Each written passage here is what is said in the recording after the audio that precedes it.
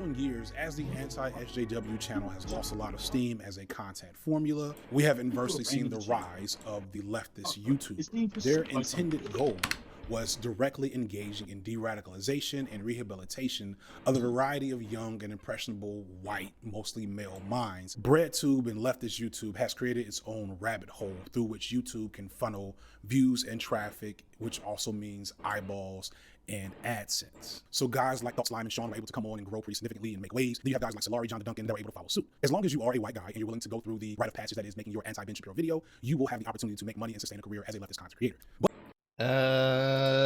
That's more like the fact that they had platforms beforehand, and it had less to do with that than it had to do with the fact that they existed. That's the problem with old YouTube. This is the problem with BreadTube as a whole. You have people who were on the platform for years that basically went through evolutions of content, and then they found themselves having the potential and the opportunity and the time. By the way, I should be marking this.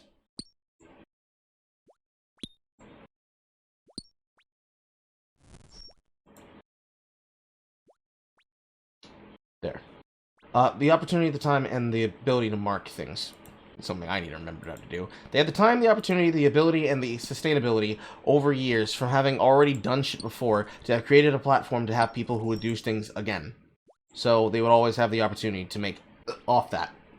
And that is what allowed people like that to exist. They basically made content where they were able to create what their audience wanted. But the problem is that they wanted to make red meat for their audience. And directly from your words here, to go through the rite of passage that is making your anti-Ben Shapiro video, by saying that it's about them shitting on a person or coming up with a take from observing a person, that meant that they are able to be relevant because, see, we attacked one of the mainstream progressive figures. That's how we identify ourselves, and there's a nugget of truth there. That is true, but it has less to do with, hey, I went through the rite of passage, and maybe you meant that as a joke, but that's unironically how they see it. You didn't shit on the people that we have considered to be the devil, so we're not going to promote you until we see you do things that we think you should be doing. That is a monetizable fact. However, they already have done that. That is shit. That is garbage. That is garbage take. Because it has more to do with kissing the ring, because they want you to signal boost them, while also signal boosting yourself, than it is, we're gatekeeping you because we're white. Also, those people are not white. He's Ashkenazi descent. He's fucking Arabic. That is a woman. They look like a woman. And that is a perfect case example, along with Thought Slime, along with Noah, and along with every single other person, including the trans users, the female users, and the people who like to just jump across demographics of representation and sex preference because they just decide to. That is all the things that go along with it, including the people who originally were one gender and have now since recently transitioned to the other. A lot more of it has to do with clout than it does have to do with I didn't kiss the ring. But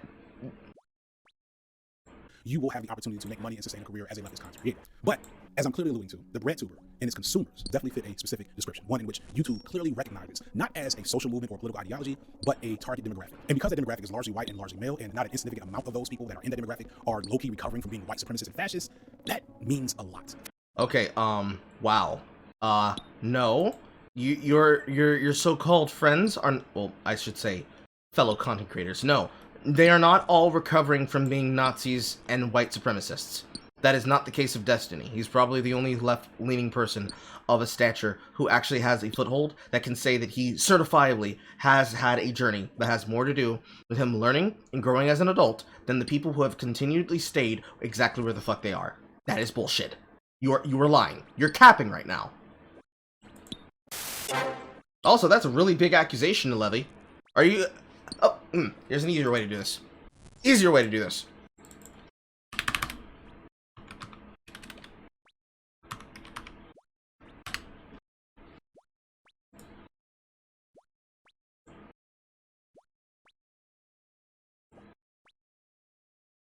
Welcome to Mountain News Honk! Welcome to Mountain Honk! Welcome to Mountain News. Our top story tonight. Honk! Sorry. Shit. Welcome to Mountain News Honk! Welcome to Mountain Honk. Welcome to Mountain New. For every single video that is on this 315 list that has gotten over 500,000 views on all the videos throughout the lifespan of Dr. Rammerkam's channel, which lists multiple users and the things dumb about them, including the fact that he did this one following the rule of no turds twice.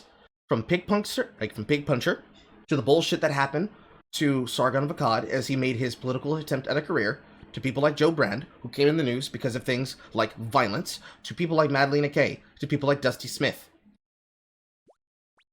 George Carlin, Marge Waters, feminist slam poetry, the situation of He-Ma'am, Three Arrows, the Vagina Chat, Angry Joe versus the Angry Ozzy, Emily Lynn, the Get Off the Grid Girl situation of the BBC deciding to take away work, Rose McGowan before her base transformation. Right, yeah, before her base transformation. We're still out on the woods on that one. All of these users, all of them, from Gavin McGinnis to a dose of Buckley, twice, the Janitor, H. Bomber Guy, Devoted Made Her Opinion, Tom Avella, Chrisiosity, Ranting Feminist, all of these people, all of these channels, all of these names, all of these people who may or may not have platforms that have gone on to do other things because they have either become the favored darlings of the industry or otherwise. All of these people, you're accusing so many of those left-wing individuals of being white supremacists and Nazis. And I'm sorry, I just don't, I don't believe that. That's cap. Maybe you just dislike them because they're white. I don't know. But that's a big accusation, and you have nothing to support it.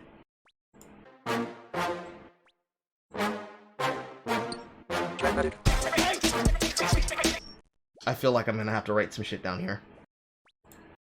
We're whipping out the notebook, boys. We are whipping out the notebook.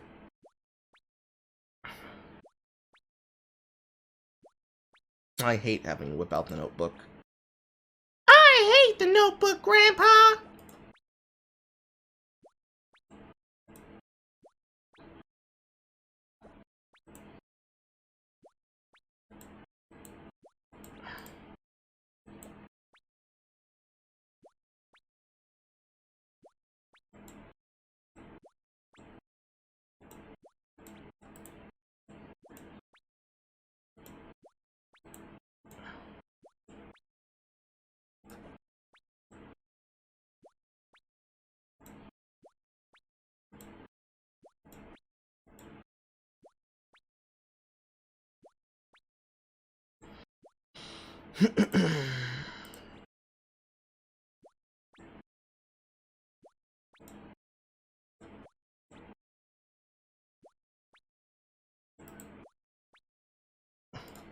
Are these the same thing?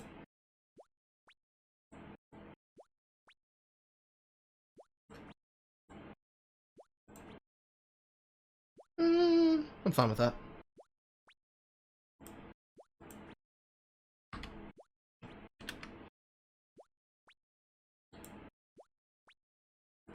I need to make the font slightly bigger. And I'm gonna have to change to a different style. 1 second.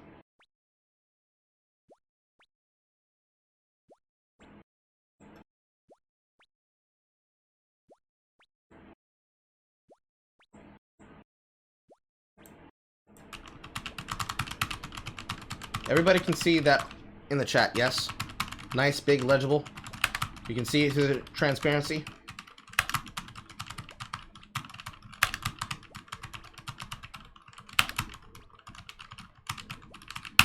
Cool. I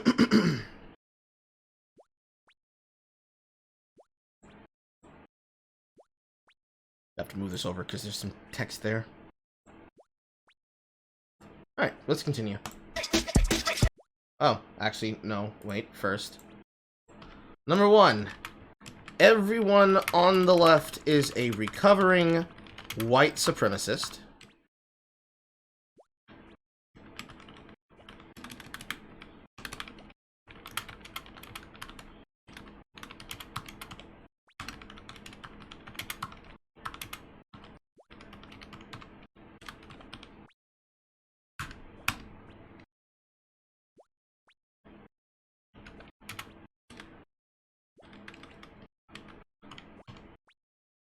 BreadTube equals only whites.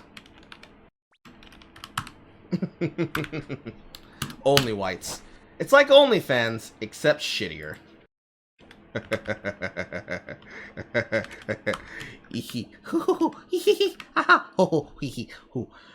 Cap. Dr. Jekyll.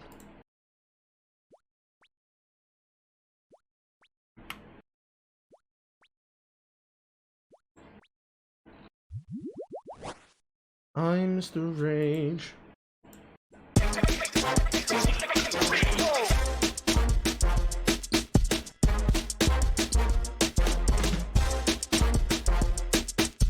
Oh god. Oh god. Oh god. Oh god. Oh god. Oh god. Oh god. So, I'm literally a fucking minute and so into his fucking video.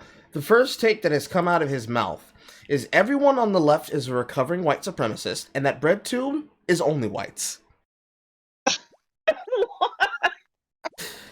And then he knows he's part of BreadTube, right? I mean, what the fuck? So, and then further on in the in their credits, the featuring comes up, and of the people that he quotes is Khadija Mutabawe. Miss, just a blackface. So when are we officially watching this?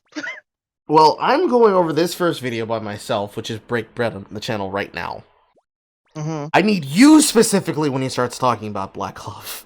Unless you want to jump in right now and come watch this shit. Nah. Call me in when you get to the Black Love part. Okay.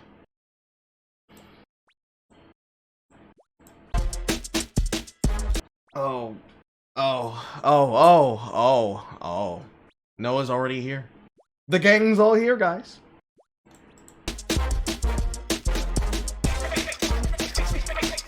And of course Janitor's in here. Of course Legal Eagle's in here.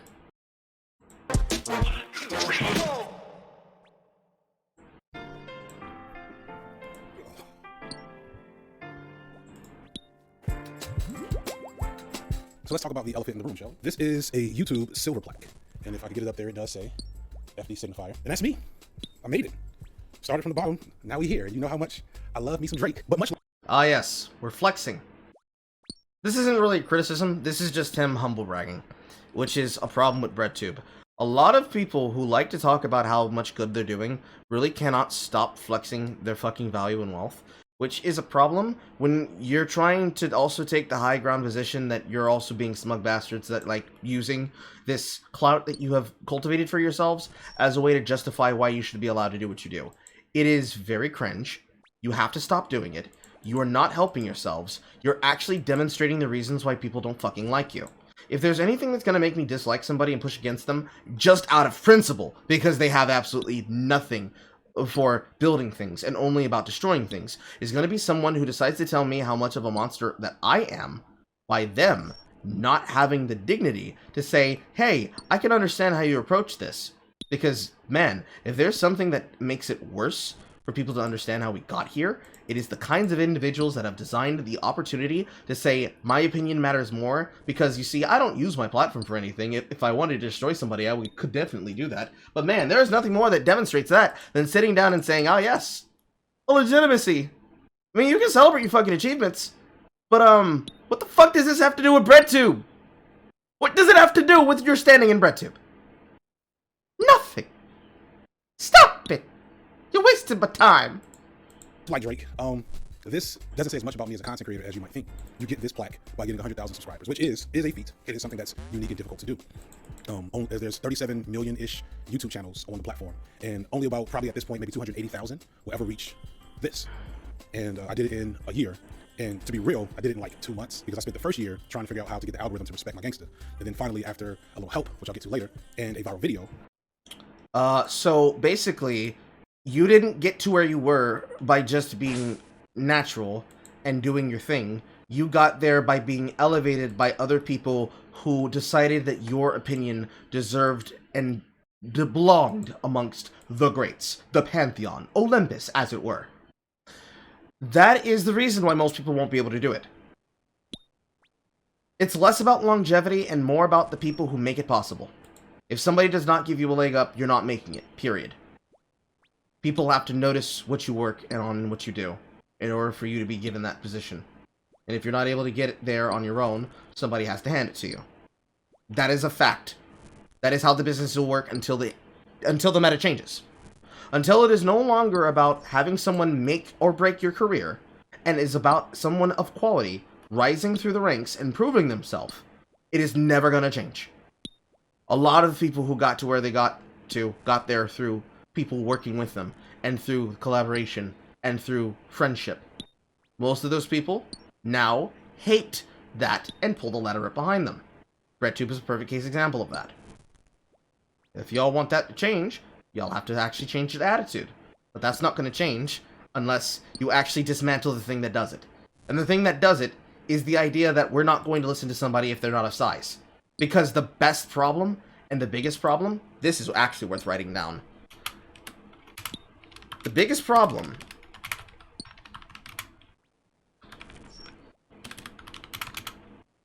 of video creation, I'm just going to put content, of content creation, is size queens.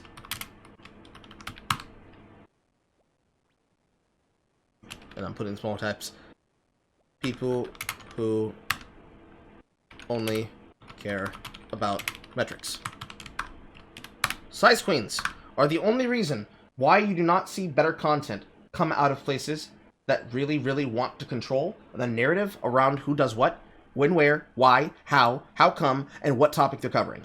If something is deemed a untenable topic to discuss, it will never be discussed. Period. It doesn't matter who's talking about it, doesn't matter who's covering it, as long as it is verboten, it will not be discussed. It will not be seen, it will not be heard, it will not be understood, and it will not be given the coverage that it deserves and should have for the work that it is given. Meaningless topics that have no reason to be talked about. Literally the things that I'm looking at right now on the sidebar. Why all your favorite celebrities have rich parents. The fucking video that is from his channel. A video from Xanderhall about Zan's legendary debunk of Noah Samson's hit piece on him. And Vosh. The day Rue became black. They were lucky their parents were slaves. All of these videos from Destiny, which a majority of them are Destiny. Some of these from Signifying, which are videos that have been made popular because his channel is now popular. All of these things that are promoted in the metric are from people who are either guaranteed and verified channels, because I can see Penguin in here, I see Devin here from Short Fat Otaku, I see PhilosophyTube in here, I see Neurotic. All of these channels are big in the fucking meta. And it's also showing me shit that I'd like to see. Because the shit that I watch is video reviewers, for the purposes of showing content on stream on my main account. That is mostly what I see. On my gaming channel, I am seeing shit for video games. And I even see a little bit of it mixed in there, because I'm following some of them on both channels. But the podcast channel, it's usually shit for my own podcast. I see what the thing wants me to be promoted with. The algorithm, however, is not what controls that. People control that. But unfortunately, we've gotten to the point in YouTube where what people want to see is what the algorithm is decided upon is allowed. RedTube is favored in the metrics.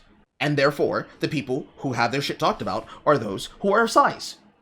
And because the people won't cover shit unless it, to quote Hassan Piker, blows up into bigger drama, the only time something that is important is discussed is when somebody else of size talks about it. If you bring in a person who specializes in the content, then you're able to hear more about a topic you may have never heard about. But that won't happen unless you actually platform them. And unfortunately, BreadTube likes to deplatform people and try to crush them into irrelevancy. It's been tried on me 4 times. It's been tried on everybody who's created shit at least once. Drama has happened around everyone. You're not going to address that shit. Maybe you'll address it about the left wing. Maybe. Possibly. But I doubt it. Success has followed. There's so much more to that story. It's much, much deeper than that, in fact. Thank you, right, to everyone. Also, another key point, because he's probably going to go over it. Yeah. That's another part of content creation. You don't see the effort and work that people put in behind the scenes. All you see is the finished product. And the success and failure that it stands on. for its likes and its follows and its shares and its retweets and whatever follows after that. Nobody sees the effort and the hard work that happens behind the scene, especially with things that happen personally in your life. The only way that you would know is that you see it and that you saw it with your own eyes and you were listening and you were watching and you were there from the bottom as they climbed to the top.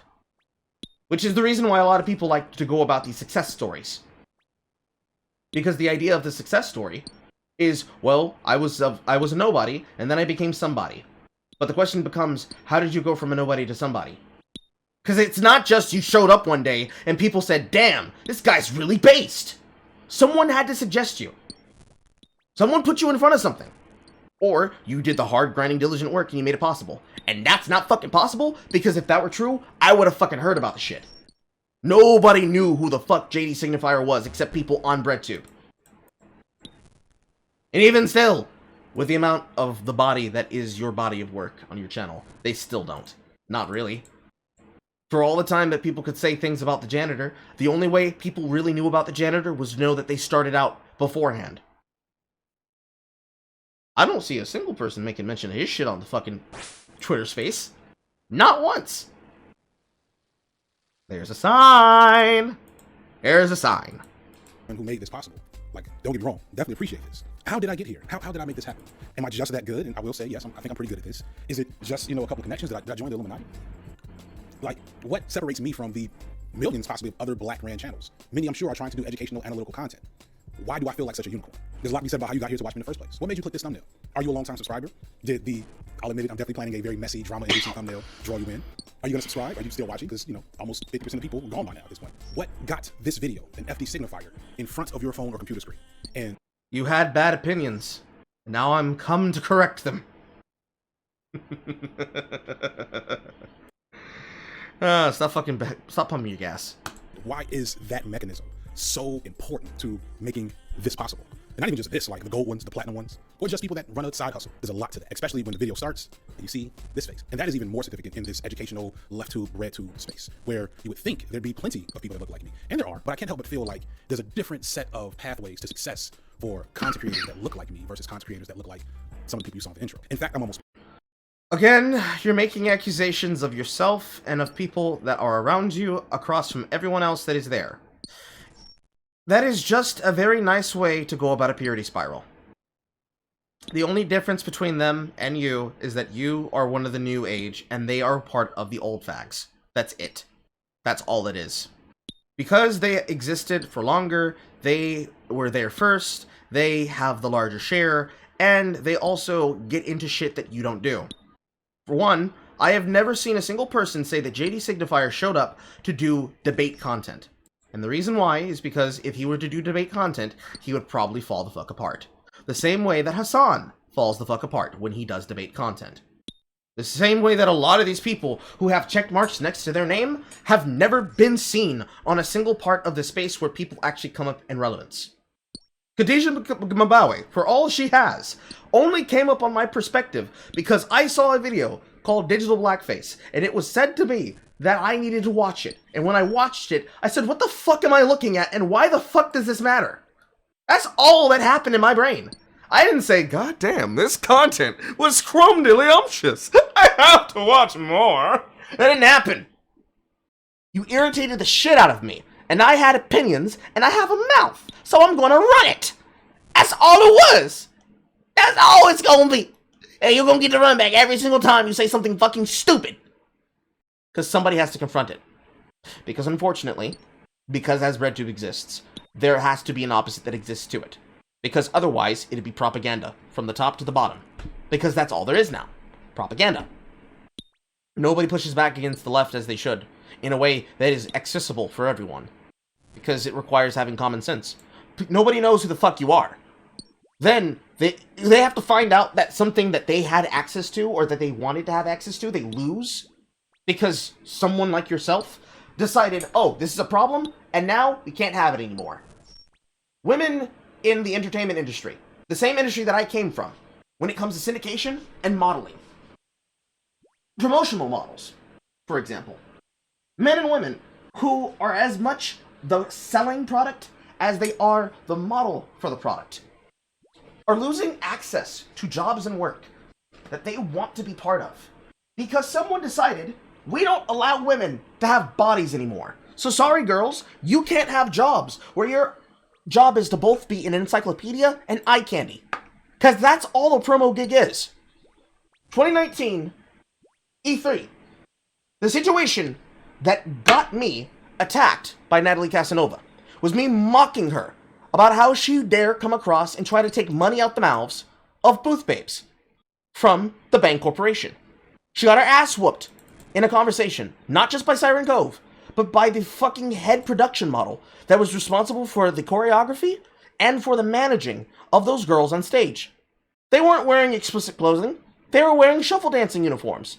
They had to do hardcore cardio for fucking 12 to 18 hours a day as a job, and then be ready and approachable to explain the benefits of the product that they were promoting. She had the audacity to attack them.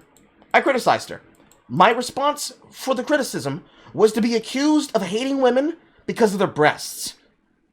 To this day, she's still mad about that.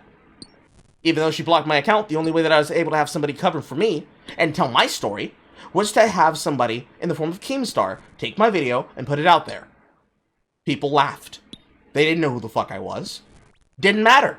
It led them to ask the question, did you do this? And by doing that, by having it covered by Keemstar, people saw, people were able to hear the actual story. And from that, started the basis shit. Did I do it to cause drama? No. I just had an opinion and I wanted to share it. But because I was not a person who was well known, that gave it the opportunity for people to mock me. Oh well, doesn't matter. That was when I had 24 followers. Period. 24 followers and even less subscribers. Now, we are where we are. That is a method of longevity and toughness. Mental toughness, emotional toughness, and more. To this day, what does Natalie Casanova do? Same shit. Same problem applies to BreadTube. All those years of videos from Dr. Americam, they exist for a reason. They are emblematic of the problem that exists on the left, which is ideologues that never get challenged on their opinions, that only ever talk about things that basically get used as a smokescreen to A-log about shit that irritates them. Then when they are asked to explain these things, they say, we are not going to explain them. It's not our job to. Educate yourselves. Now you're in a time period where people have educated themselves. Can't try that shit on people from EFAP. They'll debate you. Can't try that shit with them on a broadcast because they will go over the entirety of what you say and they will pick it the fuck apart. Can't accuse them by saying they only care about attacking women because they criticize men and women. Can't do that shit to Friday Night Tights. The majority of people there cover entertainment news. Can't do that to reviewers like Jay. She got time. You can't do it to loudmouth motherfuckers like me. I got time. And I will make time. The content does not fit the area which you come from. They had to evolve in order to exist in this small enclave. They only get protected because echo chambers are echo chambers. We don't exist in echo chambers. Y'all can be touched. Y'all don't like being touched. Just like how I know he never replied to the fucking thing that I had to say when I replied to his last tweet with that dumbass shit that he said that I can't even remember now. That's how dumb it is. That longevity journey that you have to get to where you are, it's not going to be the same as what most of us go through. You didn't get pushback. You didn't get dogged on. You didn't get dragged through the mud. You didn't get attacked. You didn't get doxxed. You didn't get harassed. And harassment, as far as you get, is somebody laughing at your dumb opinions and ideas. That's why the humble bragging is so out of place and is so out of fucking tune. You have to be dumb to think that it ever looks as anything but what it is, which is you hoping that you can flex an achievement, not realizing what other people have to go through. Because if you cared about seeing people who look like you that are able to join the space that you occupy, you actually have to demonstrate that thing. You're not demonstrating it. People don't get pushback. Nobody calls you out on your shit. And if you ever do, it only ever comes from a place where you're given softball questions and answers. Try that shit when you start actually engaging with people. Yeah, I bet it'll be night and day. It's positive. And I became aware of this 2 ads, one after another. Ouch. Yes. Before the blow up, when I finally just got to the point where I could get monetized, I was making this video called Black Men and Love on Screen or something along those lines. Right now it's just called Black Men and Love. And I was working so hard on it. And I was so proud of it. I interviewed all these black men from a diverse background of experiences. And I wanted us to talk about love and relationships from just our perspective in a way that I thought at the time was more complex and deeper than really most black men got to speak on. And that was the response it got. And I'm still proud of that. It's probably one of my top 5 favorite videos I've done to this day. But do you know that video almost never got there? And it wasn't because of copyright. It wasn't because of a lack of effort. It was because something about the title, Black Men and Love, made YouTube flag it for demonetization and manual review. And it did it after the video had already been checked by the bots. And what I found out, and I'll put the footage here, is that what was triggering this manual review was simply the title, Black Men and Love. And it was galling that something as simple as talking about love from a black man's perspective required a little bit more oversight. Like, nigga, what you talking? No. It's because the word black men has become a title that can be used as gotcha content. Because it's like Florida Man. You have no idea what the fuck is going to be said when you say that. That's not a, man, culture just needs to reach out and understand that's a fucking bot issue. That's an oversight problem, along with words that should not be flagged for review being words that target reviews. That's why people threw a fucking fit when it came to that review list of words that was revealed to trigger these kinds of things. That would not happen if people did not create algorithms to try to overcorrect for problems that do not exist.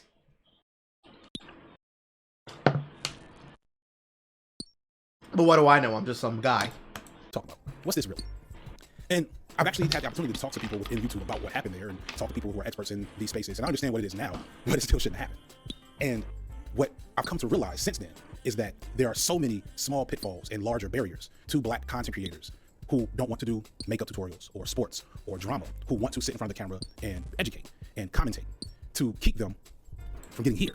It's already hard enough to get here in the first place, but to get here as an educational channel, it's a whole different set of issues. And so this video is going to be explaining all of those things. And to get it started, as any good video essay channel should, let's get into some history. So first, let's map out the origins of BreadTube. Now you can find a lot Oh my god. of videos that give you like the history of BreadTube and all of that. And like, I'm not going to poo-poo that, but I'm going to go in a slightly different direction, or at least go a little bit further back. Because I think, at least for me, it's not just about who started it, but like, who was it started for? What was in the environment to make something like leftist YouTube, BreadTube pop and become a thing, become an area for lucrative content creation only a few years ago after... I'm going to make a guess. He's going to do the same thing he just did already. We're only 9 minutes in. He's going to make an assumption that BreadTube was made for white people. And then he's going to quantify at least 3 ways. Mind you, I'm watching this blank. I don't know what the fuck he's about to say. He's going to quantify 3 ways. Maybe just 2. But I'm going to guess 3. 3 ways how it benefits white people, and explicitly just white men, but how white women also benefit from this advantage. And I bet he's going to do it in the next 3 minutes. Many years of the Wild Wild West nonsense going on YouTube. YouTube started in 2005 by such and such, whoever these guys are. And then they eventually sold to Google, so I don't even know. Okay, so let's go over that there, Mr. Black Uncle. Mr. Black Negro. So, white, not white, not white. 3 tech startup dudes made a website for posting videos. And then they sold it to a mega conglomerate underneath the Alphabet label for $1.7 billion. How does that have to do with the start of BreadTube? The history of BreadTube, not the history of YouTube. Know these guys are around, but congratulations, they got like $1 billion. Good job, guys. Initially, nobody really knew what to do with YouTube. It was a place to mostly share family videos, and sometimes those family videos would have 2 beautiful white babies with British accents, and they would go viral. And, you know, that was it. But so viral videos went viral because that people found them interesting, funny, or encapsulating. Okay, what does that have to do with BreadTube? early on, although it was still mostly nonsense, there were attempts at independent content creation by people like Ryan Higa and Fred and a lot of like OGs on the platform. And along with them, you did see the emergence of future crossover megastars like Issa Rae and Donald Glover. By the early 2010s, many aspiring entertainers were on the platform, making a mix of scripted, vlog, and reaction-based content and dominating the platform while making good money. For the most part, these figures were making content still in the mode of mainstream entertainment. Things were maybe... Okay, so I'm gonna go back. Beep, beep, beep, beep, beep, beep, beep, beep, beep. So you have things like Charlie Bit My Finger and a keyboard cat. And I don't know who the fuck that is. But then You make reference creation by people like Ryan Higa and Fred to an Asian man, and a lot of a Danish mixed descent Polish person, like OGs on the platform. And along with them, you did see the emergence of a black woman, future crossover megastars like Issa Rae and Donald Glover. By the Donald Glover, black, early 2010s, many aspiring entertainers were on the platform. white woman. I'm pretty sure that's not Jenna Marbles. Making a mix of scripted, vlog, and reaction-based content. Harley of Epic Mealtime, which is a crew of multitudes of people, many who are white but also Turkish. But I guess let's just put them under the signifier. If they are not clearly European, let's just call them white. I'll give you that concession. So, Asian, Asian, Asian, black, black, white, white, white, white, Asian and Asian, and Polish. And dominating the platform while making good money. For the most part, these figures were making content still in the mode of mainstream entertainment. Equals 3. That's Williams Johnson. That's Asian. Things were maybe a bit more varied and weird at times, but it was still sketch comedy, reactions to funny, interesting stuff, pranks, music, etc. The Jack's Films, white. only real standout stuff that was unique to YouTube was the Markiplier. And I guess by that same extension, we're going to have to do Markiplier, Yami Mash, Jacksepticeye, an Irishman, a South Korean Asian? It's hard to describe what Markiplier is. Mostly Asian. And that's not even counting his brother, who made a furry comic. And then I forget what Dawko is. Is he Polish? Doesn't really matter. Not white! And not breadtube. the Let's Play gaming community, which to this day is a juggernaut on the platform, and the video essay, or its earliest renditions, I should say. The video essay actually has some official background in form of criticism and academia, but I don't really care. For me, the origins trace back to two figures, and these figures still to this day make content on the platform. And their content, then and now, is emblematic of something really profound and important to understand, because it spoke to who was making content and who that content was initially for. And it started a tradition that I like to call the angry white guy yelling at the screen, or the Augie for short, because you all know I like making shit up. These two men were the nostalgia critic, aka that guy with glasses, aka So, not white, because ironically enough, Doug is not white. Doug Walker, and the angry video game nerd, aka James Rowe. White. Both started on the platform almost at the very beginning, and both would lay foundational pieces as to what was expected from the Augie video type content creator. The Augie formula was pretty simple and ubiquitous at the time. The Augie would introduce their particular topic of the day and discuss or critique it in a chronological order while yelling and making jokes. It was a... No. The angry video game nerd is making observational humor along with absurdist jokes for the purposes of humor. Sometimes they could be saying shit that they don't actually mean, because, as was made mention by Seth Green when he was interviewed by our lovable original host of Home Alone, and by host I mean star, Macaulay Culkin. When he talked to Seth Green about this, he explicitly made clear when it came to things like Robot Chicken, which were things that could be in the exact same style as the angry video game nerd and nostalgia critic, the reason why they were able to spoof things from the 70s, 80s, and 90s is that these were the shows they grew up with. They were passion projects, and as things that they were passionate about, the same way that I am passionate about video games, and you can be passionate about video content syndication, they did so from a position of love, not from a position of hate, or even specifically a position of critique.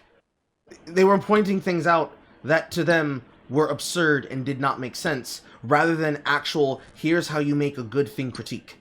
And they continue to do that to this day, even without the audience crowd that they do. This is more obvious for James Rolfe, because he speaks from a position of love. The nostalgia critic speaks from a position of absurdism. As was the, goddammit, you bastard, as was the shit that made up the basis of most of the things people would do when it came to internet review. It was more about making jokes while also having a love of the format, with the exception of Linkara. Linkara did it specifically because they got him clout. That's why he kept making a history of Power Rangers, even though it was just a recap of the season and some interesting tidbits about production notes about what went on behind the scenes. It had more to do with having a finger on the pulse than it had to do with critique. Later on, with more people being added, they had an idea of what was good and what was bad. This is what ended up being the basis of behind people like The Rap Critic, being the basis behind Todd in the Shadows, being the basis behind A Score's Lupa, being the basis behind Linkara's other works that had to do less with Power Rangers and more to do with actual shit that he was supposed to be known for.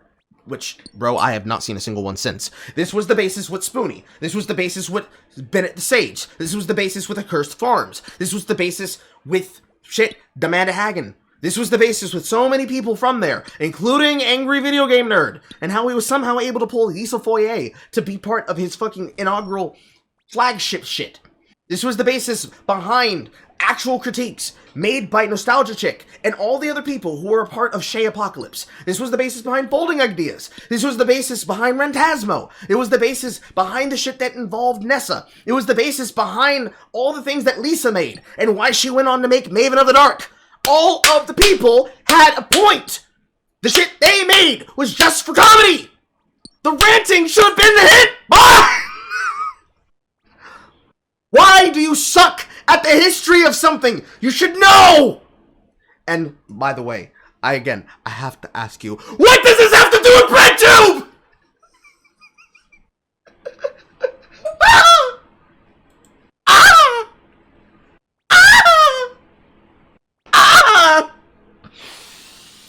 Interesting time, and like I'm being glib about it, but no, this was a new frontier of entertainment, and for a sector society that hadn't ever been so explicitly catered to, this was a big deal. This was the first time that socially marginal young men, the vast majority of which who were white and heterosexual, had this type of content. Okay, so here's a production mistake you're making, alright? This is classic AVGN video shit. I'm being glib about it, but no, this was a new frontier of entertainment, and for a sector society that hadn't ever been so explicitly catered to, this was a big deal. This was the first time that socially marginal young... That is footage after Rachel left the Nostalgia Critic. So this was after or during. This one is from before, and then some were from during, and then some were from after Demo Reel, which was when he called everything off and wanted to go make a serious thing until he realized he was not making money because people wanted Nostalgia Critic shit because they went to that guy with the glasses, eventually Channel Awesome, for Nostalgia Critic. He was brought out of retirement to bring back the character and make more cynicism reviews because of the fact that he was not making money with the thing he originally wanted to go do. And you're trying to talk about the history of his work by showing things that are not from the past that were part of his base roles. As in, shit about 80s and 90s films. For the purposes of nostalgia. Instead, new reviews about new shit because they wanted to expand their range to talk about modern films. This seems like a nitpick, and it is, but it's very important. Because, again, you decided you wanted to go about a history of content creation. While this would be nice for the history of content creation, I ask you again, right here, in the title of what you have listed as your chapter, in the Untold History of BreadTube. I'm gonna make sure to pull that right here. I'm gonna make sure we see it. I'm gonna reduce the chroma key. I'm gonna bring it back to opacity 100%, and I'm gonna zoom in on it. I'm gonna zoom in on it so that we can all be able to ask this question together. All right? Are you with me now? Are you with me now? Are you with me now? Are you with me now? What the fuck does this have to do with the untold history of BreadTube? Nostalgia Critic does not take part of BreadTube. His not taking part of BreadTube is actually part of the reason why he did not get dragged from Change the Channel. Because all of the people who you're listing here didn't really take sides and shit. Because most of them didn't have a fucking foothold with the people from Channel Awesome. They did after drama happened, because then they knew what position they could take. But during this, Doug Walker and his brother did not take flack because they didn't act like bitter fucking exes, unlike what Linkara did.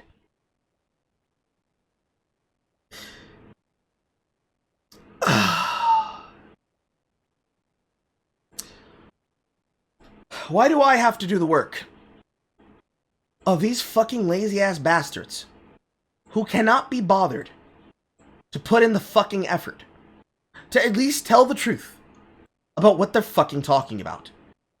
Why? Oh, why can't you just get to the goddamn point?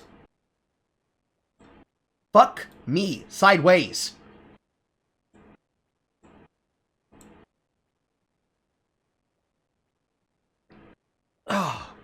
putting that in the notes.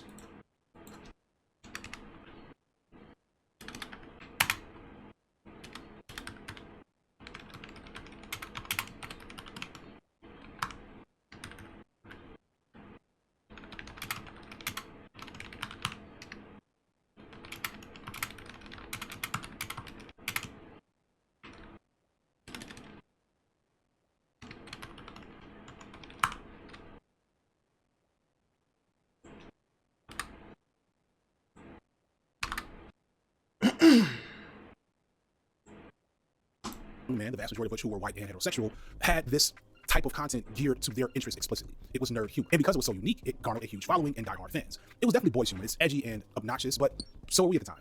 It was our entertainment. It was the type of content that could only be appreciated and made by socially marginal guys who spent their high school nights staying up late playing video games and watching Mystery Science Theater 3000. Well, the angry video game nerd chugged along fine on YouTube and has been a... Bro, you are literally fucking 40 plus. In fact, you look like my godfather if he was annoying as shit and didn't properly wash his beard. What the fuck do you mean it was our humor? You might have been a young man once, but you weren't that young.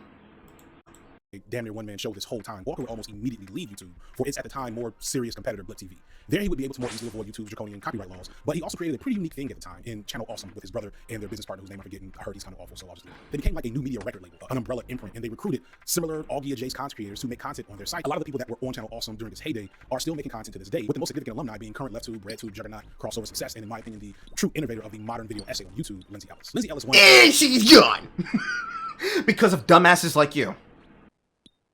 I'm not saying that she deserved to leave, and I'm not saying she needed to quit. But, you dumbasses and your non-ability to do this thing called forgiveness, understanding, redemption. She just washed her hands of all of it, and now she's gone. Your goddess, your queen, has abandoned her kingdom. What are you going to do about it? Also, wonderful how I went through all of those people that I just listed, because that is probably the only person out of a few, who actually has something to do with BreadTube. And yet, you're still talking about things that have nothing to do with BreadTube. This section goes on, and on, and on for another 20 minutes.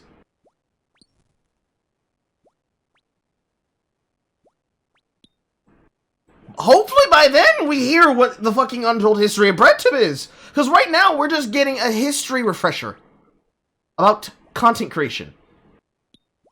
It's very nice, very beautiful. It's a lovely spread. It's a lovely palette.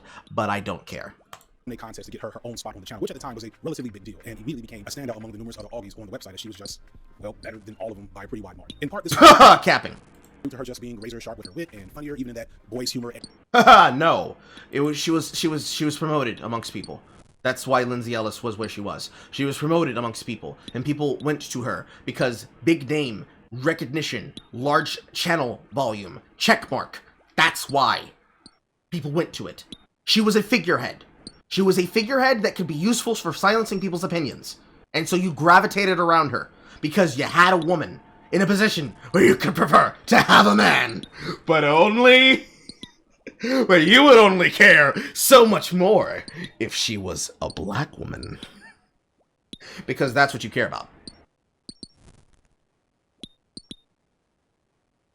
Edgelord style of comedy, but it was also because she added a level of expertise and sophistication to go along with the crass humor. No, she was a grown woman who was an edgelord, and as she got older and finished her master's from school, after she was done aborting what potentially and allegedly was Spoonie's child, she put career and politics before humanity and civility, and fostered an argument and fostered an an audience to create the persecution that would eventually destroy her. And people liked her because she was visage. Carl, your mouth, please. Visage of viciousness made her popular amongst people who liked clapback, snapback humor, to quote Tim Pool. And that kind of drama, created from a loudmouth figurehead who loves to be sassy, translates into drama. And that drama translates into controversy, which will then be monetized in an endless cycle of clout farming. That is the reason why. Anyone who says different is lying, because that's exactly what she wanted to do with Raya and the Last Dragon. That's why she made Mask Off. This literal clip here, this right here, is something from Mask Off.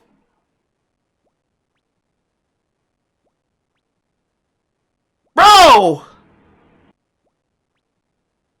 Bro, we ain't even fucking 20% of the way into your video, and I'm already refuting the fucking basis of your talking points. Please! Please just get there! Wit and funnier, even in that boys humor, edgelord style of comedy, but it was also because she added a level of expertise and sophistication to go along with the crass humor. In the beginning, her content on the channel followed that same chronological riffing format as her other peers. However, Lindsay would eventually depart from that format and give us what I think is the most common template for most media-centered video essays, which is look through her work thematically. She did it because she had a fucking master's degree in understanding themes in writing. That's why. If there's anything that you can give her as a credibility, she finished college and then got a master's degree in something that makes her now, legitimately, when it comes to criticism, more capable of giving a proper critic's review than Doug could. Which is part of the reason why it's two different kinds of content. She cared more about understanding themes, and thus ending up finding herself where she was, than just making jokes that didn't matter about pieces of content. Or technically, as opposed to just summarizing it. Lindsay would draw upon sociological, historical, political, all these other elements to analyze her work in its entirety while still being funny, and it made her content really engaging, it made it challenging, No, it made it cringe. The people who found it funny and interesting were people who liked the idea of girl boss. It's the kind of content that was created for people like Nora, which is the reason why Noralities does the exact same thing in her work. Edutainment. I know not everybody watched Lindsay Ellis during this time period or before the last couple of years, and we'll talk about that later, but she needs to get her flowers and respect for making this a thing. Even if you've never seen her before, this is Lindsay Ellis. Sadly and importantly, as it... No, it's actually more than Lindsay Ellis. It was actually the streamer that made that possible. You needed streamers that were able to talk ad nauseum in front of a screen of people and make interesting content that would actually entertain them by showing them and actually teaching them shit. So, a perfect case example of this is Devin Nash. People like Devin Nash are the reason why people like me exist. The reason why people like me exist is because you need somebody who's willing to do the work and do the ethic and do the etiquette and show you what the fuck is going on. And a lot of the things with that has to do with actually understanding where drama comes from and why that drama exists. Without it, you don't get anywhere. Because you have to actually meet that boundary. The next person who made that possible, unironically so, because you're not going to say his name, so I will, is PewDiePie. Without someone like PewDiePie to come in and make what he does possible, by just talking about shit and giving his opinion, or even more better, another group of people, or rather another team of people that should be acknowledged for that, would be Nerd City, currently cruising their way towards their first million. And they should get it soon, quite honestly. The amount of work, the amount of effort, and the amount of years of progress that have been made from 6 years ago to literally 8 days ago of content that goes through understanding why things happen, why they exist, and shit, technically, the commentary community as a whole. But specifically, I guess you would have to say Bo Blacks.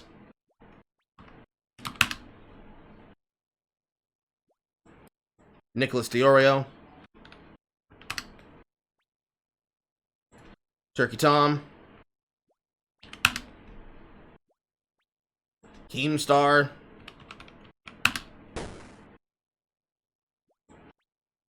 I'm not even sure if Leafy's content will show up. Leafy is here. You can technically throw Charlie in there as well. When they were good, H3 Productions, and when he was good, iDubbbz, and more specifically, Filthy Frank. It is because of that mixture of things that led to what we have now, today. They were the ones necessary to make these things possible. They were what was needed in order to make that capable. And unfortunately, unless you're saying their fucking names, you're not actually telling the truth of how we got there.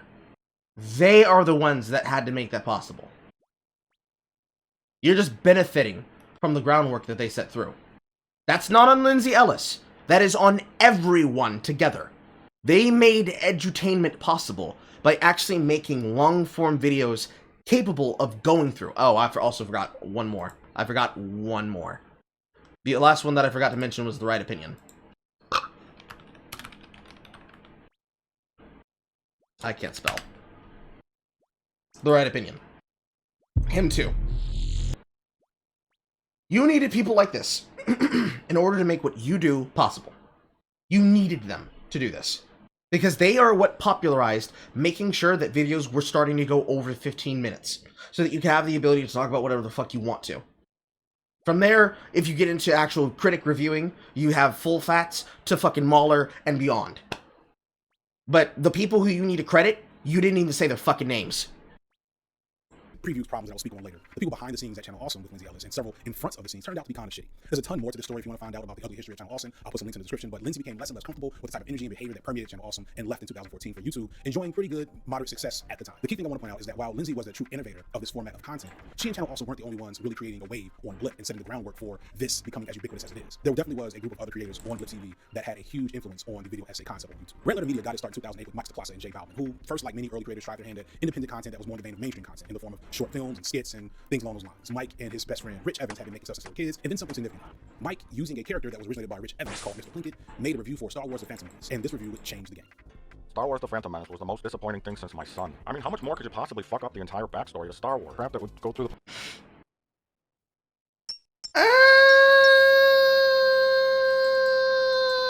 I guess?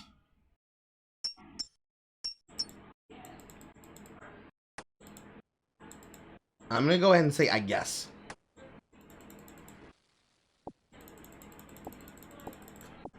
Because the same reason why Mr. Plinkett works is the same reason why the review criticisms of Red Letter Media as a whole work. It's because they actually cover the problems in the work. Red Letter Media does the exact same thing that all the critic review channels do. The only difference is that you cannot call them misogynerds. You can't accuse them of the same shit that you will accuse people like Friday Night Tights of. Because they do a lot more than just crack at things and say, man, this is really shitty. They actually have criticisms. And that's not to say that other people don't have criticisms. They have criticisms that are identified from something they physically show you on the screen. I'll put it to you like this. If you were to tell them, hey, X is a really great show. I really love X. I'm a big fan of it. And they say, oh yeah? Well, let's take a look at those episodes and watch it. If they watch your show and they start ripping it to fucking shreds, you would clap along like the fucking trained seal you are.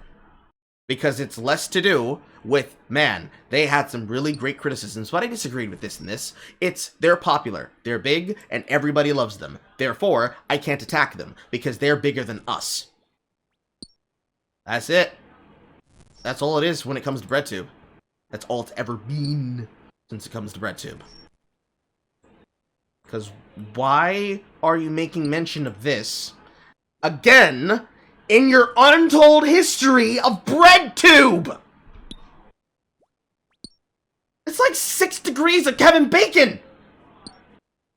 Plan to score? Or did you just plan to run along the surface? What's wrong with your face? It's hard to explain how big this review is in retrospect because social media, like as a hype machine, didn't exist at the time. But I'd arguably say that this video and its follow-ups are probably some of the most influential pieces of film criticism and analysis on YouTube. The insight, the critique, the analysis, and the humor, although dated and definitely problematic by today's standards, were all incredibly influential and spawned an entire new genre of other Even dated and problematic by today's standards, but everybody still likes it. So who the fuck cares? and white guys in general complaining about movies and video games on the internet. They took the Augie appeal that originated with Nostalgia Critic and Angry Video Game Nerd and blew it up. What made them special is they were just like Lindsay Ellis, better than all the people doing it. And their mix of humor, along with the fact that they also, like Lindsay Ellis, had real education in film and media, just made it a cut above anything else that looked like that. And everything else that came after that had some of the same energy. For years, Red Letter Media was their favorite YouTuber's favorite YouTube channel. I'm not sure how much money you can make on YouTube at this time, but for Red Letter Media, at least, who I know had a huge dedicated fan base, their Patreon was at least $20,000 a month for a time. And I remember because I contributed. For Lindsay, I'm not so sure, but the key thing is that not only was this format unique, it was also popular. It was lucrative, and it was garnering a lot of attention and a lot of copycats. One subgenre of the Augie formula that was able to do well was the burgeoning skeptic community. These Augies weren't yelling about video games or movies that much, at least, but they were still very much in that Augie pattern, and their fan base was greatly shared with the likes of Nostalgia Critic, Red Letter Media, etc. Ah, Lord. So, But for regular media, at least, who I know had a huge, not only was this format unique, it would do well, it was the burgeoning skeptic. Carl Benjamin, Sargon of Akkad, now headmaster and controlling domineer of the podcast of the Lotus Eaters. Now we're getting political. These always weren't The internet aristocrat no longer makes content.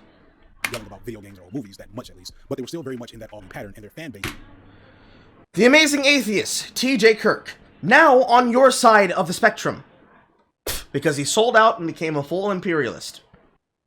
That was simping for the Democrats. And is still simping for the Democrats. Who will go down in history as the man who stuck a banana up his ass. While not drunk. Greatly shared with the likes of Nostalgia Critic, Reality Media, etc. Everybody probably, except for Lizzie Ellis. Myleonopolis. Better. But they were still very much was focused around the pattern, and their fan Better base image. was shared with the likes of Nostalgia Critic, Reality Media, etc. Everybody probably. Myleonopolis. A flamboyant provocateur. Or, if you want to be quite honest, downright say anything troll. Quite literally, what I could probably say is the internet standard for knowing whether or not your platform actually deserves to exist. Because if you will ban somebody like Myleonopolis, it probably means that you don't actually believe in the efficacies of something like free speech. Well, that's neither here nor there. The important detail that is important here is this man only existed as the current formation, or rather the old formation, of what is now the currency of what we see through any person who makes reactionary content designed to be talking about public issues. It would be an accusation that you would probably throw at somebody like Sargon, but is not accurate, but would accurately describe what Hassan does. The only difference being that he's not a flamboyant gay who was destroyed by the right wing because the right wing decided that they couldn't have one of those on their side. But that's neither here nor there. Except for Lindsay Ellis. Early on, their content was focused around critiquing culture and communities around religion. And I want you to remember that because this community is going to be very important very soon. But the thing I'm just bringing them up for now is to understand that there was like a domino effect, and suddenly YouTube was saturated with these commentary channels of edgelords and neckbeards, and I'm sure very nice white men yelling about various things on the internet. And I find it funny that Lindsay Ellis' video is still not good with all these qualifications. Indeed. Imagine a history assignment about the history of American Civil War having the first 50 slides being about Roman occupation on the Anglo-Saxon territories. Indeed. The Amazing Atheist. That guy's such the Amazing Atheist that I'm sorry, I'm having dyslexia moment. The Amazing Atheist. That guy's such Neil deGrasse Tyson dick more times than any numb knew to pray.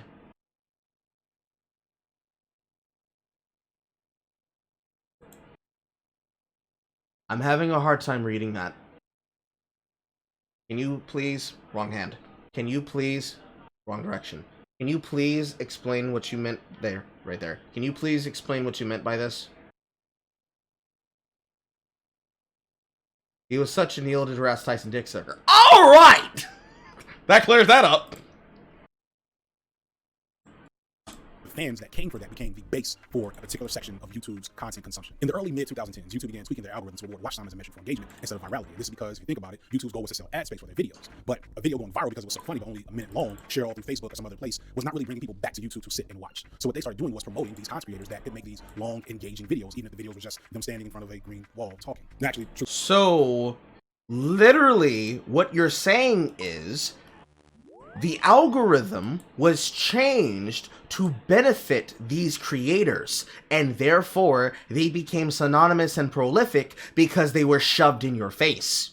Also, Gregory Fleur, the armored skeptic, Shu's ex-boyfriend. Or should I say ex-fiancé?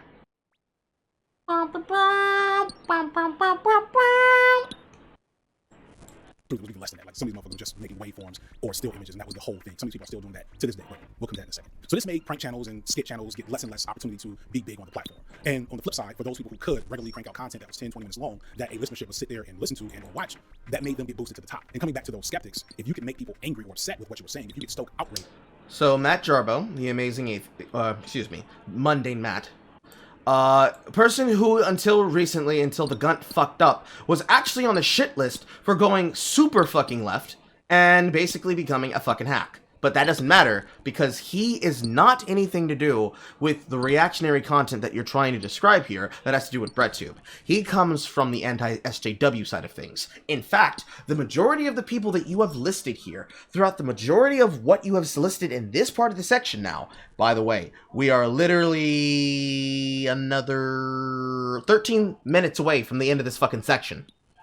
Still not on the point he's here. All these people that you're listed would be people who would be underneath anti-SJW versus SJW content, which is indeed a background of what starts BreadTube and LeftTube, but Monday Math has not been credible or relevant since that era. Specifically after the doxing and the reporting. He's been irrelevant since then, so why is he here? Then you know, based on recent things with Facebook and Twitter, that this is some of the easiest ways to fuel no bullshit? I don't think that's no bullshit. social engagement. So as an unfortunate byproduct of YouTube's intense homogeny of whiteness and maleness, there was this bubbling undercurrent I don't recognize him.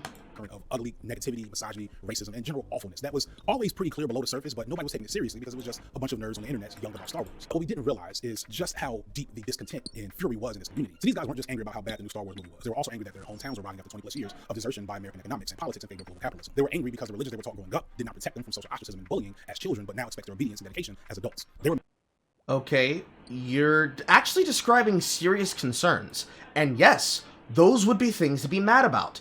Because Who was in office during that time period? Who was the president? Who was the ruling parties? There was people left and right that made promises that were not kept.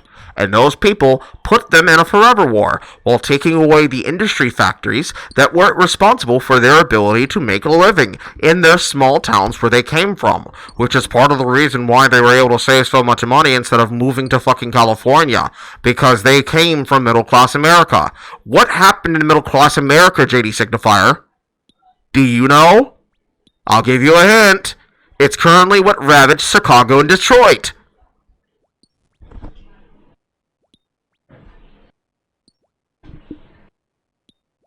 fucking liberals. I don't know where that Luigi came from. It just came right out of me. mad at 9/11 because it happened during their youth, and it broke the world in their eyes as they had to realize the world was much more complex, ugly, and dangerous than they were told growing up. They weren't just angry about video games. They were angry. Also, why are you talking about them as though they were fucking millennials? These people are not millennials. They're Generation X. They're 10 years before me. My generation were the ones in our fucking diapers that watched the fucking World Trade Center get blown the fuck up.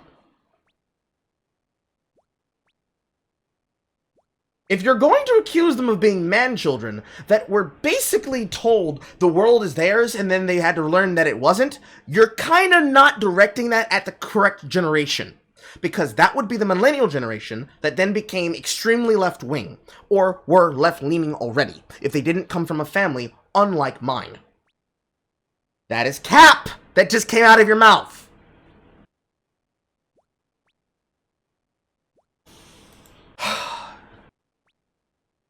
I'm a skeptic is Canadian, so people are feeling this all over. Governments all over made promises. Exactly! Cap! That was the Amazing Atheist? Goddamn, DJ looks horrible without his glasses. Jesus fucking Christ!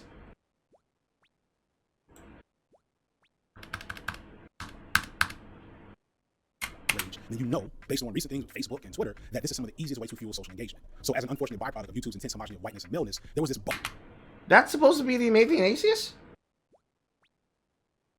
That does not look like the Amazing Atheist. Because if that's TJ without his glasses, holy fucking shit.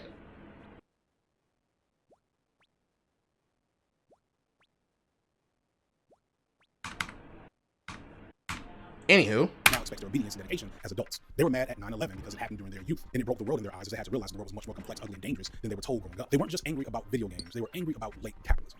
But they didn't quite get that. That was a little... Oh, well, that's cap. So, late capitalism, everybody understands that. That's not a, oh, well, they didn't get it yet. They didn't really understand. Now you're infantilizing them and insulting their intelligence. Many of them understood this. Sargon understood this because he's a fucking British liberal. He understands this because the exact thing that was fucking up everything right now to do with the EU, to do with The idea that the United Nation wants to try and hold itself as a superpower, the same way that the European Union wanted to try to hold themselves as a superpower. Imagine if you could. The same way that you make the shit that you claim about things. You was just talking about Amazing Atheist because he was brought up. No. The person that on screen, right here. I'll go back. Because that's why I went back and I looked at this. This individual right here. This person on the screen, right now. That's not TJ. That's why I said, who the fuck is that? I don't recognize them. This person, right here. This is not TJ. That's why I said I don't know who that was.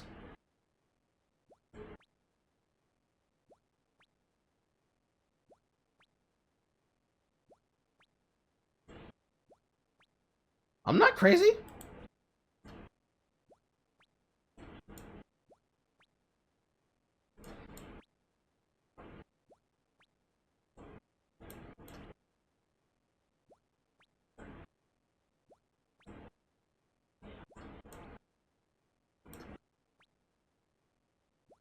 He looks like a Summer movie Bob. Well, that's where we confuse ourselves. Moving along. So, Cap, you are insulting their intelligence. The reason why that's insulting their intelligence and claiming that they didn't understand these things. Should I put that on the list? I'm gonna put that on the list.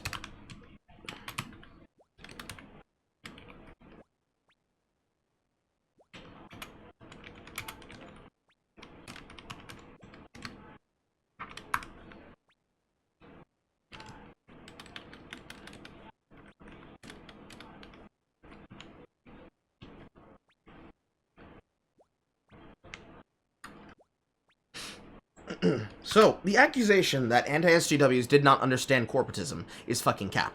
Because everybody from Sargon understood this, to me understanding this, despite the fact I didn't make content back then because I was a watcher of these people, not a creator of the content for these people.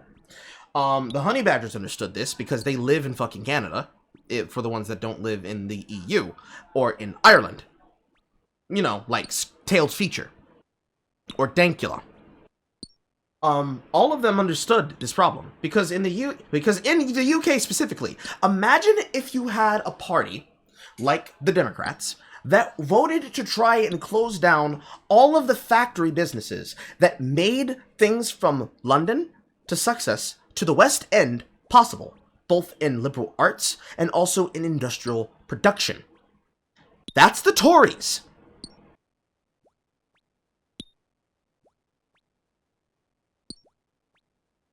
You say they don't understand. Sargon was probably one of the first ones to claim this. Six Hexenhammer, who comes from fucking Vermont and Rutland, he understands this. I forget his name, but Razorfist. I want to say Daniel. I don't think it's Daniel, and I don't care to look at Kiwi Farms to find out, because his first name's not important. Razorfist lives in Arizona. He understands this, considering how many of those things happens in a border state.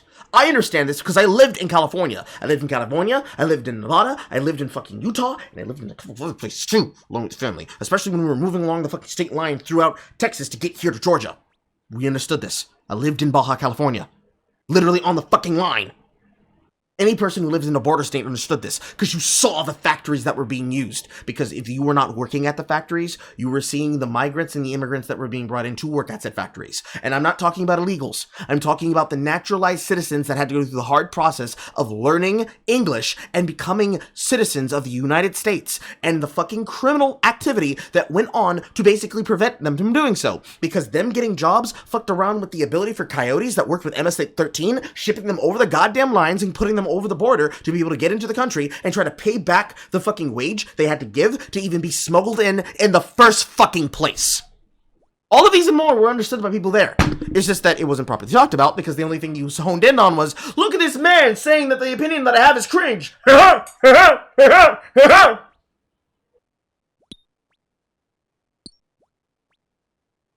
Or, you know, I'm just some Negro. I don't know what the fuck I'm talking about. A little too complex of a narrative to follow. So they just landed on Muslims, immigrants, black people, and women. That was the problem. And so on. So they became reactionaries. But we didn't know that at the time. At the time, we just thought they were angry video game nerds. No. Reactionary in this base is reacting to something. When you say reactionary, you're saying devil. Because you don't mean they were reactive to what the world was happening and what was going on around them. You're saying they were reacting to the fact that people had opinions and that they didn't like those people's opinions. You're literally just being dumb now. That is dumb. That is dumb shit. That is very, very dumb. Very, very, very dumb. Very dumb. Very, very dumb. Very dumb. And the reason why it's very dumb is because if you call them reactionary for the crime of reacting to the dumb shit that the world was doing, and more specifically, the dumb shit that people like you were saying, you are accusing them of a sin because they did not agree with you and were not on your side. That is bullshit. That is like being a person who is a crybully, claiming that the people against you are against you because they hate us because they ain't us. Except they do not hate you because they ain't you. They dislike your opinions and they disagree with you. And rather than sucking your dick, are not going to sit there and cap to your ideas and not push back against you. And you did not like that because that made you feel uncomfortable. Because you did not like having opposition. But what do I know? I'm just some guy that paid attention. Reactionary energy of this wing of YouTube, but also sites like the Chan boards, Reddit, the Escapists, and tons of message boards that are relatively unknown. Okay, so let's go back. Reactionary energy of this wing of YouTube, but also sites like the Chan boards, Reddit.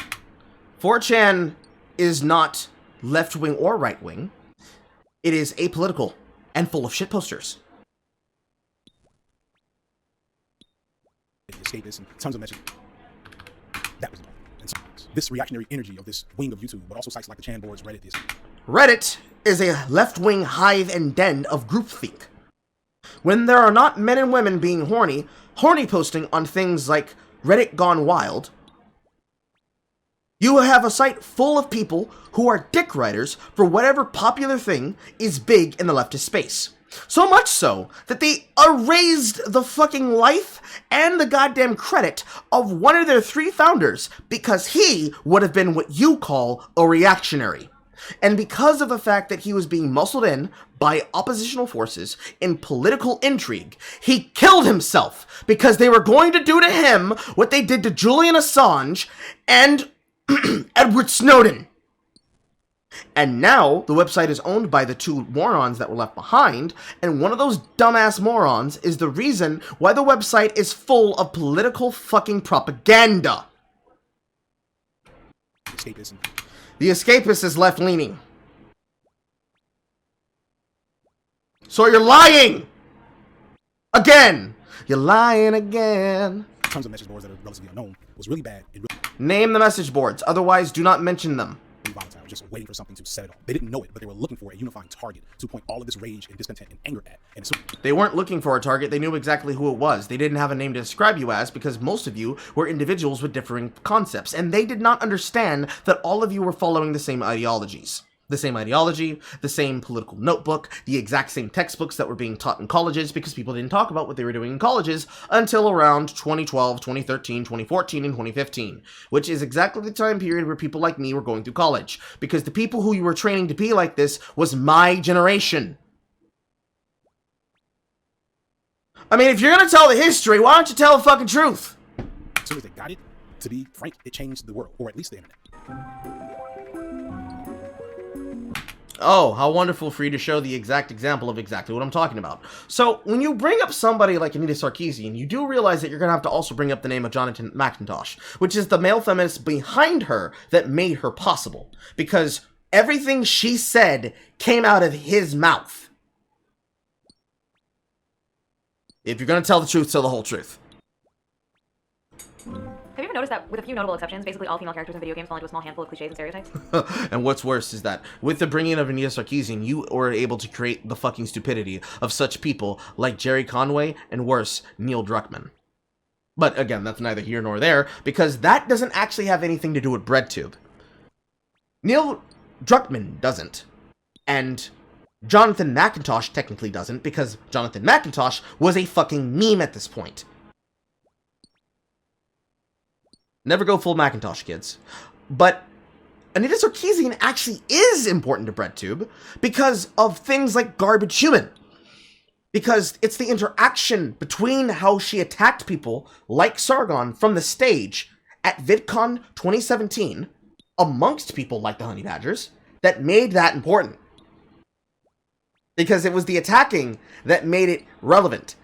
If she had just stuck to making the shit that she made while grifting the audiences for hundreds of thousands of dollars, both the people who were assistants and also the people who were direct friends, while she went on wonderful, extravagant vacations and elective vacations on speaking tours around the world, to the tunes of tens of thousands of dollars, and getting hundreds of thousands to hundreds of millions of dollars, taking speaking funds at colleges. Posts which have been almost erased from history except for where we were able to access them because I'm good at my fucking job. To create things such as, and I'm gonna toot my fucking horn here. I'm gonna do that. I'm gonna do that because it's my job and I love to take credit for my fucking work. How we would get threads such as the one that I penned expressly breaking down how you get to that point, which is right here.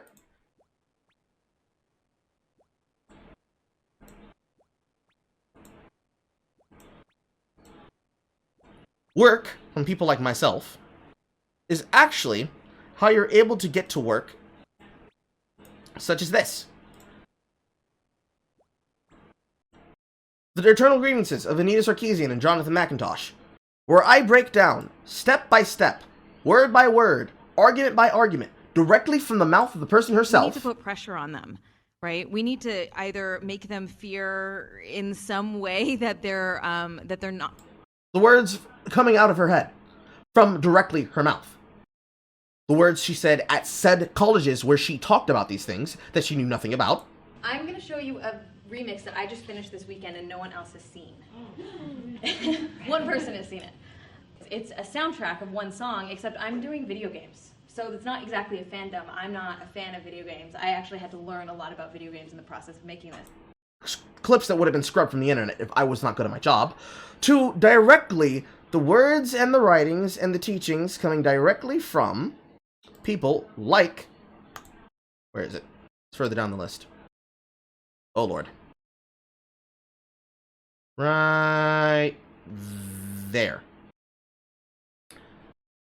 Being so accurate that Jonathan McIntosh personally blocked me because he got mad as fuck that I used exactly the words that came out of his mouth. Namely, so much so that Anita Sarkeesian wasn't even upset about it. Or rather, she tried to ignore it. And that the words in question showed how her tie-over had more to do with the bullshit, with the analysis and the data, while trying to hold people to some standard that she couldn't actually fulfill. Especially considering that the data that was being used was being cooked from the books from her organization itself. You know, things like that.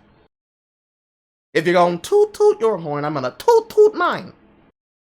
Just saying. Just saying.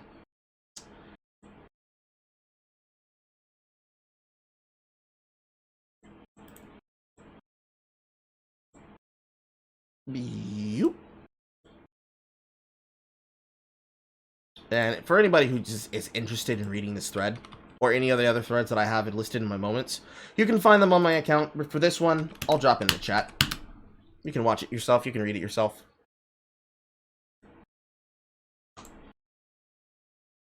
Catch one chat real quick. 4chan is 4channeling. Also, the situation was not made better by jobs having people training their replacements. True. While those companies paid those people less. True. 100% true. When Anita Sarkeesian announced a Kickstarter to fund a series of video essays examining video games through a feminist lens, the disruptive power of this seemingly harmless group of edgelords began to really show itself. Sarkeesian became a rallying cry for them to focus on, and she experienced one of the first major mass harassment campaigns of the modern social media era. Criticism is not harassment or incitement. Exploded solely off hating her. Many of them established skeptic communities that stopped talking. It was not about hating her, although for some people who were the most radical amongst the bunch, it probably was.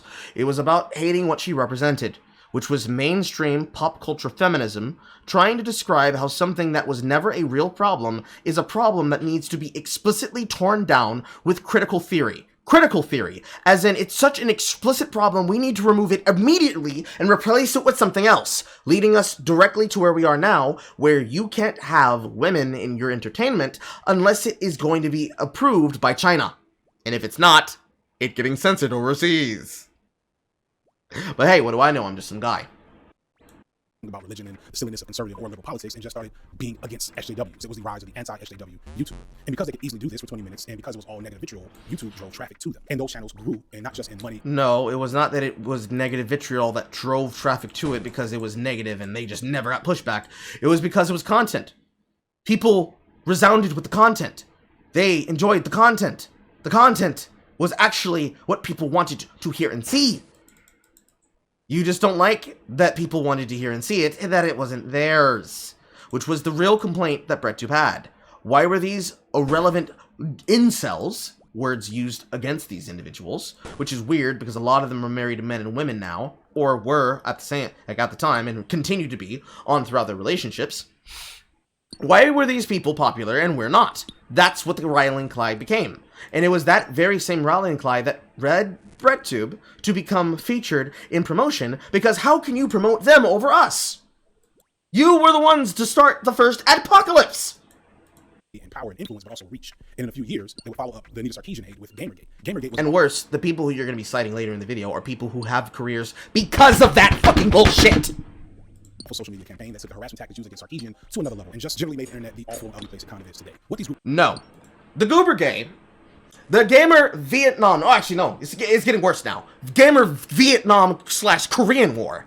The Gamer Korean War was what was started when a group of people around Chelsea Van Valkenburg, a.k.a. Zoe Quinn, the alias that she chose to be referenced by because, you know, people knowing that you're a member of the Valkenburgs, a very multi-million rich family that can do whatever they want, that even mentioning their name gets you a full ride through your scholarship and your career in academia, got mad that everybody became exposed to the fact that she used sexual favors and interpersonal nepotism to get positive promotion on her video games.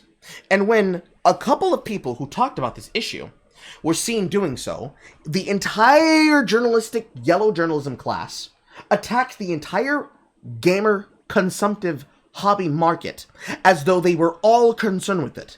And so, the pushback that happened against you was not from incelish bullshit SJW anti-SJWs, who somehow unironically act exactly like the thing that they describe, but instead, the consumer market explicitly telling you to go fuck yourself. And in telling you to go fuck yourself, they said, "No, you go fuck yourself! You should die!" And there so started the articles about how gamers were dead, and the constant hatred of the consumer, and how the consumer should not give their opinion, should not voice their opinion, and should just consume the product and wait and get excited for next product. Groups realizes that this anger and frustration was useful for creating movements and money. And you didn't have to have good ideas. Useful for creative movements, yes. Hatred of the in-group and hatred of the out-group is unifying. The unifying hatred of someone is useful to be used, to be able to build a basis off of work. However, you are lying that Armored Skeptic wrote this. He did not. He was a person who made content, and he became famous because people liked him and his girlfriend at the time, June, otherwise known as Shunonhead. Sargon definitely was somebody who wrote Gamergate, but he did not write it because he wanted to create hatred, animosity, and controversy. It was because it was a wave that he was riding. He found himself here because his principles found him opposed to someone who believed that they needed to have and should be given top-down narrative control of every single video game, of every single movie, and every single point of entertainment, to the point that nothing should be approved if it does not pass the specific altruistic designs of those who know better than them. And I don't know what the fuck you added anything in there. I don't know all about that shit. He was not relevant to Gamergate. He just showed up there. Because you didn't have to have solutions. You didn't have to actually address the problem. As long as you made the SJWs really, really angry. As long as you... That's exactly what both of you did. Both sides were guilty of this. Why are you lying?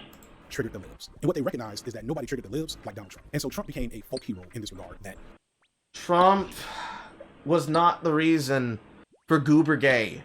Trump was already somebody who showed a representing standard because he was not a person who represented the mainstream of the uniparty between the left and the right. He cut through the bullshit in a way that people liked. Whether you hate him, or you love him, or you feel indifferent about him, he was something different. Much how many of the people who were being promoted at the same time, as well as individuals who would be aligned with yourself, were not the different. They were the progressive standard. They were the same. They were the establishment. From everything from Thought Slime to Jen... Sean and Jen. Oh boy, Jen's never been in either of yours. Sean Vitz. To Lacking Saint. To literally actual Corn. Which is to say, the Bible Reloaded, the Quran Reloaded, and then what was first Hugo, now Hannah and Jake. They were the establishment position, along with ContraPoints, along with PhilosophyTube, along with what would now be yourself. And all of them in this perspective, all of these people represented the establishment, because they were hard dick riders that were either Bernie bros, like... name not coming to me. My brain immediately went to Lacey Green, but not Lacey Green, the person who was dating her. Chris Reagan. Thank you, brain. They were either hard-riding, dick-riding Bernie bros, like Lacey Green and Chris Reagan, or they were fence-riding dick riders, like Thought Slime, or they were hard-left establishment imperialists, like everybody fucking else, who believed left is best, left is great, and you only ever need to believe, or rather, all you ever need is listen and believe, audience members that believe that if it wasn't a Democrat, it needed to be some kind of social progressive that was left of center. Which is actually was the same position approached by June. Which is the reason why she was simping hard for Bernie, and then after she was done simping hard for Bernie, started simping for fucking Tulsi. But hey, what do I know? I'm just some guy. Basically galvanized all this energy and hatred into a political movement that culminated in him becoming president of the United States. At the same time, though, you could argue that the election of Donald Trump was the beginning to the end of this anti-SJW era that went from about 2011, 2012 to 2016, 17. See, the grifters and the creators made the grievous mistake of actually winning. Their rhetoric, which was at once oppositional to the status quo, became the status quo, and now they had to actually... No, and that is a lie. For one, you're trying to ascribe the amazing atheist, Sargon of Akkad, and Arbit skeptic to Charlottesville, the same way that people try to attribute Donald Trump to Charlottesville. Because we had access to the tapes, and then we now have access to the proper fucking review of what he said on that podium after that event, it was confirmed that that was political spin, specifically done to shit on him. I'm not a Donald Trump fan. Never was, never have been, never will be. However, you just told a certifiable lie. We have access to the information of said lie. You need to go slap yourself. That is a shame. Stop doing that. Stop trying to paint your enemies as Nazis. Use their names if you're going to do so. And when you do so, you know you're going to get hammered for doing so. So, stop vague posting. Say the truth, or stop lying. 6 minutes. Creators made the grievous mistake of actually winning. Their rhetoric, which was at once oppositional to the status quo, became the status quo, and now they had to actually lead and govern, which we immediately saw they were not prepared to do. And at the same time, finally, people... Cap. Sargon was definitely ready to lead. He was definitely ready to lead. In fact, that was the most important opinion that I can actually ask Dev about right fucking now. I don't think he'll pick up, though. But it was something that he explicitly said in his conversation with Flamenco, when he was talking about the bullshit that came about from the Goobergate, especially when it came around the shit dealing with Ethan Ralph. He asked and said to Flamenco about the history of why Sargon pulled away from the Debate Me Bros shit that came from Bloodsports, because this would be when it started to hit its prevalent lies, around exactly this time, starting in 2013, and then reaching its high and ending abruptly, quickly, when it started getting cut off by YouTube, banning the people who were responsible for it, and it just basically being a fallout of all the bullshit you'd expect from the kind of bullshit that was international Bloodsports. With all the shit that came with it, being that people like Ethan Ralph wanted to bring him in as basically a show pony. That anytime he needed to be brought in about something, they would talk about those topics and havocs, and then they would talk about that shit explicitly, as though it was a thing that was important. And Sargon felt that he was being monetized and used for him to gain easy money and easy clout from easy drama. And he pulled away from him for it. Because Ethan Ralph wanted to have a daddy figure. He wanted somebody to back up his opinions and make him feel safe and feel secure, and make him feel accepted and wanted it within a supposed community of his own. And he did not like that. And when it came out that he would turn against him, Sargon said, well, fuck you, I'm definitely not doing it now. Dead ass. Straight up. Dead ass. You have to be capping if you think otherwise. Because then it means you don't actually know the history of the YouTube. You don't know the history of BreadTube. You dead ass don't know the history of YouTube. And you certainly don't know the history of the anti-SJWs. Because the Skeptosphere, as they called it, involved people that you no longer like to mention, because if you were to say what their names were, the Honey Badgers, Dr. Americam, you would have to reference all those things that they documented. Because you guys beefed with them a lot. The criticisms and the constant attacking and the doxing and the blocking and the reporting and the takedown notices filed by people like Steve Shives trying to block out the world is the direct result and would lead to the direct result of what you have now. Like, what? On the left started coming out of their shocked state and realized that this festering cesspool that had existed unfettered on YouTube and other social media spaces was maybe in need of some dire attention. And for YouTube, at least, I think this came to a head earlier than other social media entities. Like Facebook just started to get criticism for the way they stole negativity from the January 6 riots. Twitter still clearly does not give a fuck about negativity. But in 2017, with the Unite the Right march in Charlottesville that ended at least one person dead and several violent, brutal beatings by white supremacists on people in the streets, people started to point the finger at YouTube and say, hey, how the fuck did this happen? It seems like all these guys met each other watching videos that they found on your content platform. This caused YouTube to put in more effort for reducing the spread of disinformation and radicalization content on the platform. They reduced the spread of content. Isn't it great when you arrive at the position I've already concluded? Man, I love doing my job. How about you do yours and you get to the fucking point? Content that was clearly inciting violence or violent rhetoric or spreading disinformation and things like that. And what they also did is start to amplify content that was research-based and science-based. And that had the side effect of amplifying. So, exactly what I said. Thank you. Thank you for getting to the point that I already got to 10 minutes ago. That's wonderful you to finally arrive. Can we finally start talking about the background of BreadTube now? SJW channels. And here's where we finally get to the origins of BreadTube/LeftTube, driven by the benefit of their content being more factually based as well.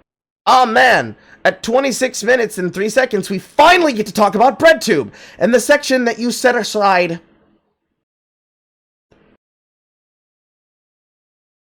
319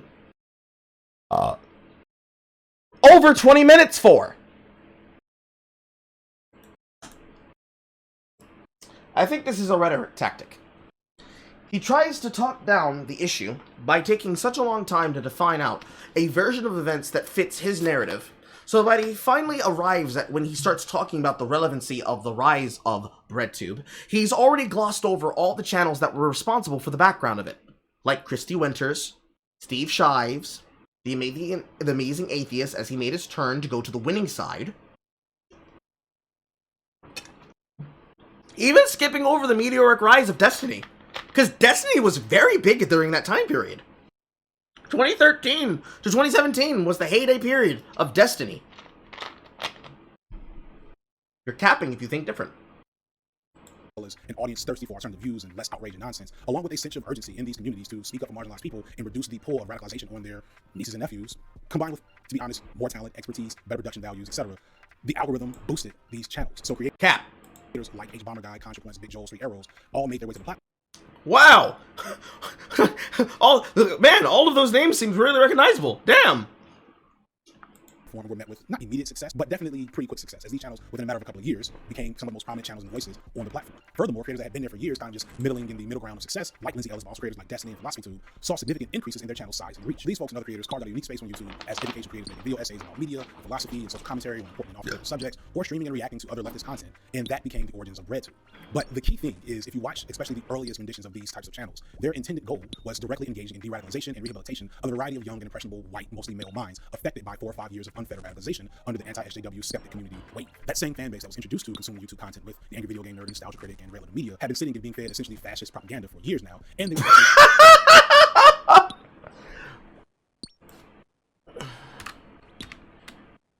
hard cap.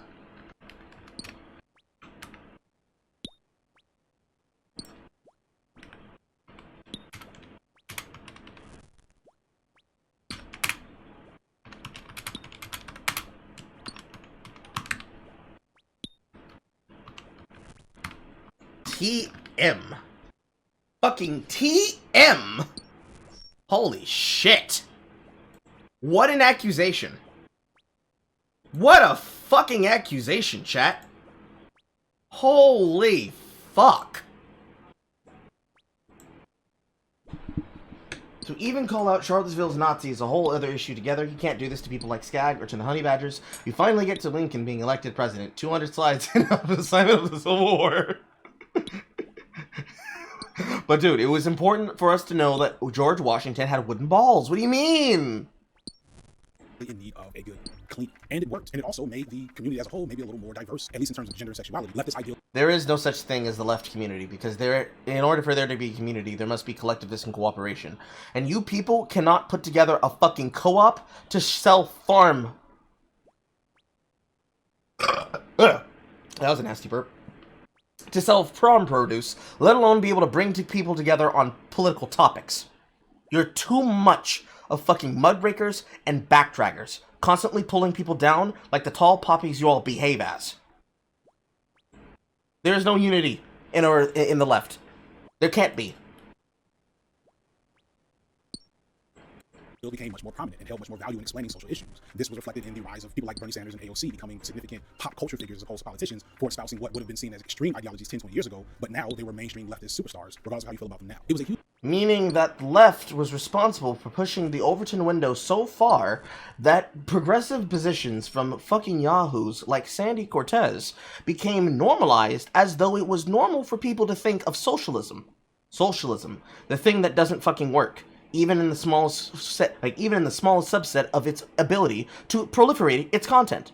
Especially considering that one of the biggest socialists on both platforms is an individual who literally cannot stop using his money to flex on his fans and his followers. Because remember, socialism is when no house that's worth $3 million. Socialism is no car. Socialism is not when allowed given free right to the moon. Or Mars. Huge paradigm shift in only a few years, like literally 3. But something was wrong. Despite the fact that it was working, that this audience had become more diverse and a little more de-radicalized, but because much of the audience was grown out of this need to reverse the pull of right-wing conservatism and semi-fascist ideology and white supremacy in this population of millennials and young zoomers. You cannot have semi-fascist content while at the same time talking about white supremacy. Fascism is something that is authoritarian. There is authoritarian left-wing and authoritarian right-wing. If it is authoritarian right-wing content that you are terrified of, it cannot be quasi or semi-fascist. It must be fascist in nature. But you haven't cited how it's fascism. You just keep saying this buzzword without anything to substantiate your claim. Where's fascism?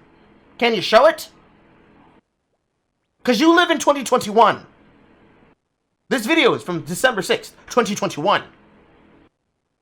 So, you cannot say that this is true, because the right wing, in terms of the extremes you're talking about, is Catboy Nick Fuentes.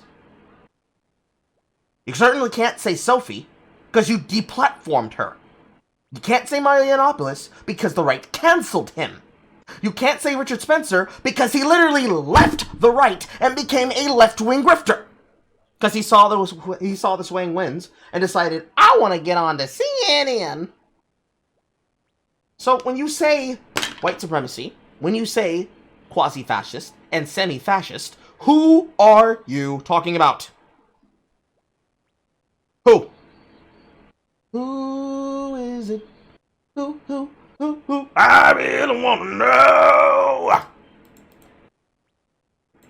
That have been watching this shit for years, this diversity wasn't really reflected in the creators, pretty much at all. And to be frank, like, the people of color that was watching this content, although they were very much invested in progressive ideals and politics, they weren't so scared that their younger cousin was going to become a neo-Nazi insult and hanging around on our politics and watching amazing atheist videos. So in the following years, as the anti-SJW channel has lost a lot of steam as a content formula, and the Augies have started to become more quiet, and these creators are... The Augies did not become quiet, and they did not lose steam. They changed issues. The thing that people realized is that constantly combating against a unified evil does not matter if there is no progress that is done to create a basis and create an alternative to what is considered to be in the mainstream. Sargon realized this. That's why he went into politics. That's why he created the podcast of the Lotus Eaters.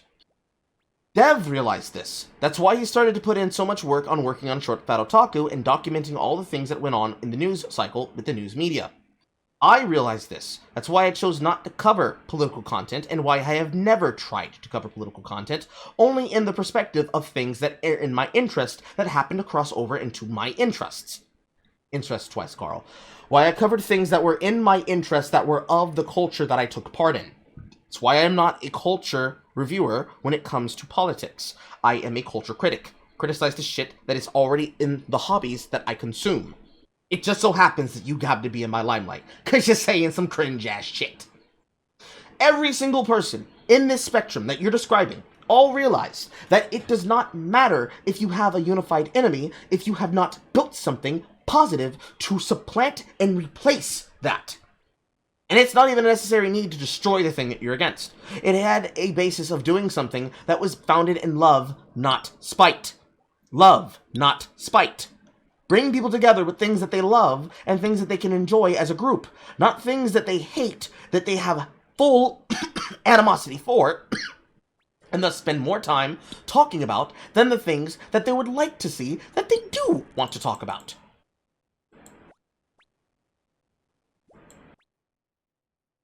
But hey, what do I know? I'm just some Negro.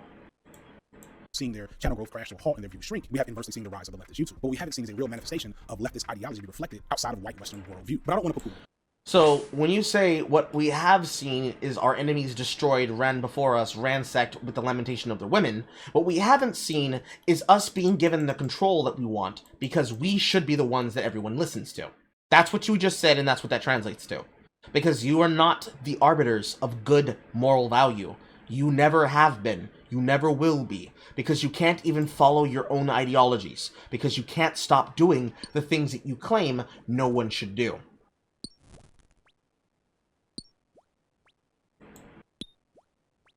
Man, how can you say L after L after L after L after L? How do you do that? Speeches need to be Volta Redonda and study the history of the Quintero Vargas. I can't tell if it's just making up words. It's so funny how blind people are as if they are by their politics. Just like with some guy in his new vid on Punisher. Yes. Just like Young Rip has said, politics is downward of culture. That's why he's building a platform. That's why all of us are building a platform. That's why everybody interacts with people that shows them the affection and love that they want to show others.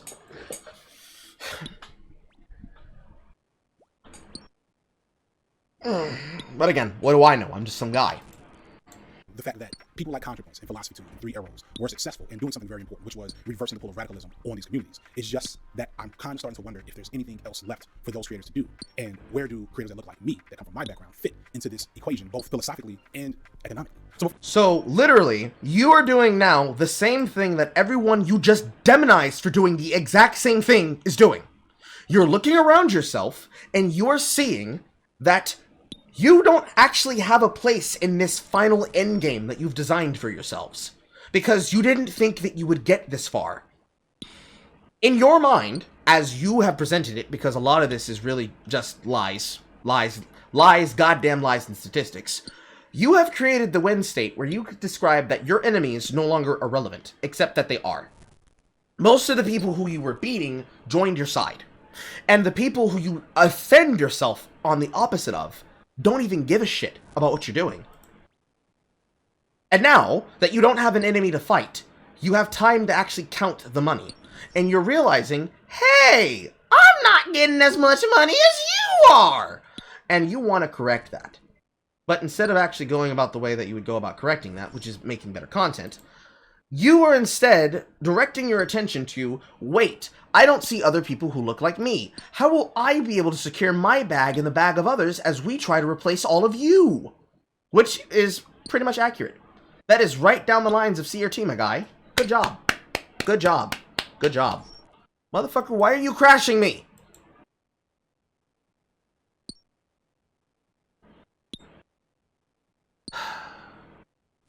It'd be a lot better if he was just honest about what he's saying. Before I move on, I just want to make sure three things are understood. The long-form video essay format, what I'm doing right now, is a fundamental genre of content creation on YouTube, and it's important because it's taking the place of like the news editorial or VH1 documentaries and long-form think pieces that were indelible to my youth. No, they did not take the place of it, because BuzzFeed and Jubilee took place of those. You guys are really not as important as you think you are. growing up, but now for another generation, they're going to remember this. They're going to remember these videos as the thought pieces that shape their worldview. So regardless of how many people watch this, how much money I make from it, and whether or not I'm talking about this or anime, this is important. And because this is important, it's just as important that this isn't dominated by one worldview or perspective of the world. Internet drama and the hierarchy and pecking order of people in the internet drama community that is BreadTube has never been, will never be, and can never be important outside of the documentary of exactly how we got to a state where people seem to think that the best way to describe their problems is not to talk with people about their issues and try to find common ground, but to yell at each other through the internet, and to actually do everything possible to avoid criticism and fault and blame where they must hold it.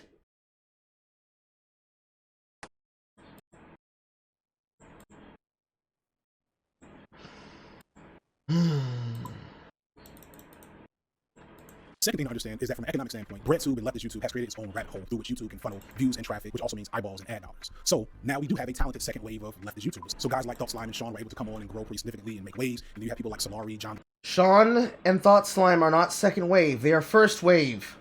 Duckin that were able to follow suit. As long as you are a white guy and you're willing to go through the rite of passage that is making your anti-Ben Shapiro video, you will have the opportunity to make money and sustain a career as a leftist content creator. And like all shit aside, because I fuck with almost everybody I just mentioned there, this is an important thing. It's important for new voices and younger voices and voices with more energy that are willing to innovate to come and grab the consistently growing population of consumers on the channel, for people to attach to these creators, and hopefully they're able to cultivate not just a career, but cultural impact with these important topics that they talk about. But as I'm clearly alluding to, the BreadTuber and its consumers definitely fit a specific description, one in which YouTube clearly recognizes not as a social movement or political ideology, but a target demographic. And because the demographic is largely white and largely male, because the majority of the people that they're addressing are people who live in fucking coastal states or in rural inside areas that happen to be next to suburbia or next to metropolitan cities.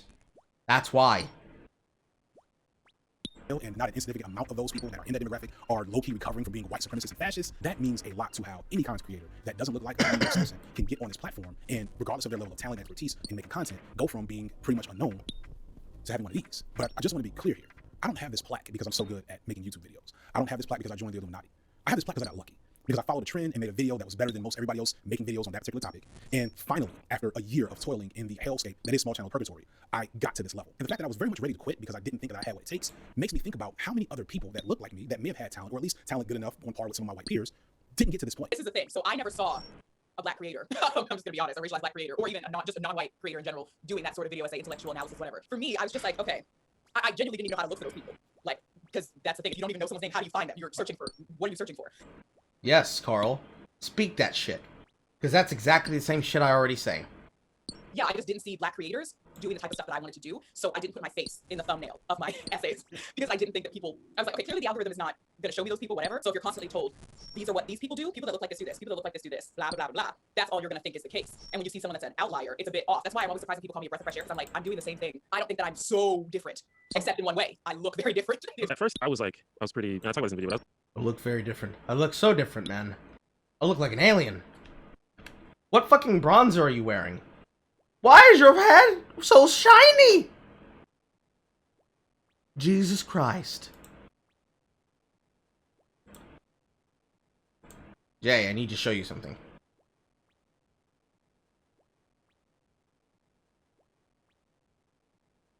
Yeah? Hold on.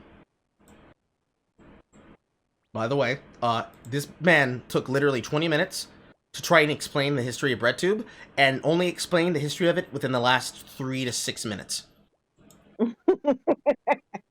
Tell me why her forehead is so fucking shiny. Overexposed lighting and probably cocoa butter.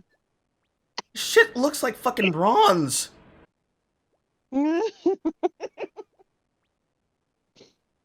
Oh. Yeah, she's over, like, look at her shirt. She's completely overexposed. Mm-hmm. Jesus, why don't people learn how to use the fucking camera? Also, in terms of notes, everyone on the left is a recovering white supremacist, and BreadTube, only whites. The biggest problem with content creation is size queens, which are people who only care about metrics. History of BreadTube, talking about channels that have nothing to do with BreadTubes. Anti-SJWs don't understand corporatism. The nostalgia critic and the angry video game nerd gave way to fascism. What? I am at 34 minutes and 32 seconds into an hour and, I'm going to say 40-minute video. He has not even began to dig into the content of this topic. How long is that video again? An hour and 40 minutes. Jesus Christ. I gotta start my own stream at 7:30, so I don't. How are we gonna do the other video? We could do it tomorrow. Because you take a long time to get through shit, and his video is like an hour and a half long. Because he's saying so much stupid shit!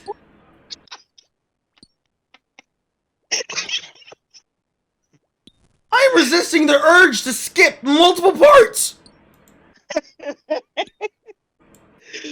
Oh yeah, BreadTube, they're such size queens. They only care about metrics, and then his fucking video is an hour and a half long to say absolutely nothing. Like, he spent so much time bringing up metrics of bigger channels than his, and bringing in other people to fucking co-sign his points, and he's just talking shit about people who, at this point, are bigger than all of them together. Mm-hmm. Especially people. By the way, anti-social justice warriors don't understand corporatism. That's the worst part. The exact words he says is that the anti-SJWs do not understand how the problems that were affecting them in the world were caused by the same corporate structures and the same societal structures that failed them.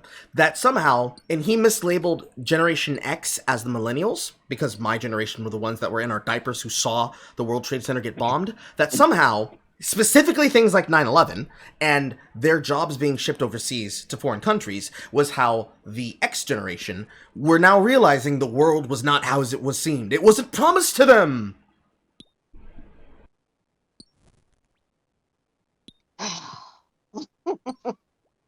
This is your generation. This is you need to come get him.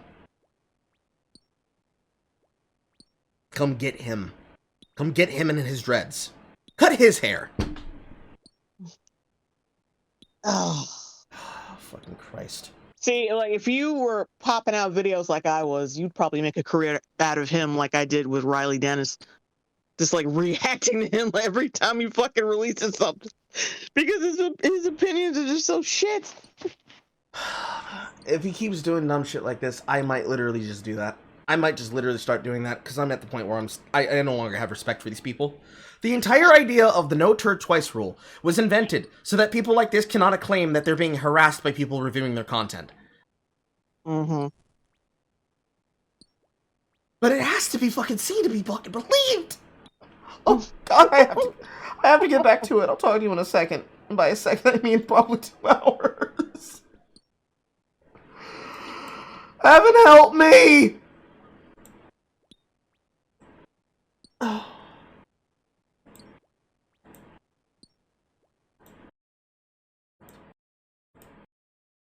I'll tell you what, I'll leave it on for you, so if you want to look at what's being said, you can do that. Okay. Oh, fucking god. Hey. Also, Moon says hi. Hello. Say hello to J-Chat. Hello, chat. They all say hello. Okay. Hassan has peaked BreadTube, but that's to do with connections, good looks, and his crybaby antics. Absolutely. Okay.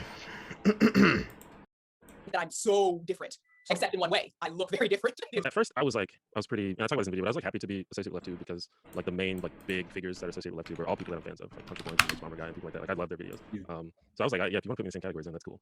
Just as time goes on, there's like several different problems. Like there's like the gatekeeping in the audience. Like, who's the real LeftTube? Who really belongs in this group? It became clear that LeftTube, like quote unquote LeftTube, was like it was like 4 white people, and not even just white people. It was like 4 like straight white people, and largely by white people as well. And that even as I just said, a lot of my videos are made with the fact that I have a white audience in mind. I don't, I'm not trying to be in that kind of space. And there's been like a bit of conversation about this nowadays, where it feels like academics and middle class people, and what have you, have been kind of gatekeeping, left wing politics of, oh, you haven't read this theory, you haven't done this, you haven't done that. And what ends up happening is, Bro, how the fuck do you put together a video like this and you can't even get a proper fucking screen cap of the person's name and their subscriber count? Why the fuck does this look so fucking shitty? the space becomes so predominantly dominated by white people. By virtue of, it's like, oh, black people don't have the resources, they don't have the language to say what they really want to say. But don't worry, I'm here. I'm gonna speak for you. I'm gonna stand up. It's me. I've got this. And like, there's that dynamic, there's that relationship there. And I began to notice that really early. And I'm like, well, I know I'm not them, right? I know I'm not interested in that. I'm not like saying. Moon has a question. He asked if you need a mod in your stream. No, I already have like I got a bunch of them, like 2 or 3 people. Yeah, I got yeah, I've got a couple people who are modding for me already. They usually pop up when I first start my stream. Sorry, Moon. She said no. I mean, I didn't say no, but I'm just saying I already have mods. Would that not constitute as a no? I mean, it's a no, but yeah, you made it sound like, oh, she said no. Get the fuck out of here, Moon. That is not what it says. He wasn't desperate for it, yes. No, I'm just saying. You sound like you made it sound a little too harsh. That's what I'm saying. The only way that could make this sound harsh is if there was an airborne behind it, like, get fucked, nerd!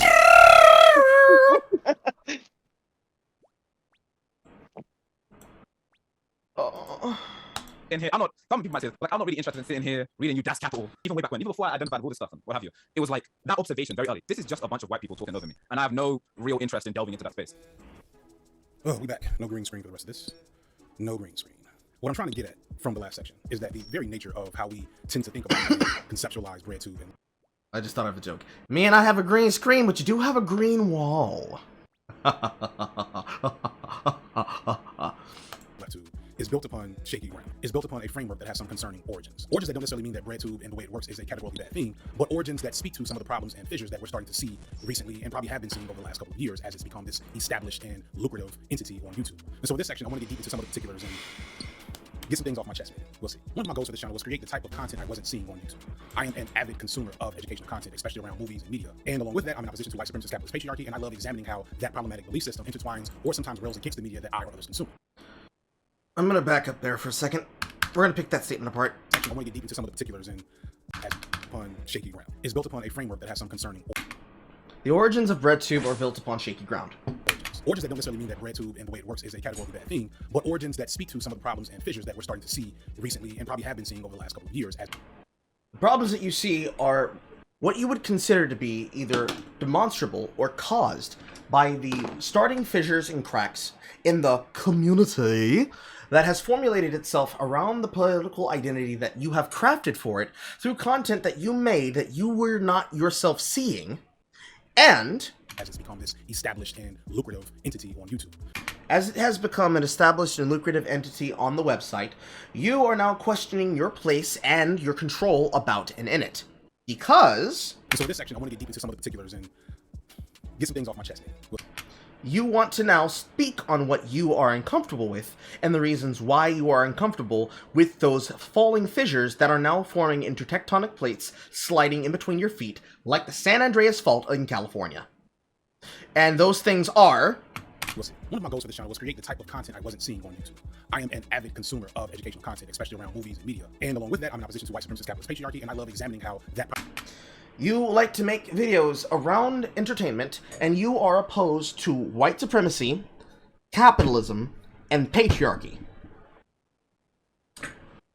BreadTube, a group of people who designed a philosophy, a worldview, and political movements and agitation, because y'all motherfuckers are not creating shades, you are doing exactly what the NAACP does, agitating on behalf of marginalized people, but profiteering for exactly one person, yourselves.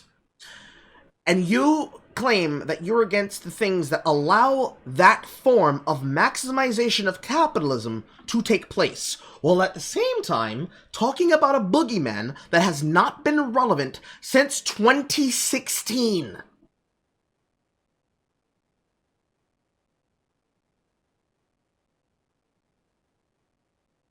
Does anybody else see the problem here? Don't worry, we're gonna cover in full, but does anybody else see the problem here? Problematic belief system intertwines or sometimes rails against the media that I or others consume. I'm also a cis hetero black man on a health and wellness journey, seeking to better myself and other men who I feel like have experiences much like mine. I had my bubble burst in the last few years on the nature of misogyny and misogynoir and how it affects black women and black LGBTQ people, and also other heterosexual black men, and our ability to be healthy and whole, our ability to have functional relationships with the people in our lives, to be better fathers, to not die at early ages, not go through depression, and not deal with substance abuse issues. So when my time on YouTube is up, my hope is that I will have impacted this space to maybe create a lane for other black men to step away from the regressive and toxic belief systems that are killing us or getting us to behave in ways that are hurtful to other people. That is the general goal I have. Yeah, so you're all about trying to control the perspective of how people think about themselves. That's not how you go about edutainment. Edutainment is explicitly, I want you to think about the ways that you go about your life and how you can improve them. Edutainment is not, I want to shape the consciousness of the black male so that he considers me his new god. Because that's what your kind of content you creates and proliferates.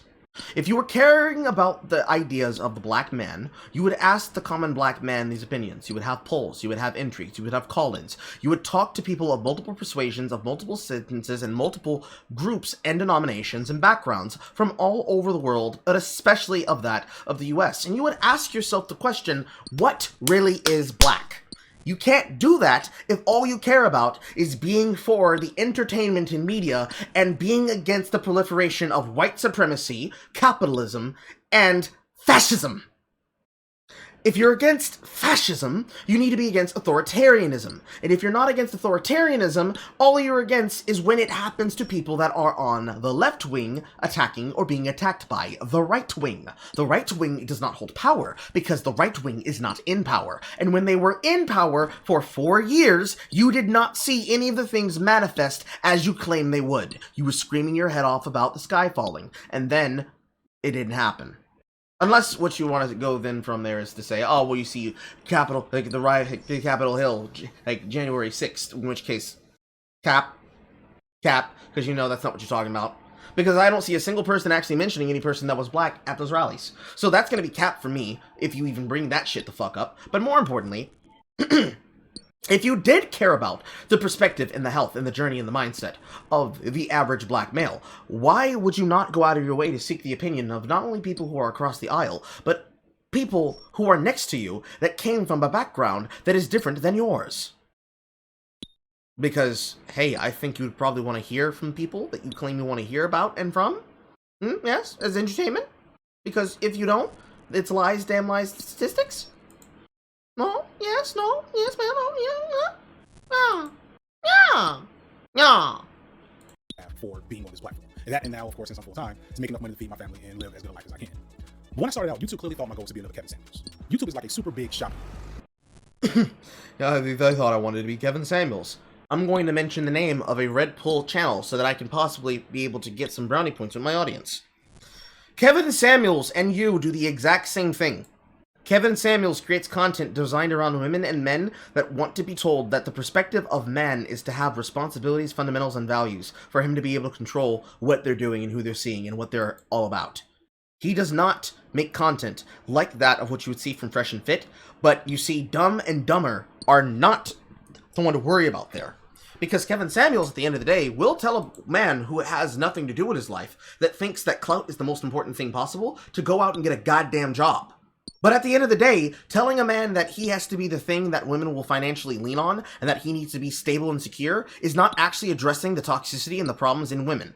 As much as he clowns women and he tells them to the face, you've got unrealistic perspectives, he's not telling them, listen, that young man that's grinding out there with a perspective and an idea, you might not think his dream is worth it, but if he believes in that shit, maybe you should believe in him and help him build that shit up.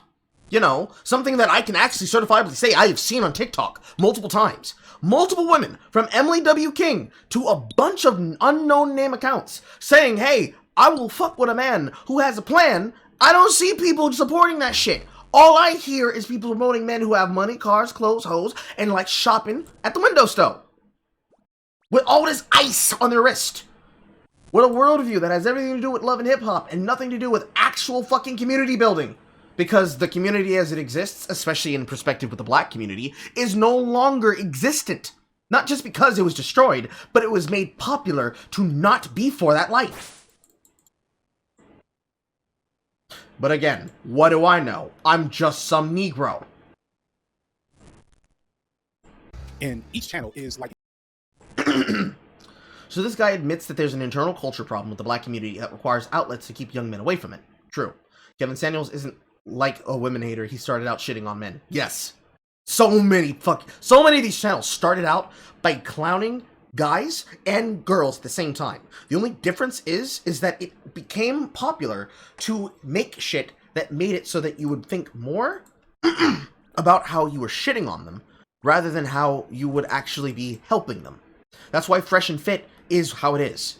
They care more about creating content around the culture of showing women the door and showing how these dumb bimbos, they just need to be put in their place, but never actually doing anything meaningful towards help. Which is why when ABBA faced one of those fans and told them, look, you need to change your life and change your perspective because the things that you're seeing do not support what the fuck you're doing, he had to tell him, hey bro, trying to harass a fucking model that Fresh told you to go after because he didn't like them, because both Fresh and Fit leaked her shit live on camera, you think that's shit to do? That's not something you can say that Kevin Samuels caps to. That is something that they cap to. What Kevin Samuels is going to do is what he is now making. If anything, if I could say anything at all, Kevin Samuels is basically Dr. Phil if he specialized in black relationships with entitled women who seek money and support in allowing their worldview to be as it is. And yes, Fresh and Fit is actually what I would say is an embodiment of what's wrong with YouTube when it comes to clout chasing. I wouldn't say that it's the embodiment of what's wrong with YouTube as a whole. Because the reason why Fresh and Fit exists is because they realized that there was a market full of unserved men who were basically left abandoned by people like the Amazing Atheists.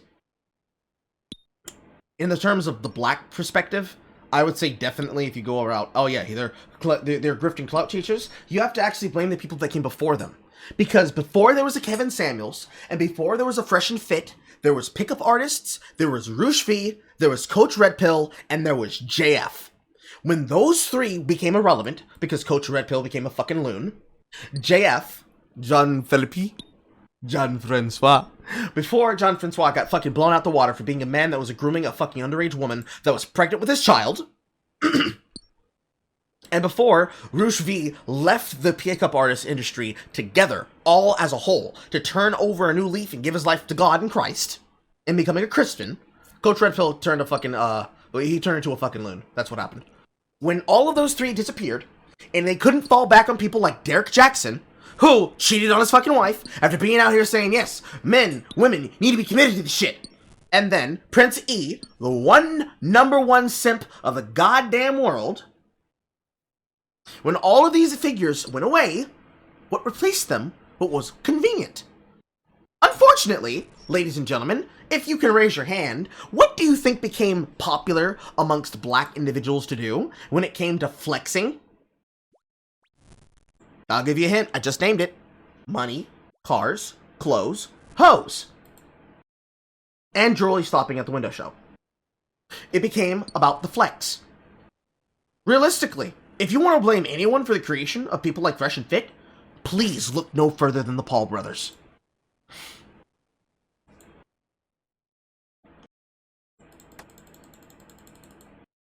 It's actually ironic how much that you can actually blame on them. It's actually unironic how much you can actually blame on them. Because it's everything from the flexing of money to the getting a very easily controllable base to support you, to affectionating black culture, to the point that you've got Logan out here, you have Logan out here saying that he's an anti-racist now, and then you have Jake out here boxing motherfuckers for a show match, using his money as though he is a fucking Floyd Mayweather.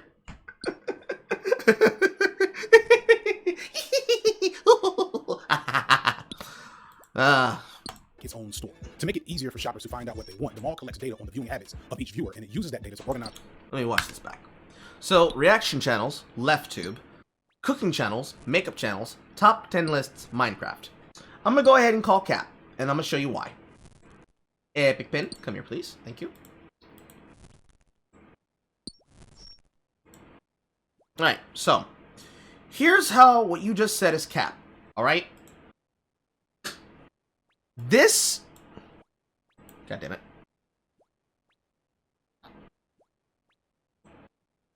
Window. Window capture. Epic Pen. Click, click, and skadoosh. Wonderful. Nice draw. Yes, beautiful. Alright, so here's how this is capped. Reaction videos. Not lined up to where I want it. I always hate that.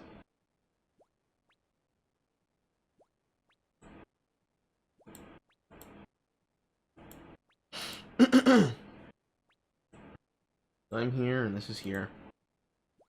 And it's off-center because I have it off-centered in my fucking thing. That's why. This is going to be inaccurate a little bit, but keep it with me. So, reaction channels would not be here. The definitions of reaction channel would be a lot bigger. Like...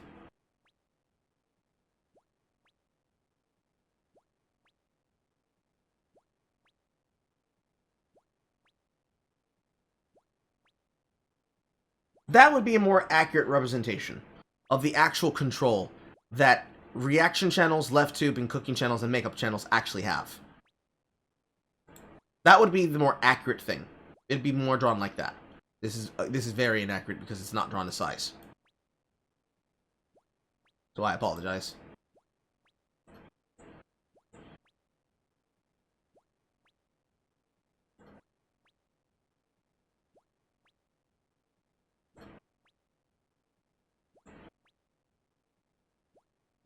I can't tell if it's drawing it twice.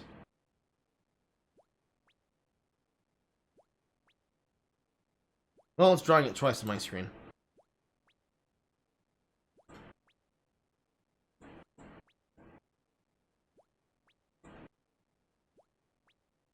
Pull this down. Pull this over. Make this slightly bigger. Yeah, that's not going to be accurate to this screen. I think I need to use this one.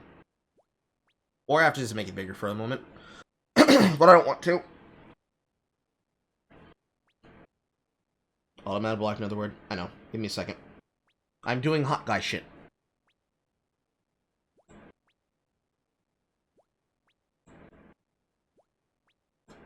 Oh, I know an easier way to do this. I know an easier way to do this. 1 second.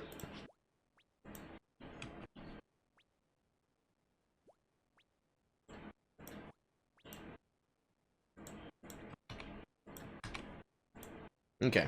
We're going to use this method for now.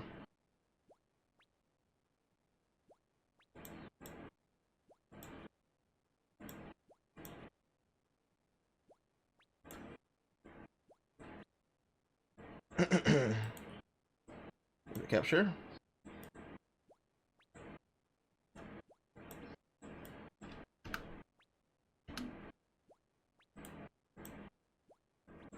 And this.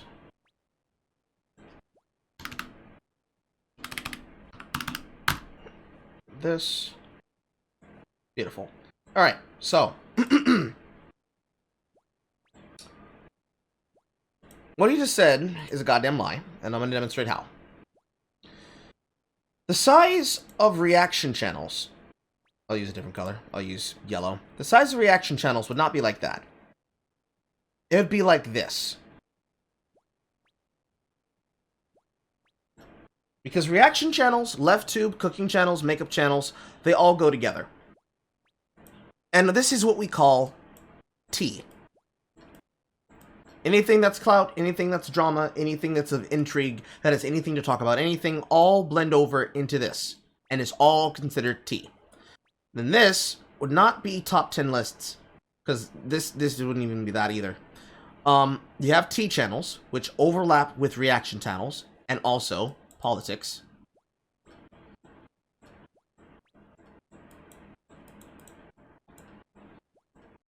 That's a horrible plus. So T channels and politics. Over here, in this section, itty bitty on the side, would be gaming.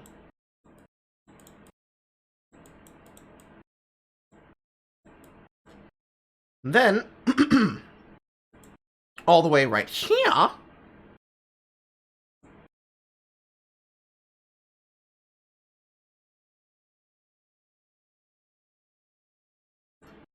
would be entertainment. Let's draw that an exclamation point. That's how YouTube is divided. That is exactly how YouTube is subdivided. You have your tea and politics channels.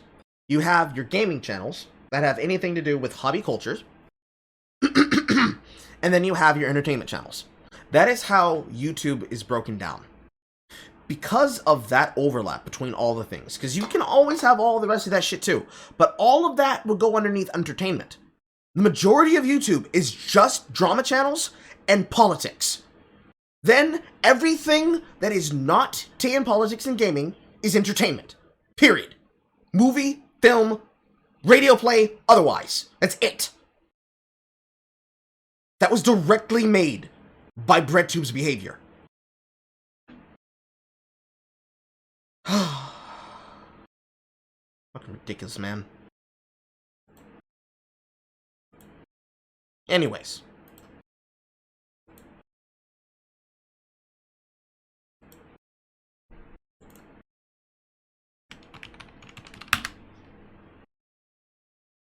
Well, you read what you said. Honestly, you were lucky with the red pill guys you found. They were either super respectful and not capping about everything, or dudes who were so hilarious that it showed me how goofy they were. The thing about Kevin is that the women who complain about these streams have helped elevate his content in Kevin's own standard of women. Kevin is raking in so much money that his standards is most likely a Mensa housewife with the tightest hoo-ha in the world. I remember when there was a map made of YouTubers and Chris Reagan and his ex Lacey Green were in the middle. It was one of the alt-right pipeline. I remember that picture. Picture of them in the center and them holding hands, and then all the people who were supposed to be left-wing and right-wing against each other. Did not age well. That aged almost as well as the Mount Rushmore of saving... God, the fucking Mount Rushmore of saving democracy. The Internet Aristocrat, Sargon, Maya Yiannopoulos, and I think Steve Bannon? Was that the picture, or am I fucking hallucinating? Or is it Ethan Ralph that I was thinking of that was there, that looked like Steve Bannon? Doesn't matter. That shit. RedTube is one of the most interconnected groups because of YouTube fostering the community. Yes! Its own store. To make it easier for shoppers to find out what they want, the mall collects data on the viewing habits of each viewer, and it uses that data to organize both viewers and channels into rabbit holes. All of this is automated by AI bots and machine learning, and all shade aside, it's pretty impressive what they're able to do. But these bots have no soul, no conscience, and most problematically, no concept of social justice or responsibility. Sometimes it interfaces with policy and law, and legally also the landscape is very interesting because a lot of the laws apply to humans. Laws apply to business institutions, they apply to entities who are making a decision. There is some responsibility, there's a party that's responsible. But with algorithms, who's responsible? Experiences have been threefold on this front. So the first is, what you're doing is illegal, you have to stop doing that. Advertising, as you mentioned, if banks actually target customers for credit card applications and loans by their race or gender or nationality, this is protected by the law and they're not allowed to do that, so it's illegal. The next one comes to, this is unethical, and that's the far extreme, right? This is unethical, and then the companies might be like, why do we care? Does it actually tie into our business model? Are we losing some money because of this? Without this social responsibility effectively engineered, YouTube will and has funnel creators and viewers around in ways that reflect the biases and prejudices of the population it serves. On some level, this is just the reality of the platform, at least here in the States. And there's nothing to do about it. There are more white people in America than anyone else. There are more white consumers on the platform than anyone else. There are more white creators on the platform than anyone else. So the whims and tastes of white consumers are going to be imported for pretty much anyone trying to find an audience. But at the same time, YouTube is huge. There's still plenty of opportunity to find an audience if you have talent and you can figure out how to work the algorithm. The problem is that these rabbit holes that are created by the algorithm, which is filtered through the biases of the people watching, can break. All right, so we have Sean, we have ContraPoints, we have Harriet, we have Cody Johnson, formerly of Cracked, who lost his job and has been a fucking left-wing socialist ever since. We have Three Arrows. I don't recognize this person. I don't recognize this person, but they were in the opening. Really hide a lot of what exists on the platform, to the point of having people living and viewing in very different worlds based on the section of walls in the shopping mall. For example, we often think of Mr. Beast as this huge figure on YouTube, and he gets tens of millions of views. But for all his views, he only represents a tiny fraction of YouTube watch time, probably less than 1%. Before I became a content creator myself, I had no idea who Mr. Beast was, and I've been watching YouTube regularly, daily, for nearly 15 years. So this makes YouTube's out. That means that you were not on the side of YouTube that he creates on. That doesn't mean shit.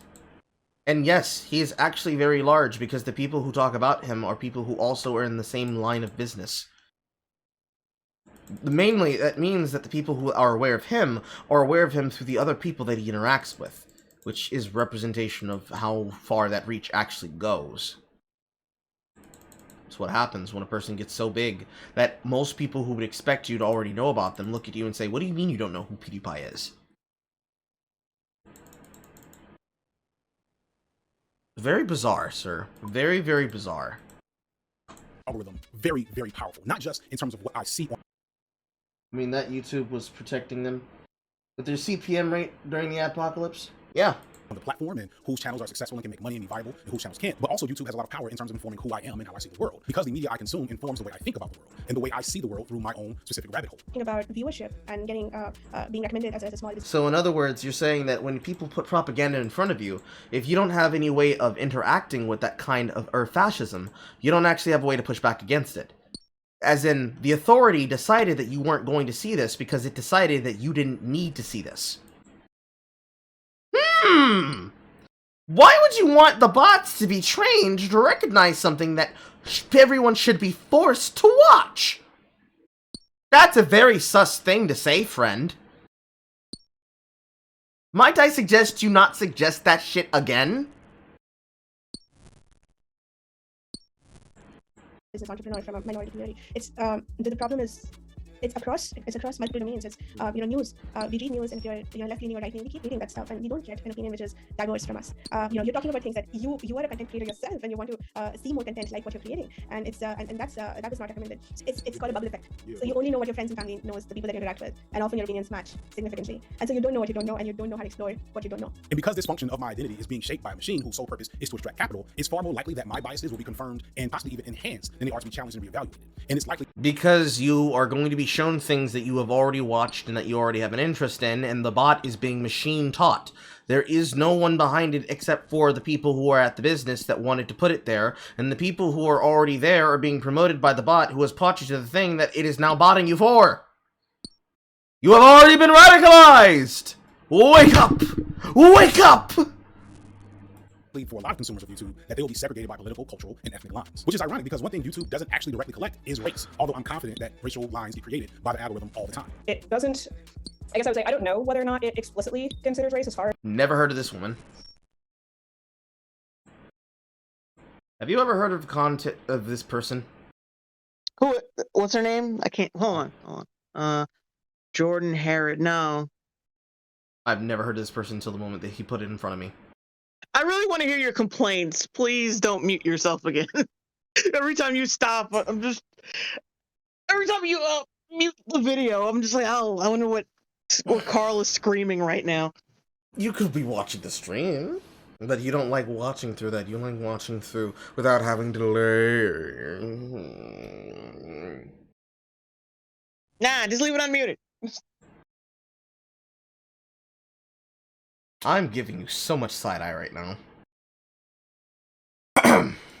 I know it does not, but there are certainly other, trends that you can look through people's data and kind of back out race from, and that's true across like most fields of machine learning and data sets and stuff like that. There's lots of ways to pull race without actually having to explicitly codify it. See why you can't check a box? No, there is not. The only way that you'd be able to pull from the codification of race is then to start assigning things that would be tied to something. Like saying, I don't know if these two users are buying the same thing, but both of them recently bought coconut hair oil. Let's look through their recent orders and see what else they bought. Silken hair wraps, bum bum cream, aloe vera. I don't know. It's very strange. And the one thing that I said that I just actually finished talking about is the fact that he explicitly complains about how actually the bots have not been able to be trained. Motherfucker, why do you keep crashing my fucking spot? Holy shit! Fucking video game stuff. Why would you be worried about the bots not being taught how to look for race when the people who are deciding how the algorithm is decided is people in authority positions? He keeps talking about, effectively, the problem of authoritarianism, but saying, man, it's so bad that you guys won't fucking get rid of these people that we don't like going against our authority. Like, don't you know that it's so important for us? It's sus. It's fucking sus. I'm not famous because I'm black. Yes, actually. I'm not famous because I'm black. It's so pathetic. I'm not famous because I'm black. All of our enemies are more popular than us because they've learned how to manipulate the algorithm to give them views, even though the same algorithm is promoting us at the same time. During this entire section when he's talking about the history of fucking BreadTube, he just didn't want to say, hey, we were given platform status by YouTube giving us favoring in the content until so far down the line of the history that he's like, oh man, all those fucking right-wing reactionaries are just so ignorant now. But never once saying a goddamn thing about... And then we were given the fucking ability to push back against them. But the way he categorized it was, they finally recognized the value of our content and how we were able to de-radicalize people after they were radicalized by the SJWs. You know what's funny is, like, they don't even consider the fact, like, yeah, you could be more famous than these people, but no one wants to hear people complain endlessly about things, like, the things that they know that aren't true.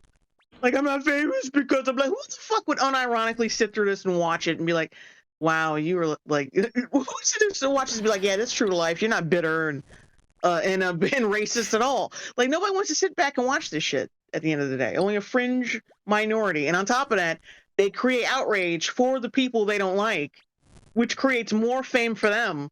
And then the people who were like on the fence end up liking them anyway. Yes. And then that's how they just grow exponentially. That's how this works. That's the thing I mentioned when I was actually explaining that. He gloats about how they were on the decline, the SJWs, the anti-SJWs, excuse me. The ones that weren't TJ Kirk and basically joined the winning side and now became just as boring as the rest of them. He explains how actually, see, they were on the decline and we were finally on the rise. Big ups to us. And I'm like, no, they actually just stopped talking about the dumb shit because they realized that there is no value in constantly complaining about a problem without offering a solution or an alternative. So they went and built an alternative. And they don't talk about you anymore because the majority of you are irrelevant to the point that you're so full of shit that anyone who listens can realize you don't have a finger on the pulse.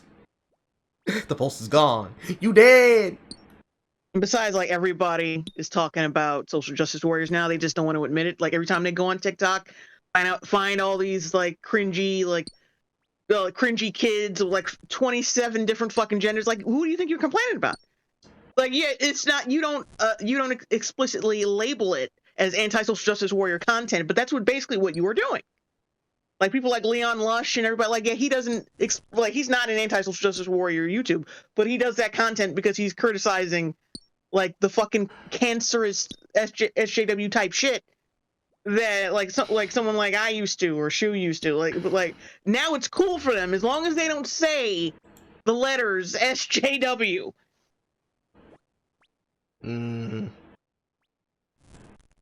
Anywhere on YouTube that tells you what race you are. I'm pretty confident that the algorithm figures this out on some level, or at least enough to have some effect on what you end up seeing. And this leads to black creators making black-oriented content, like, say, hair and makeup blogs, or lifestyle blogs, sports, etc. Those types of creators have, I think, effective ways of building audiences on the platform that are well understood by the algorithmic patterns in the system. And those audiences can be predominantly black because there's a relatively large black audience cultivated over the years looking for that type of content. If you're into sports, there's a strong chance you're going to get shown a video from Destroy Yin. If you're into makeup, you're probably going to find Jackie Aina. And if you're black and into gaming, you're going to find Corey X Kenshin. There are plenty of... I have not heard of a single fucking one of those.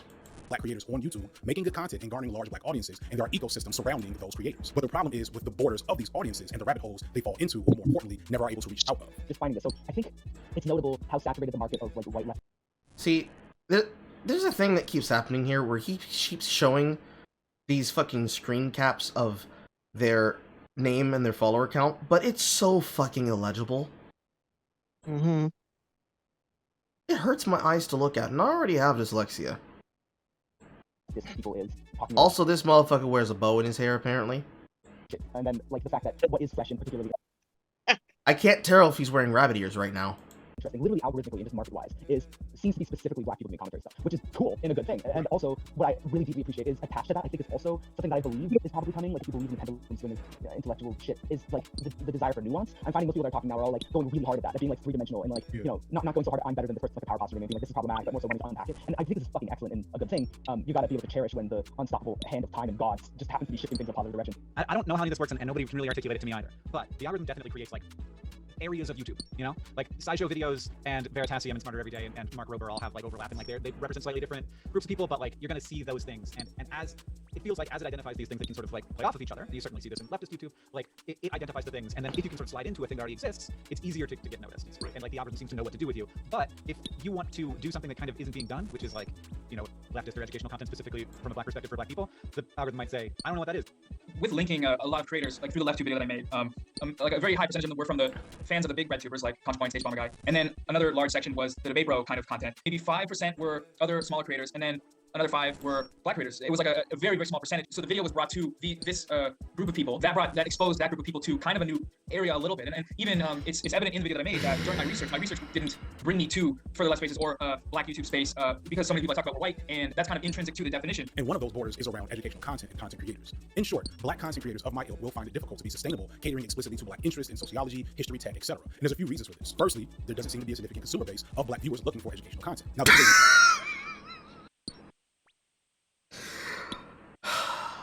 What'd he say? I'll pay for you again. Space because so many people I talk about were white, and that's kind of intrinsic to the definition. And one of those borders is around educational content and content creators. In short, Black content creators of my ilk will find it difficult to be sustainable, catering explicitly to Black interests in sociology, history, tech, etc. And there's a few reasons for this. Firstly, there doesn't seem to be a significant consumer base of Black viewers looking for educational content. Now, this is Nah. What? Nah. What? What? The reason why the reason why we're not sustainable is because we can't seem to find an audience for what we're making. We're not sustainable because those damn niggers just won't watch it. God damn it! I have to delete the VOD now. Oh, sorry. I forgot you were on Twitch. God damn it. It's going up on my main channel tomorrow. I'm gonna delete the VOD, Jay. is a loaded statement that at face value raises some concerning questions. Am I trying to say that Black people aren't interested in learning and consuming education content on YouTube?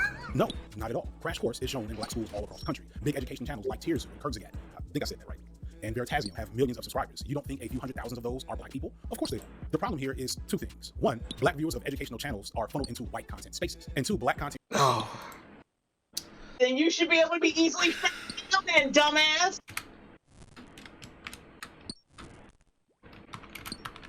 White creators are more mainstream, but since we're in the mainstream, like, we're gonna not be found. What? You don't make sense! Motherfucker, you don't make sense! Ah! I'm just writing down, Black people can't find us! 240k subs.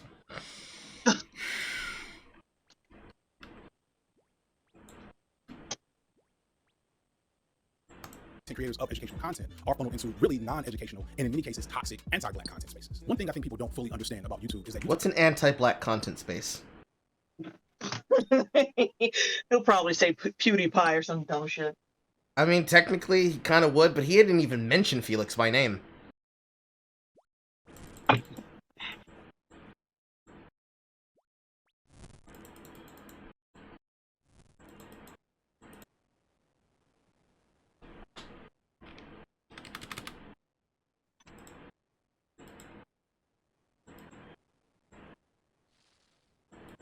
YouTube isn't just a place for media consumption, it's a search engine. And people often find media on YouTube while looking for specific things. And I don't know the exact mechanism of how this next part works, but it's clear that YouTube will start trying to define your algorithm and find your place in that big shopping mall as soon as you start clicking on videos. So let's say you're a Black teenage boy trying to figure out how to talk to your crush. I know that's something I might have searched for when I was a teenager.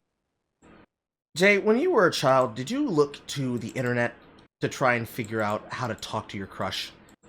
No, I didn't. I know I fucking didn't. This is the scenario he's laying out for us. If YouTube was around. And all it takes is one click on a ABBA and Preach video, who for my money are on the milder side of what many might call Okay, so hold on.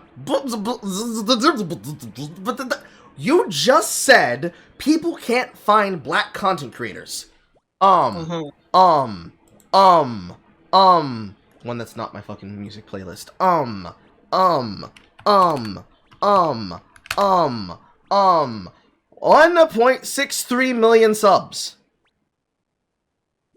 Now, technically, he's Barbadian Haitian, and he is Brazilian. However, if what you wanted to do was say we can't find black content creators, why aren't you at the level of Alvin Preach? What's the problem? I can't stop laughing because I'm just looking at the fucking profile and they changed it to a dustpan and a broom just to flex on Fresh and Fit.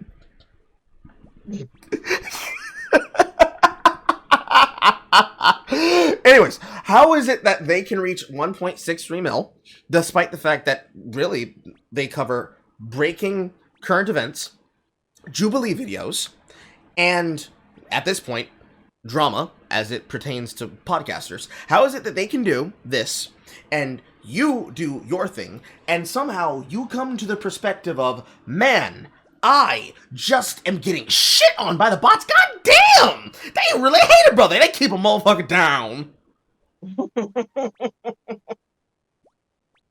I wish I would say something as stupid as that. I wish! Called the Black Manosphere, and your path could easily be set to becoming a black incel. The same thing seems to also be happening to black women, as the counterpart to this ugly Black Manosphere is now giving birth to the divestment movement, something I talked about in my last one. And once these folks get connected to these rabbit holes, they will engage because this type of toxic and negative content will always increase engagement. There's something about our psyches that when we see something ugly that we don't like, we keep watching, we keep clicking, and that's exactly what. Because it's called hate watching. Because we cannot believe the shit we're seeing. Because when we see something so stupid that we think somebody would be smart enough not to fall down the pipeline to believe this nonsense, that when we look at y'all do the dumb shit, you get up there and say, no, wait. Let him finish. Let him finish. Maybe he's going somewhere with this. That's just human nature.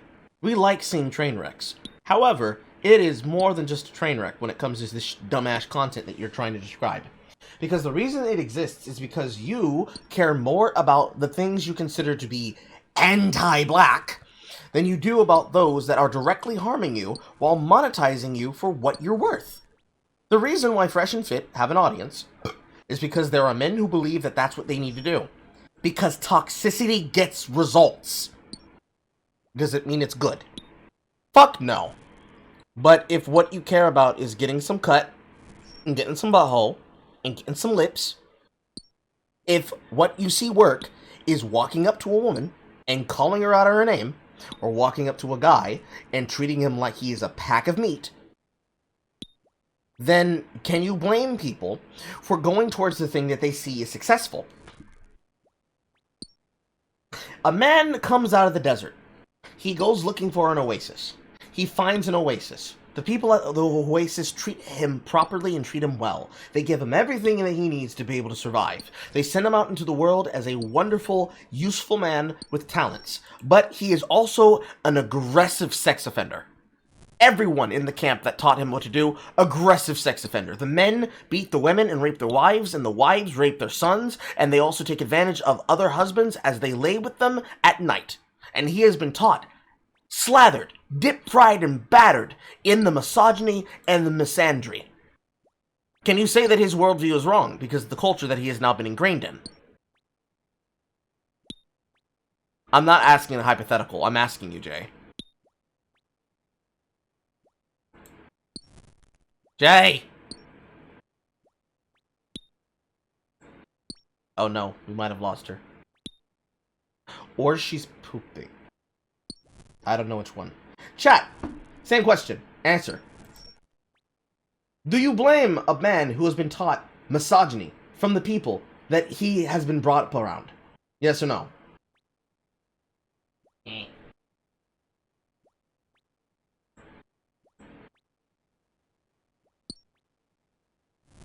I see a yes. One yes.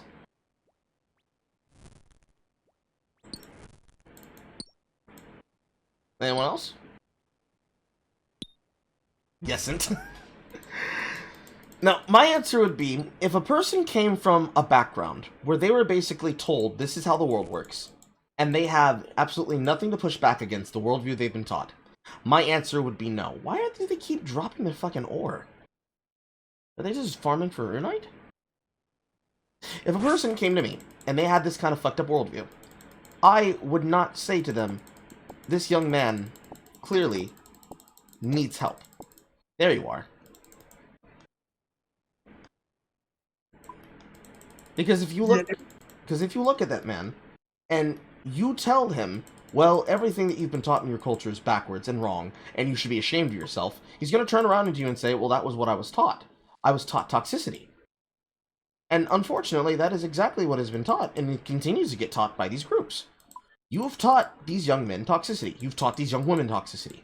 And you have never given them an alternative to show them that they can go a different way, and that they don't have to do that toxicity. But it doesn't matter, because all you cared about was tribe good, tribe best. And so, the content does not get pushback, because you're not willing to give pushback.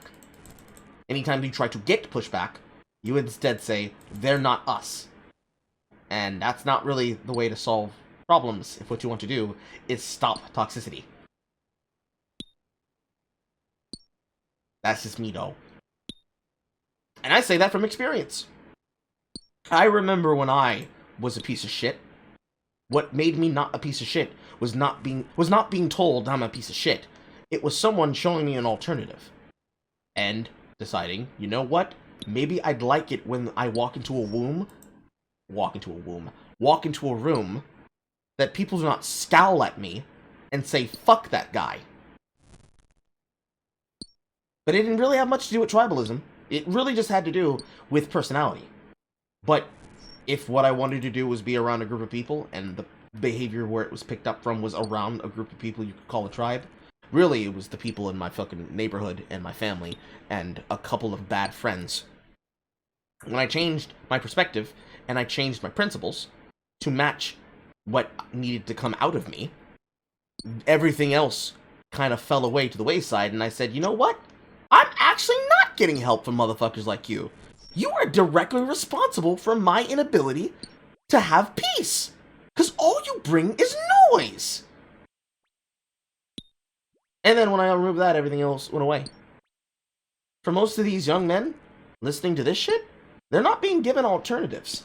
They're seeing what works. And if what works is toxicity, they're going to keep following that toxicity. Because it's about the tribe.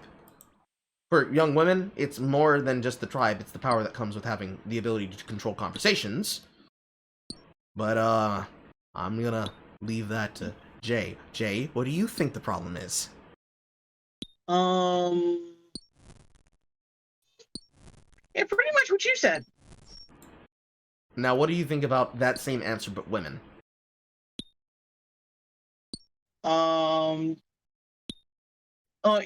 You said like they do it for the power and all that shit? Well, you are a woman, so from your personal experience, growing up, what do you think was probably the most toxic negative traits that you saw women being rewarded for, rather than, you know, people standing up for themselves and pushing back against it? Yeah, you know, the usual shit. Fucking gold digging. Like Destiny's Child was all about that shit. Selling that shit to teen girls back in the day. Yeah, of course, hitting men unprovoked and all uncalled for violence, basically. Well,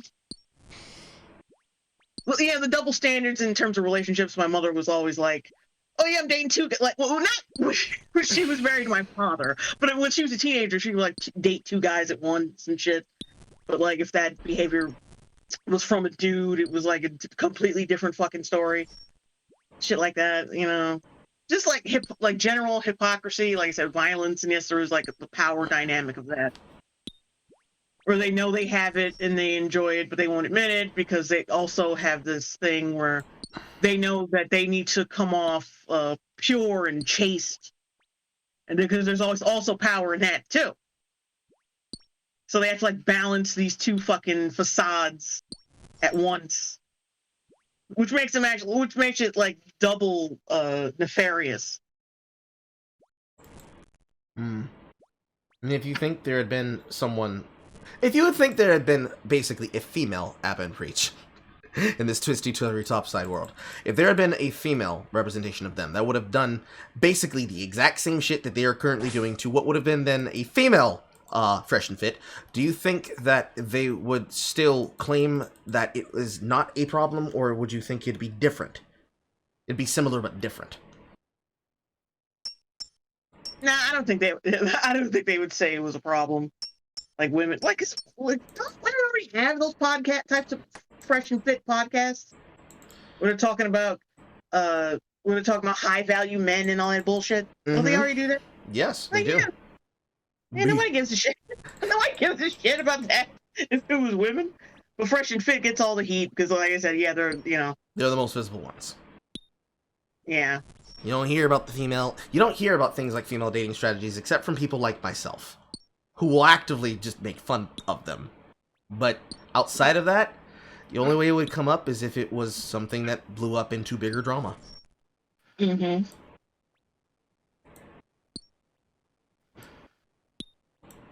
Machines on YouTube what, and they will surround you with similar content to the point where that begins to color the view of the world as a whole from your perspective. One of the main, most sobering. So exactly what I said. If you fulfill your content full of content that represents the content you already enjoy, if you buy more bread that's like the brand of bread that you try to eat all the time, then you're only going to think certain things about that perspective of bread. In this case, if you surround yourself with nothing but black diaspora culture, and you're just black y'all, and I'm black y'all, and I'm black and I'm black y'all, then all you're ever going to see is what the algorithm was told you like. Except, it's also going to show you everything else too, because Susan Wojcicki fucked the platform. Mm-hmm. The answer to solve that problem is not force more black people onto the For You page. Or in this case, YouTube, the recommended and trending page. I never click on this fucking side button anymore. Explore page. I have never clicked the fucking Explore page. In like years. But anyways, that's not going to be solved by that. The only way to solve that is to take away the algorithms and allow the algorithm to relearn with a freshly wiped system memory. Because if you keep it as it is and you do like a softcore wipe, where you remove all of the administrative shit that was done to fix for the apocalypse, you're still going to end up with the exact same people on top. That, and also you're going to have outside sources manipulating things as well. So, if you keep things like Reddit, Redditors are going to only ever talk about what Redditors want to talk about. And if Reddit is left-leaning, they're only ever going to talk about left-leaning drama channels and left-leaning political YouTubers and left-leaning perspectives as they want to be seen. And or porn. Mm-hmm. Same thing would apply to the right wing, and it would also apply to apolitical people, and it would apply to people who just literally don't give a shit and are shit posters.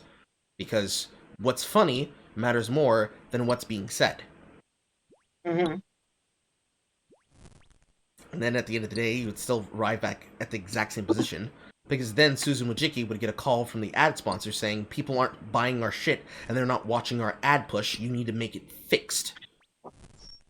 Because the exact same problem with ads is the same problem on YouTube, as it is on Twitch, as it is everywhere on the internet. Because you motherfuckers broke everything, and they don't want to be involved in something that's so controversial that it would damage their brands.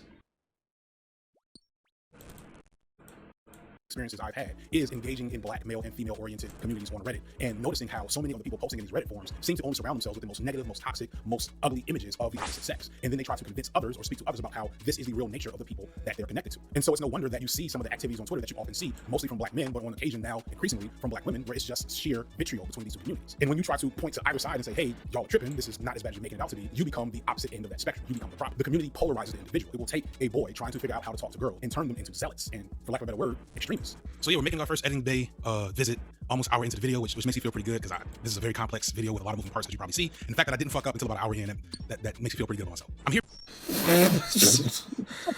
It reminds me of that fucking scene from American Beauty. Like, I watched you very closely, you didn't screw up once! It's like he's his own overbearing mother. Like, I didn't fuck up once! It's great! I mean, you could also, like, not splice in your editing self to be like, hey guys, I made a fucky wucky. You could do it, you could start over again. You could fix it. You could fix the fucky wucky. The fucky wucky? See, the reason he has to splice himself in is because he has to now affix for the newspeak. Mm-hmm. Here, because I kind of start to lose my way on this point right about here in terms of where I was trying to connect, which is YouTube has a habit because of the way it cocoons and pockets people immediately upon entering into the algorithm in a specific type of content, which then can produce a specific worldview, that it habitually radicalizes people. What I'm describing here is the same process that... No, the machine does not radicalize you. You radicalize yourself by not looking for a different perspective. Mm-hmm. A lot of young white men went through in the early 2010s into the late 2010s, where they went in looking for video games and nerd stuff and ended up over the course of time sympathizing with neo-Nazi talking points. The PewDiePie pipeline. No. And there he is accusing them of being fucking neo-Nazi sympathizers. I can speak to this because this is my fucking experience. People went into YouTube wanting to look for the things that they enjoyed in their personal time. They left the bubble and the hive that they made for themselves in their man caves or in their interpersonal groups and went to the internet to see what was out there. And what they found did not represent who they were. For me, it was going out onto the internet, trying to find things that were of the interest that I had, and finding people like Anita Sarkeesian, and saying, yeah, no, nah, I'm super good. And then looking around a little bit more, and then looking at the other side and thinking, you know what, I'm actually super not good. I'm super good on all that shit. I'm just gonna sit here, and I'm gonna wait. And I waited from 2012, when I graduated high school, to 2018. And it took my best friend telling me, bro, you need to get out there and make shit again, to me to convince myself to go back. And then after I went back, I'm like, wow, man. This shit is different. This shit is different. It's that simple. You can remove yourself from the narrative. But I don't think that he wants to give credit to people for that. Because it's much easier if he keeps painting it as this widespread epidemic that required a savior. And I think he just wants to keep trying to paint himself and others like him as said saviors. Who are just, they're unsung heroes that are not getting their credibility and due, and every single time they do something right, the goddamn whites come in and take all the credit! They took your credit! Is a video I've referenced before that gives a pretty good overview of that whole process, and I'll put that in the description. And so I'm going to drive it home in a second, but the point I'm trying to get at is that it's not that there aren't black people looking to consume educational content on the platform. It's that when they get to YouTube looking for educational content, YouTube tends to send them off in this particular direction. And as I'll prove over the course of the video, there is no opposite direction to go into that isn't all white, aka LeftTube or educational YouTube, which is predominant. Bullshit. There is no place that isn't white on YouTube.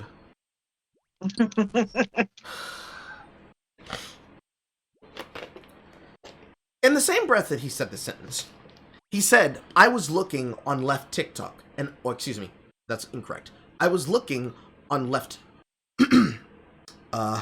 brain, come on, brain, work with me, please. Reddit. Jesus Christ. I was on left-wing Reddit. So, again, that's a pat on my back, exactly what I fucking said. You were using outlet sources to try and find what you were looking for, and you could not find it because you were inundated in people who only talk about what is popular. And unfortunately, the people who are popular are people who are white. So rather than go to the filter and turn on the function that says sort from high to low to, sorts from high to low to low to high, instead of looking for the people that you think are going unsung, you instead are bitching and complaining for your colleagues, as you should probably describe them, to basically give up their clout and give it to you. Black commies. Blommies. No. Blackenism. Yeah, I can't come up with anything. It's realistically just CRT. What he's describing is CRT. Because the first problem is that that's just what CRT is. CRT is black activists hating the fact that white activists are more important and that they are more successful, and demanding that that success be immediately given to them. That's the first step. But the second step is that he's presenting this as though this is a radical problem that needs to be fixed by YouTube. It doesn't. I mean, shit, if you want to fix some other things, how about you give me a couple 100,000 subscribers and then, like, $1,000? I think that'd be great. That'd be a great start.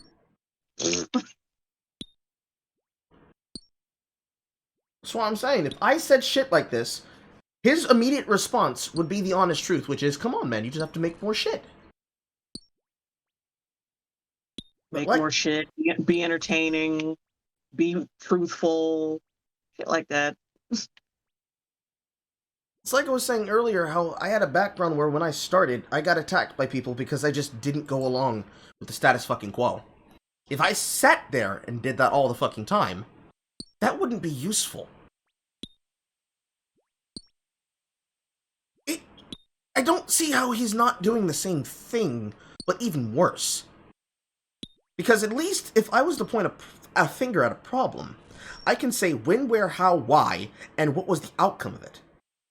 A strike on my channel from someone trying to blackmail me, and multiple attempts at people trying to effectively paint me as something from a rapist to a misogynist, because they didn't like the fact that I pointed and laughed at them when I was a small creator, and now I'm a larger creator than I was when I was small.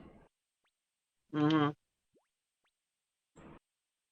It really just feels like he just decided to make this video to A-Log about not being more popular on RedTube.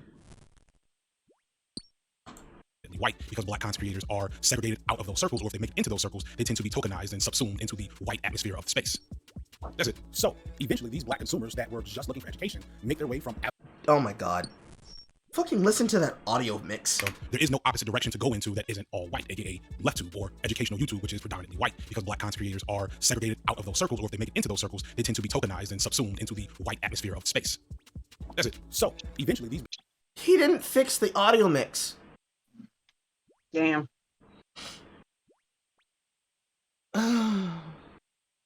Black consumers that were just looking for education make their way from ABBA and Preach, and maybe they make it to more outwardly harmful stuff like what Kevin Samuels does, or go even further into that toxic space to creators that I won't even mention on this channel. And once they get deep enough in that rabbit hole, there's no room for anything that I have to say. Oh my god, I have to read the caption. Oh shit. FYI, for those unaware of who Kevin Samuels is, think of Jordan Peterson, but less educated and more unabashedly misogynistic. Oh, really? Is he less educated because he's black? What you saying, JD? I won't even mention JD Nigger. In that rabbit hole, there's no room for like, I was trying to say, like, JD Salinger, but I fucked it up. The problem is with this is that they have to appeal to people. They want to lecture. As some other breadtubers are somewhat funny. So Reddit, ew, Reddit. Anybody speaking more progressive or health or wholeness focused logic or information about the things that they care about, they're only going to surround themselves with that ugly nonsense. And understand early on, at least for me and for some I've spoken to, we've had to maneuver around that toxic black empowerment pipeline as almost a rite of passage for some black content creators. Not been discouraged, but I've been more mindful of like what I'm talking about. And a passage for black creators. We had to all navigate around the bad times. Da-na-na-na.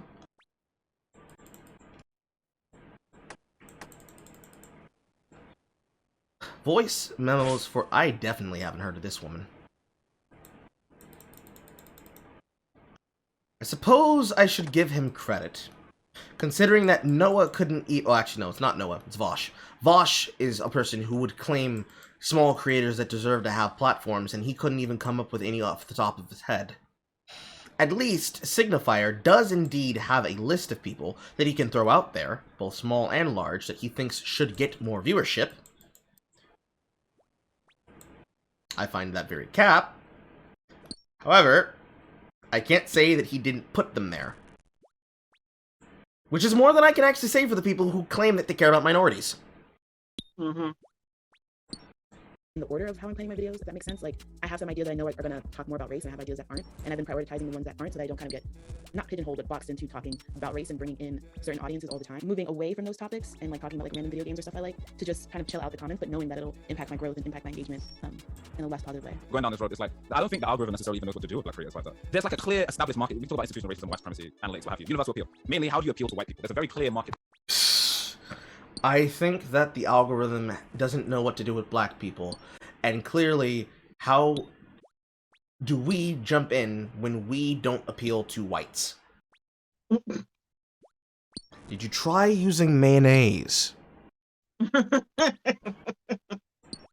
In terms of like appealing to black people, right? Especially on this platform as YouTube, it's for you. I'm not saying you can't do it, but so much of the audience has been predominantly built around white people that the prospect and idea of YouTube's algorithm being able to facilitate, you know, specifically black video essayists or like people that do that kind of left, quote unquote, left wing black YouTube content, they ain't gonna know what to do with them. So of course they're gonna send you insert RedTuber here or insert other RedTuber here because like they don't know what to do with us. They don't know what to do with that nature of content. Like so I don't again it goes back to the point where I don't really expect to be pushed. I don't expect, oh man, yeah, the algorithm's really gonna push Free Huey. Like no, like that's not gonna happen. My first video to get any type of real legs was a reaction to Tariq Nasheed's documentary Butt Breaking. It got 20,000 views in a week, which was huge for me at the time. Knowing what I know now, though, I probably would not have made this video at this stage of my career on YouTube. Because at the time, YouTube clearly did not know what to make of me and what to do with me yet. They did not know what rabbit hole to put me into. So they didn't know what to do with even me. though my reaction was mostly an examination of all the... I was the nappy-headed. There we go. Nappy-headed child in the YouTube sphere. It was the first day of school. Everybody looked at me differently because I was wearing my African print dashiki.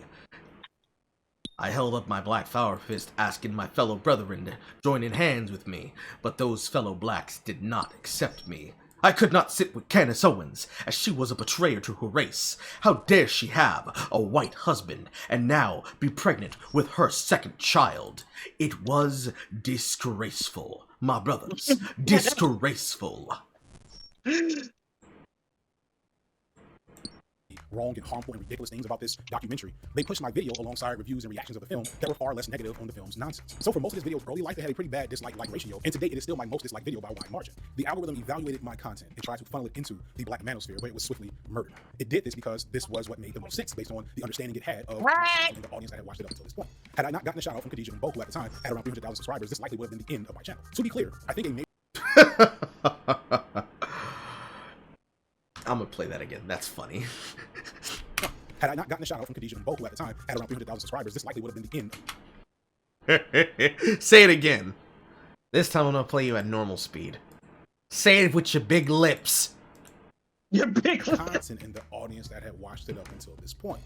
Had I not gotten a shout out from Khadijah and Bo, Had I not gotten a shot off from Khadijah. Delicious. Some kind of common denominator there. It's almost like, because you promoted each other, the algorithm picked you up. I wonder. I wonder if that's a factor that plays in here. But remember, it doesn't know how to serve black creators. So, clearly, it still thinks you're white! at the time, had around The algorithm thinks I'm Milky this Way. likely would have been the end of my channel. To be clear, I think a major part of my challenge is the fact that the manosphere and misogynistic content is just more viable among cishet men and black men. But the issue remains. It's not that black consumers of educational content don't exist. It's that they're filtered away from black educational creators and put in these toxic spaces or put into these white spaces. They are unlikely to have their first images of being educated on a particular topic be from a black person who's actually trying to educate in an academic sense. But see, that's strange, because every single time a person would ask in the old days, can you please educate us on this topic, they were told, I'm not your teacher, you need to go educate yourself.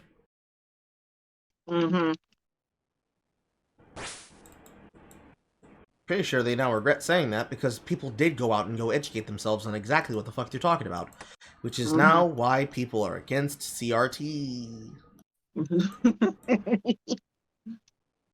It's really hard for you to say you don't know what I'm talking about and nobody understands what it is, when we're directly quoting everything that came out of Henry's mouth. But, you know, we can't do that because Abraham X. Kendi is truth, guys. Come on. I just love calling him Henry. It's such a white name for such a such a big black supremacist. It's like Henry Stanfield, famous white supremacist. It's like you just walk into a room and Beyonce just looks over at Jay-Z and she's like, Sean!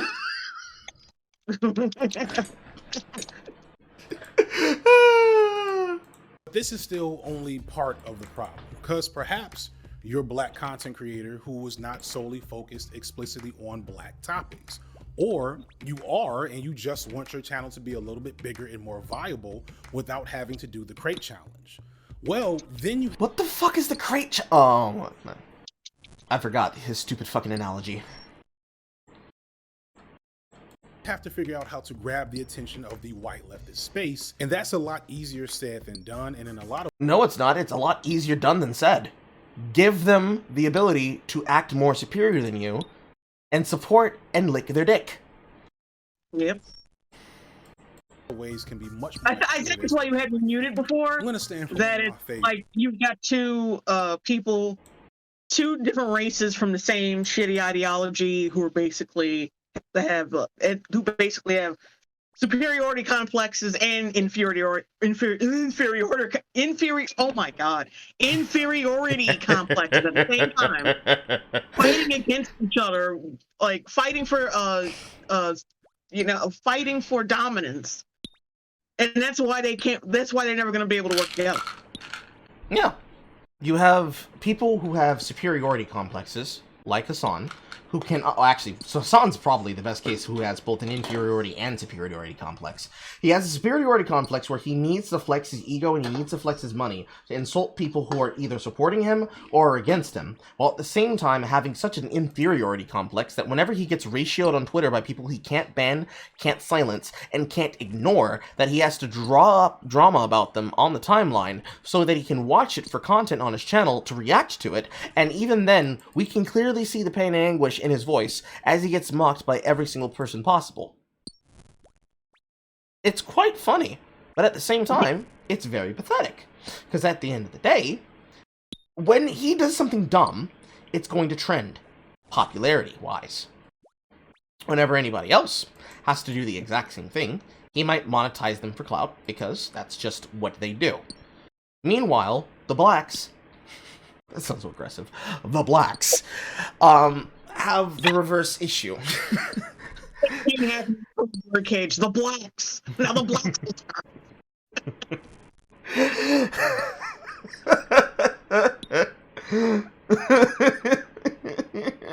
The blacks have the reverse issue. Instead of having a superiority complex, they have like a selective switching superiority-inferiority complex. They are so scared of people not seeing what they have to say and being silenced and squelched, which is a very normal and natural human thing, because that's the consequence of what happens when you're basically made as an unironic pick-me. People choose to use you as a whipping boy and as a token to identify how, see, you're just like us. See, we're not racist. We're not evil. Don't you see that we have people that are just like you here? Why don't you feel accepted? But at the same time, can recognize that they're being used as a gotcha in an argument, because, hey, I have black friends, and we have black creators that are also black friends of ours. You can't say things like this. But then, when you address them for what they are doing, and all the shit that they could be relevant for, they then have to either take this weird fucking pride, which JD opened this video with, bragging about his fucking, plaque, where they have to say, we started from the bottom, now we're here. But then, when it comes to actually addressing the reason why they don't have more success faster, as all of their fucking counterparts are, it has to be because, well, you see, actually, the algorithm, it's the algorithm. It's like listening to an unironic, stereotypical black man in a movie explain the reason why he's broke. Like, it's my card. I can't charge it except like on the weekends, and I can only pull out so much, and I already pulled out enough so that I can be able to buy a 2-piece at Wendy's. So like, if you give me like 5 more days, I can be able to get you like right back. I hit you right back with the money. I wish it was just as simple as a shitposting joke, because then it'd be funnier. But it's just uncomfortable to watch. especially in real time, and especially when you actually reply to what they have to say on Twitter. Because when you actually talk to them on Twitter directly, the filter comes off. And it gets just really hateful towards other blacks. Especially if they don't think that they're black enough. Yep. Real quick that I've talked about before on this channel. Yara Zaid is, for my money, top 5 in terms of film analysis critiques. I have not heard of this woman either. Yara Zaid Space. Her video When Ruby Came Black should be on any top 10 list for video essays this year. She was actually on a list for top videos for another video last year. She is very good at what she does, and I can't for the life of me get why she has anything less than 300,000 subscribers. Lindsay Ellis. I'm gonna put that one on the list. Greetings and salutations. Oh my fucking god. This woman's voice. Greetings and salutations. Ahoy hoy. So, for some reason, she hid the sub count on her channel and changed her profile.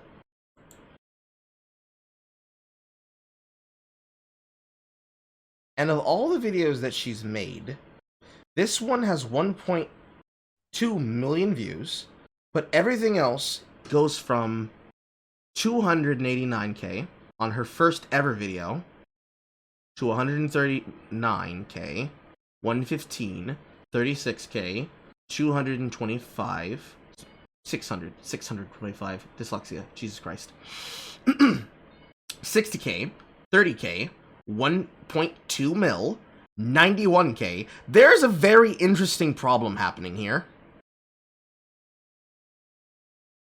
And I wish that I cared enough to know. But I don't. And tag. And plus wait. And continue. Ellis, who again, I am a huge fan of, makes a very similar product. I don't know if y'all ever watched Made a very similar product. It's not his fault that she quit YouTube. It's just funny that she did. Lindsay Ellis, but their style of analysis and overall tone of the content is very similar. Lindsay has over 1 million subscribers, and surely due to the size of her channel and the different audiences that they both have access to at times, and the relative newness to Yara's channel, which I think is only a couple of years old, it makes perfect sense that Yara would not be as big as Lindsay Ellis. But the question I have is, are Lindsay Ellis's fans being shown content and giving opportunities to find Yara Zaid, or is Yara Zaid being sectioned off into a space with only other black creators? And I'm pretty sure that's what's happening. As I've already talked about, when you click on a video, YouTube finds videos based on that click or that like or that comment that it thinks you might appreciate. Okay, I'm about to blow his ass out the water. To do this, I'm going to need to go over here and do this, and do this, and do this.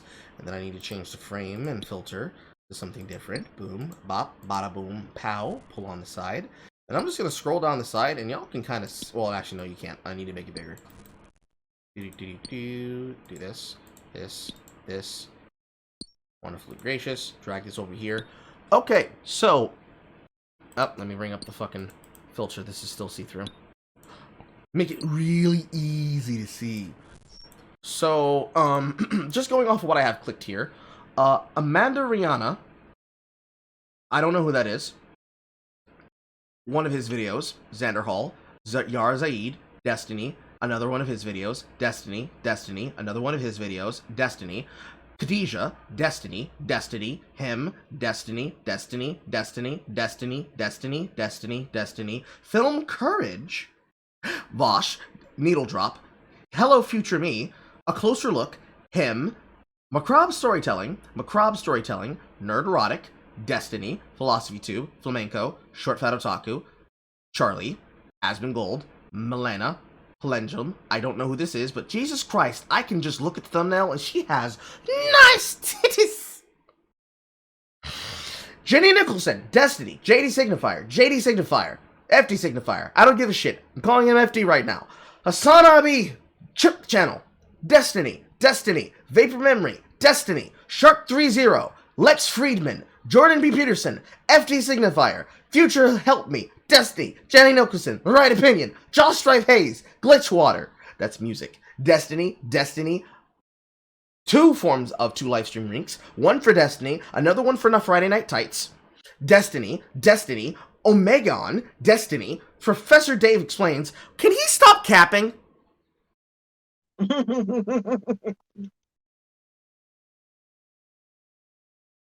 need him to stop capping. If I even go further this list, I can see Nakey Jakey. It even shows the irrelevant Clout Chaser. I actually find it hilarious.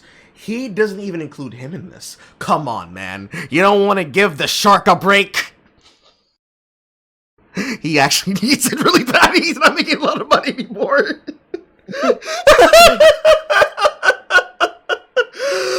This is what happens when you dick ride Vosh, guys. Damn it! Oh, sorry. I'm playing Sifu while you're talking. What, ma? Uh-huh. Oh, he's God damn. Bitch won't go down! Get your ass whooped. There we go. Dude, He needs them by the safe drug use his kids. They can monetize education now. Insert Freud meme here. People with inferiority and superiority complexes are weird. It makes sense to have them, right? When you are insecure about something, and it dominates your personality to the point that a lot of your confirmation bias comes from people telling you that you're okay. It has more to do with worrying whether or not people see the real you than it is that your content shines through for its value. For a lot of the people who have this kind of fucking personality disorder, it is more to do with being fearful that they don't get their voice heard. I understand that because I used to have that problem on a very severe degree. I still do in some ways, but it has to do with the fact that I can actually stand the goddamn rain. These people cannot. Nobody's ever pushed back against them and told them, hey, shut the fuck up, you don't know what you're talking about. But they have always been coddled. They have always been told that it is acceptable for them to do what they do. They have never properly gotten their asses whooped when they try these things. And when they get pushed back upon, they say, actually, no, the reason why it's this is because of this. Rather than, they just didn't like me. And it's being one person. It's like this. Imagine there is 100 people in a room, and 99 people are clapping for them. Standing ovation. Please have my babies. Everything. But one of us is just sitting there, mean mugging them. Their world will not be happy because one person does not like them. And when they say to them, oh, you don't like us because you ain't us, we will then tell them, no, this is the reason why I don't like you. And we will do what we do. We will tell them. We will show them. We will give them a list of complaints, viable with sources and credits. And we will then turn out the door and say, it's not for me, and walk away. Because in their mind, they need to have drama. They need a big show of emotion to demonstrate how actually we're above them. When they don't get this, it destroys the worldview. Because they can't dislike me. Don't they know that they need me? That is the problem.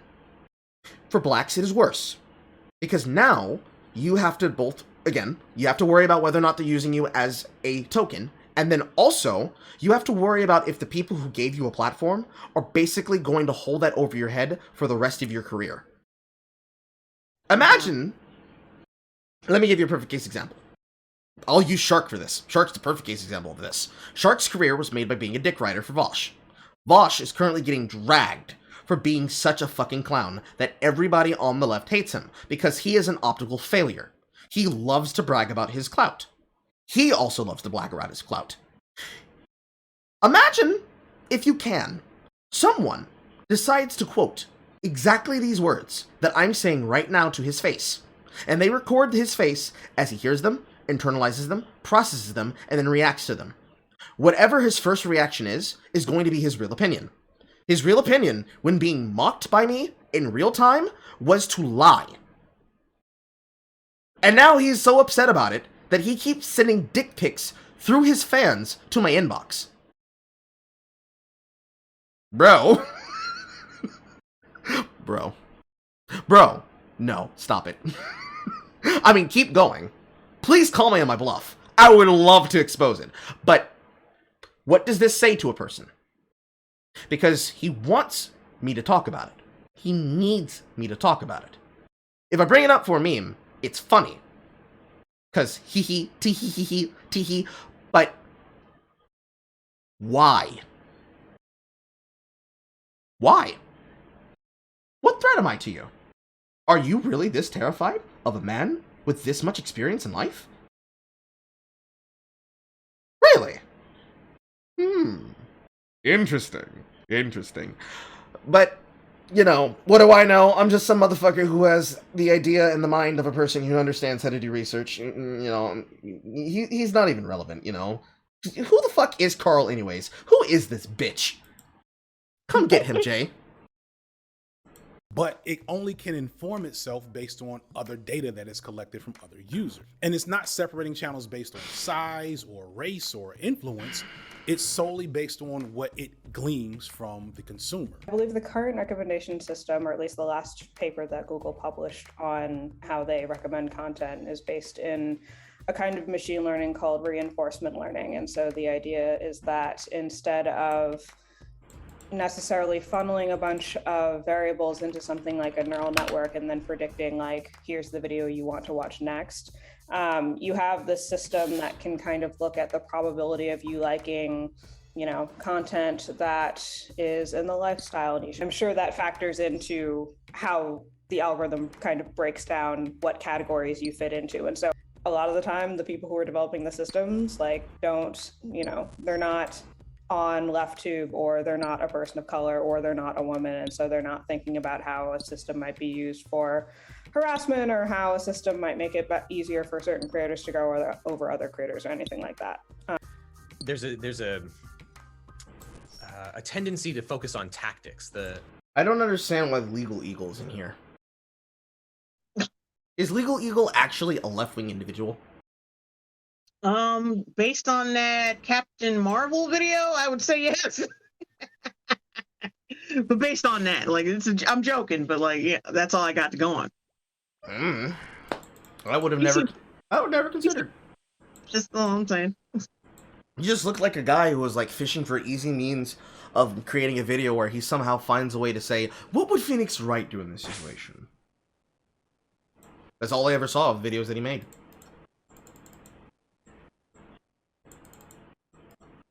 Like, oh, am I going to use this end screen thing? Wait, that was a funny face. I'm picturing him like in a chair against the wall, just like, and the camera's really far away, and leaning in forward with that face.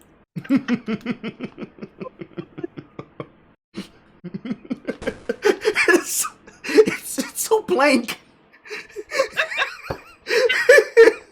He's so he's got, you know, he's got to assert dominance against this cracker. It's the, like, oh, am I going to use this end screen thing, or am I going to add these keywords to your video? Those have such a small effect, but you sort of hinted at what is actually a very high level way to think about these things, which is that your goal is to get people to not only watch more of your stuff, but watch more stuff on YouTube. YouTube's goal is to make to get you to watch as much stuff on YouTube as possible, to keep you on platform. YouTube just watches audience behavior. So someone... Yes!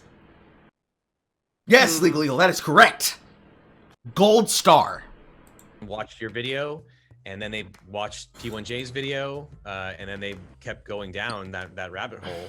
And it's just teaching the algorithm that people like your stuff, like his stuff, and vice versa. YouTube's goal should be to introduce all of Lindsay Ellis's fans to Yara Zaid, because I am pretty He just came right out and said it. Give her fans. confident that if you like Lindsay Ellis, you'd like Yara Zaid. But YouTube isn't doing this. And if that's the people who like Lindsay Ellis should like Zara, god damn it. She's great. Oh my god, it's like talking up, it's like a guy friend trying to talk up a girl who just keeps getting fucked over. It's not like he wants to date her or shit. He's just trying to get her to feel better, so that he's like, oh goddamn this bitch. Oh, why don't you pull some dick, woman? It's just like, listen, come on. She is a great, beautiful woman, and if you like this woman, you're really gonna love her. Like, she just talks 51 miles to the fucking gallon. I mean, her mouth just starts going, and it just keeps on going, man. You ain't gonna even miss it. You ain't gonna miss it. It's their goal. Why isn't this happening? Because they don't like her. Because they don't like her.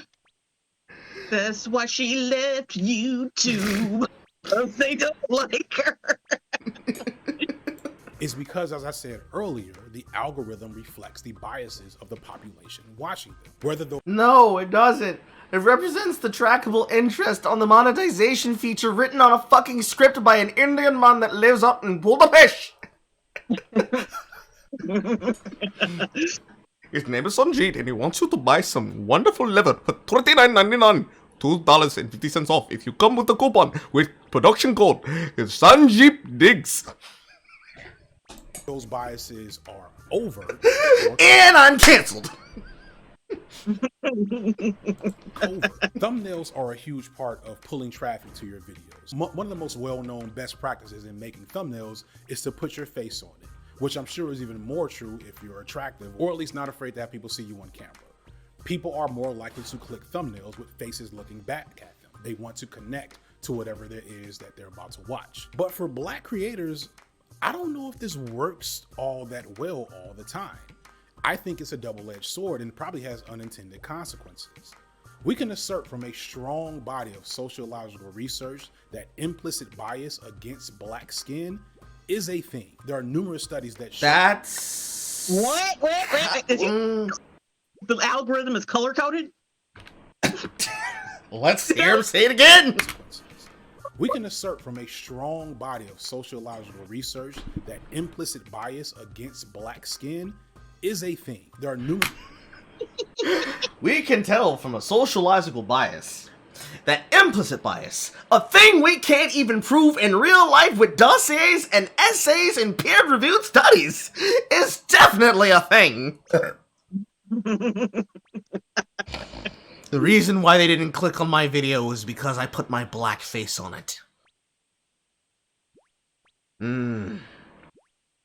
If I put a white woman's face on it, they would have liked it.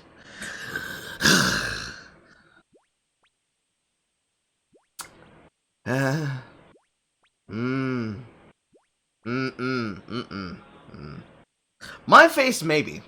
I'm a scary motherfucker from the wrong angle. But no. I'm gonna say cap. I'm gonna say cap. I'm gonna say cap. I forgot to switch the screen. Oh my god. I expect that from someone who follows the Bible of Satan and live following the way of envy. And good as the Lindsay fans that aren't going after that Yanzi girl, keep her safe from those weird and vicious creatures. Honestly, dead ass, actually yes. You want the clout, but you don't want the smoke. Because they will put you in the fire and cook you as a witch. Bars. I can't snap with both hands. I could pop my finger. But that's not the same. He didn't moisturize his skin, looking dry and poor. Yeah, looking like Carl, ashy in the fucking morning, putting no lotion on his goddamn skin like a heathen.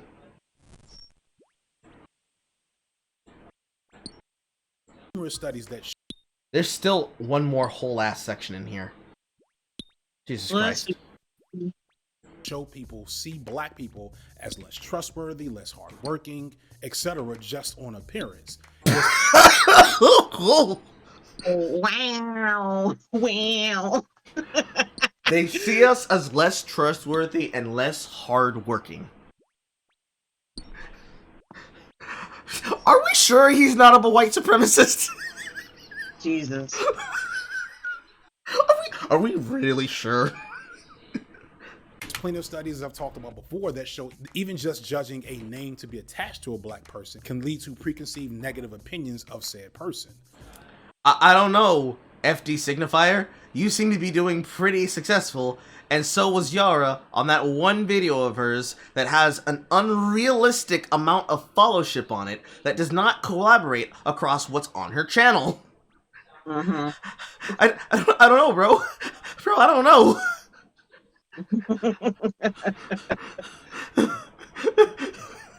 They see the chocolate Negroes. That's why we're not successful.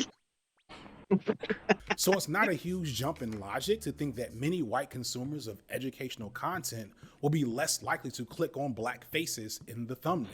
Yeah. No, that is a very big jump in logic. That is a very big jump in logic, because what you're saying is that the audience themselves are racists. Yes. Oh God. Oh, a darky. Don't want to hear that opinion. Click. His lips big. I guess he's loud as fuck. Click. Look at this woman. Look at her weave. Your colors don't match, bitch. Click. White concubines. We filled with cum. Scroll. This man is gay, but his boyfriend don't got a nice round bubble. But who do you think you are, motherfucker? Who do you think you are? Click.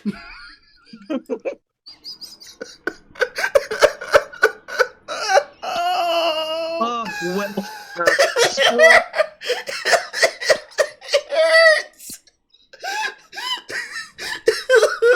And this is just an unfortunate face for him.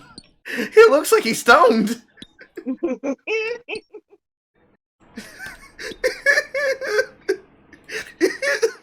Yeah, because I've always felt like, okay, I want to be able to do that stuff, but I can't control how people see me. And a comment that I always get, and I don't know why I'm saying it like it's a negative thing, but people will always talk about my looks in my videos. So like, Well, let's see here, Khadijah. Why could they possibly do that? Is it possibly because you put in a lot of effort to your appearance, and therefore it is the first thing that people notice, especially when you put it on your video?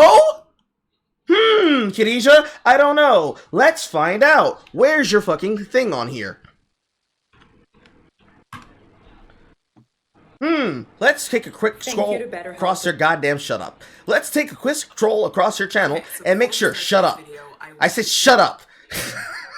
Let's take a quick scroll across your channel, everybody. She like make sure she puts a lot of emphasis on her look, you know, which is fine. That's fine. But like that, this is a visual medium, and people like, yeah, visual. Like this doesn't need to be explained. So, her banner has her with her hair up. Well, with her hair done. Let me be accurate. With her hair done. Her hair did. Her hair did. Nails done, hair done, everything did. Khadijah Mabawi, sentient garbage de solo. So, you're making jokes on your behalf. That's fine. That's cool. That's cool. That's great. Then you have your singing channel, which has even less followers. Extremely less than this. Damn, I don't know if that's a critique of your opinion of yourself or not. Oh, no, don't care. Then, let's look at all the videos that you have on your channel. It has one that has nothing to do with your face. And then the rest, and most of them, if it does not have you somewhere on the thumbnail because it's a video that you took on your camera, it is you posing. Hair done, hair done, hair done, clothes done, hair done, hair, clothes, hair, clothes and hair and clothes and hair, hairs and clothes, serving looks, serving takes, hairs and clothes and hairs, one that doesn't have you on it, another one that doesn't have you on it, all of the shit on your channel. Which is strange, because I don't see your fucking digital blackface video in here, unless I scrolled by it.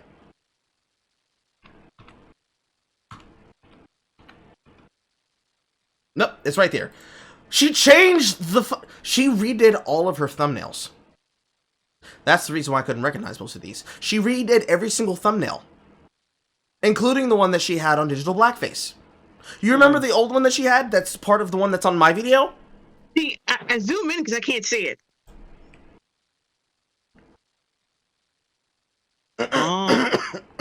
She redid all of them, and she put this weird black and white filter over herself. Why? Style, perspective. I mean, look, see, it's not black and white completely. Like, there's some color. It's like brown. But It's a very strange mix of sepia and black and white filters. Yeah, see, that doesn't look good. Like, to get her noticeable, like, she should just leave that off. More importantly, okay. So, like, the problem with this text is that for using this for the stylistic addition of your name, that's fine. Why is this the fucking text on all of your videos in a way that makes it illegible for me to read what is in your thumbnail? Especially considering that you're putting shit in the part of the screen that's going to be covered by the timestamp of how long the video it is. You have the ability to control this. Like, you did that here, you did it here. For all of these things, for some fucking reason, you can't seem to realize the ability to composite your pictures. You're worse at it than I am! But hey, what do I know? I'm just some guy. I don't know anything at all about my job, people. I am completely ignorant. I am dumb, brain empty, balls full of cum.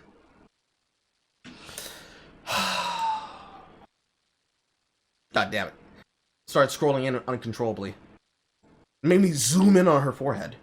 I understand that they're not trying to be rude or like people are not trying to like objectify or they'll be like respectfully. I appreciate everything you say, but also, oh my God, blah, blah, blah. You know, more that goes into it if you're not the standard, if you're not part of the dominant group in the invisible border of whiteness or at least close to it. Because, you know, CJ's talked about being racially ambiguous and stuff like that. Like people can tell that he's not white technically, but it's the whole thing of like, when people don't know what you are, they're not sure how to treat you. And my little sister, I remember her being like, you should put your face in it. And I was like, nah, distinctly telling her, you know, I don't see black people doing this stuff. And I don't think people are going to want to watch it if it's me doing it because of all these preconceived notions they have about intelligence, about what kind of bodies get to, and I've said this in a video before, what gives you the black right to occupy intellectual space on YouTube. Now, these biases are less prominent among black people, so creators like Jules and Khadijah Mbo or people like KSI and Corey Kenshin are more likely to develop large black audiences early on, partially because black viewers are more likely to click on their faces, and partially because they talk about topics that concern black people and black women that have black texture in the content. And when that happens, the algorithm recognizes who is not interested in that type of content, and the rabbit holes begin to segregate. And even though Yara Zaid is a lighter-skinned black woman who barely shows her face in her content, the black orientation of her content is likely to eventually pull that same black audience and make YouTube's algorithm recognize this, which separates her from her contemporaries who are doing very similar content on a much larger platform to a larger audience. Without ever collecting any data on race, we see content that is very similar in style being segregated because of the algorithm. And now we get to the elephant in the room, because the algorithm, as I said, is a machine. It's a robot.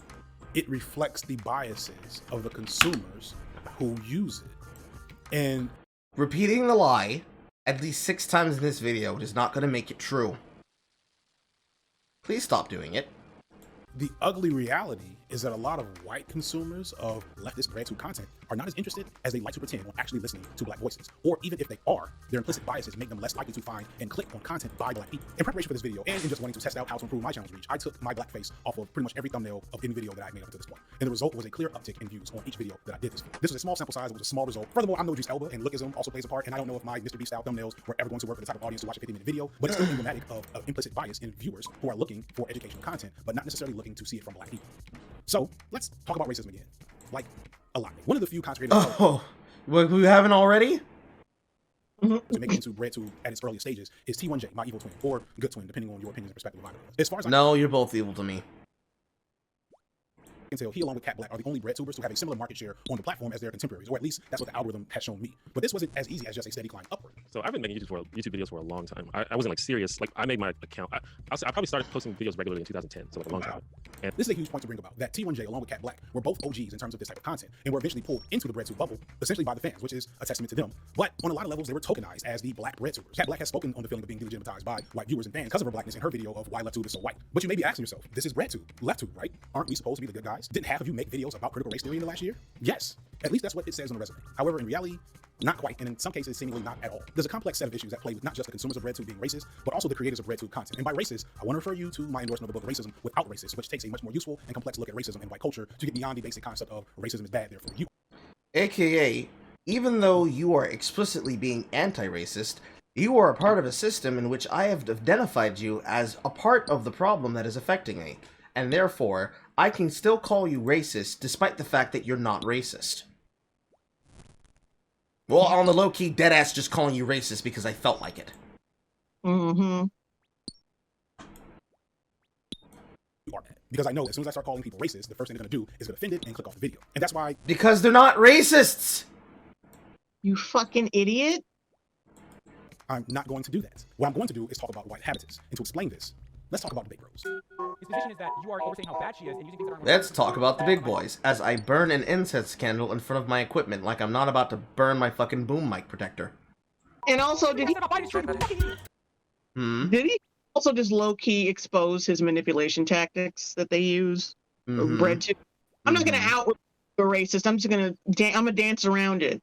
And say what makes you a racist, but not say the actual word.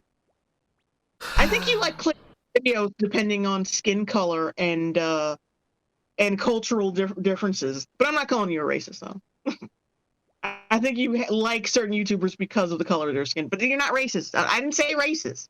I didn't say that. Because people, you crackers seem to have a problem with being called a racist for no reason, based on really flimsy evidence. And then if it's a black person, this is where they whip out that multiracial whiteness.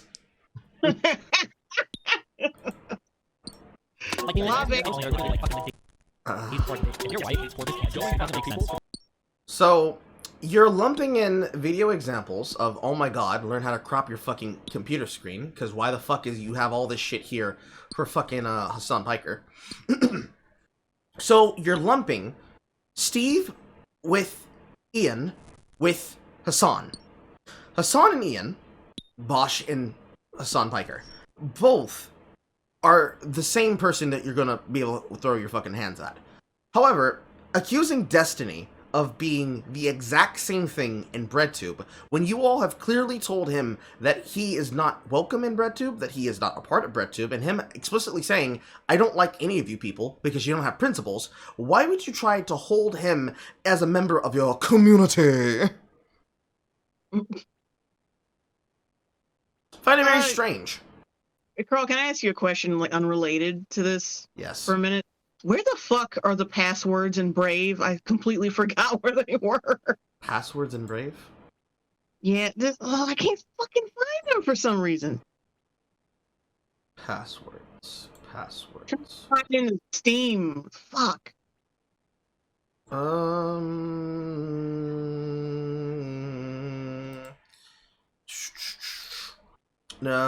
you looking for autofill for additional settings? Yeah, thank you. Jesus Christ. I keep forgetting. Insecurity. It should be there, but they put it in autofill. I just don't like that. I'm more than just a tech guy.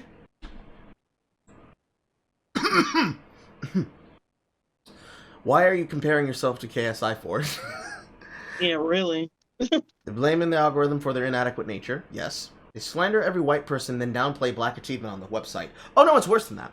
It's not just downplaying black achievement.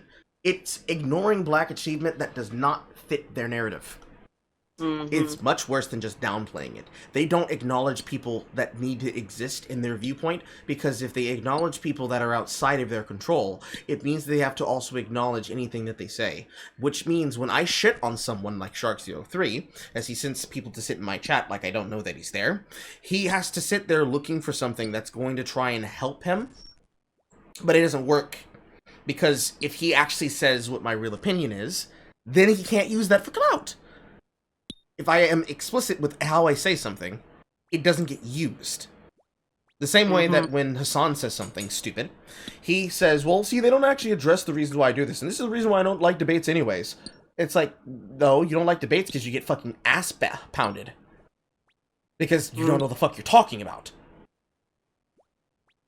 The same reason why nobody pushes back against Vosh, and then it takes Stitch and Adam having to go over it in real time with, like, other people to basically EFAP an understanding of what the fuck was he actually saying. It's much less sophisticated than Jesus Christ. It's much less sophisticated than a lot of people would think.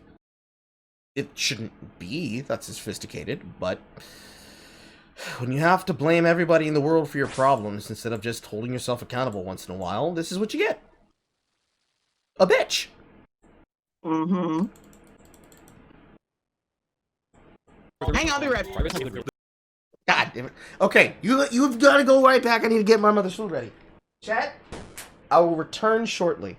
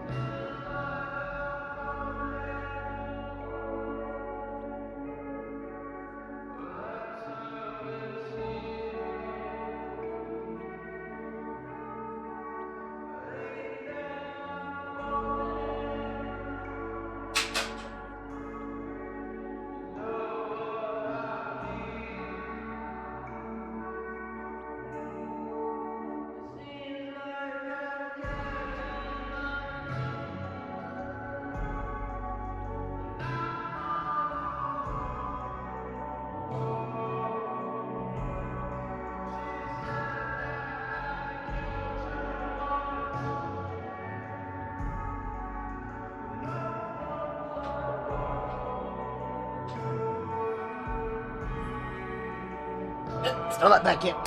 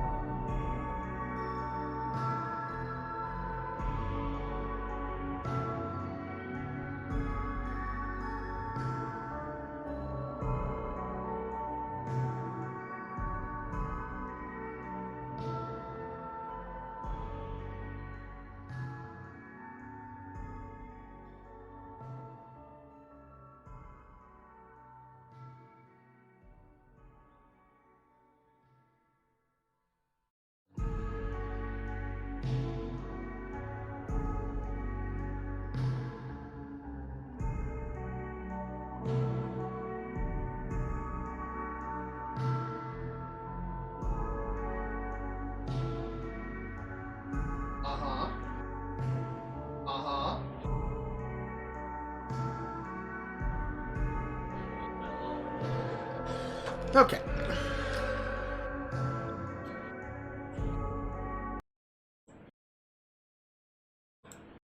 The debate bro corner of YouTube is Jay, you know. Jay's not there, guys. No, wait, yes, she is. Or am I insane? Am I good? Jay? Yes? Okay, good.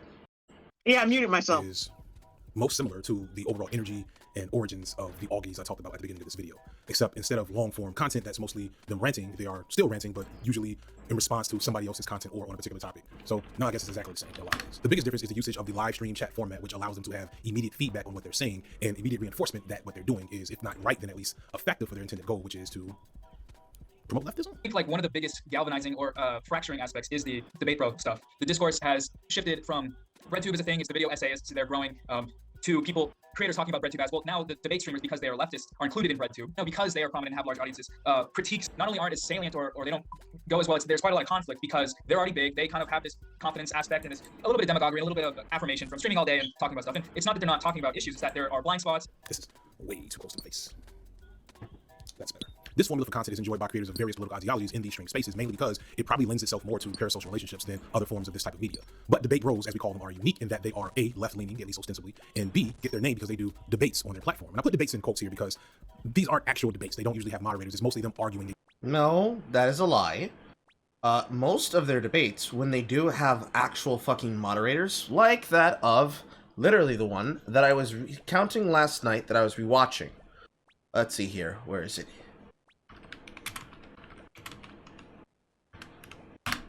There we go. The Hippy Dippy Championship. This was literally a form of debates that was put together by Dylan Ryan that featured multiple of these individuals that he's trying to talk about. Destiny, Demon Mama, Hunter, Bosch, Actual Jake, of which the person who won was Destiny himself, ass blasting individuals like Korn out of the fucking water because they don't actually have opinions that can be supported when you have to hold them down. Specifically in the form of the Hippy Dippy Championship, the kind of rules set forth by Dylan that says that they have cage match rules, where he can call for the cage match and they cannot interrupt, where the shouting match now actually has to suss out the position. These things do exist, but they are very rare. Do you know the reason why they're rare? Jake, take a guess on the reason why they're rare. Because most people on that side don't want to talk. They don't want to talk to people because they don't want to be cheated and they don't want to talk to people. They want to label them. In fact, another video that I was literally going over about an hour and a half before I decided to start streaming. What was it? Doomer Media.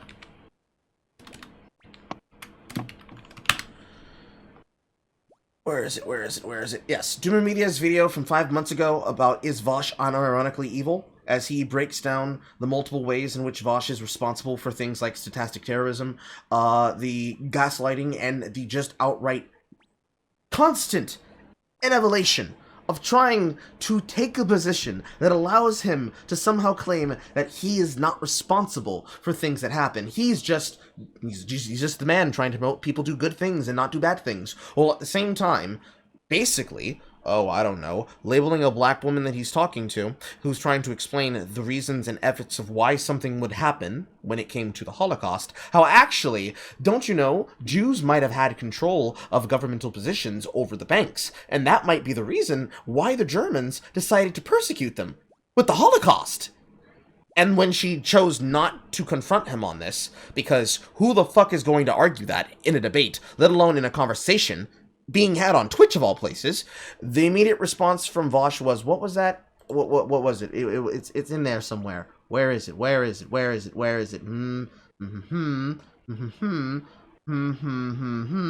I can't find it immediately off the top of my head. I should have fucking timestamped it. Specifically, his words were, you are supporting Nazism, you believe in fascism. Effectively, that was the gist. Look through this video on Doomer Media's channel to see for yourselves at this point in time, because I should have fucking timestamped it, but I did not. Shit like that is what happens in these debates. And if you were to say that was the majority of the content that goes viral, I would have said absolutely 100%, wholeheartedly, because that's the goal of that content. That's not a debate. That's internet blood sports. JD Signifier.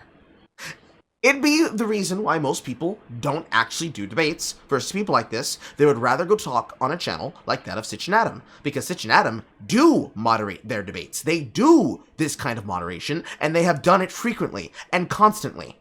In fact, the kind of debates which you're describing is what Faraday Speaks used to do. In fact, the kind of conversation that was inculcated when you had this kind of thing is exactly what Faraday Speaks was there for.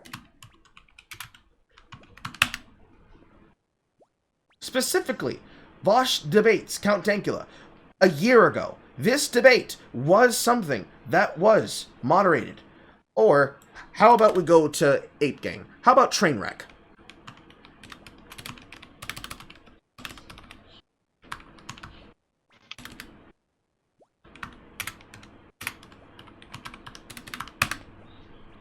How about the Trainwreck TV debate of Hassan Piker and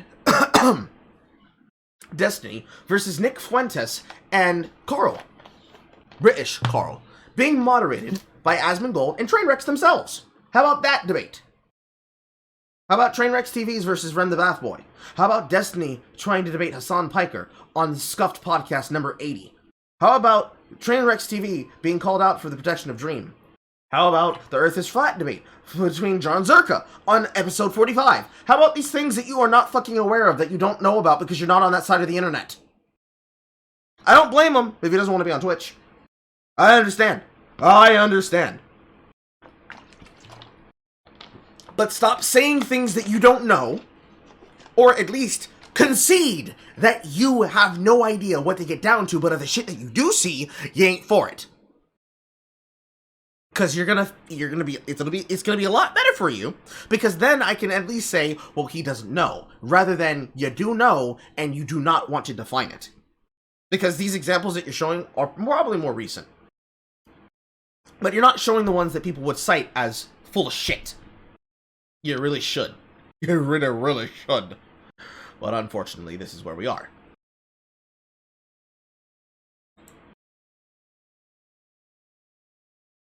Give me a second.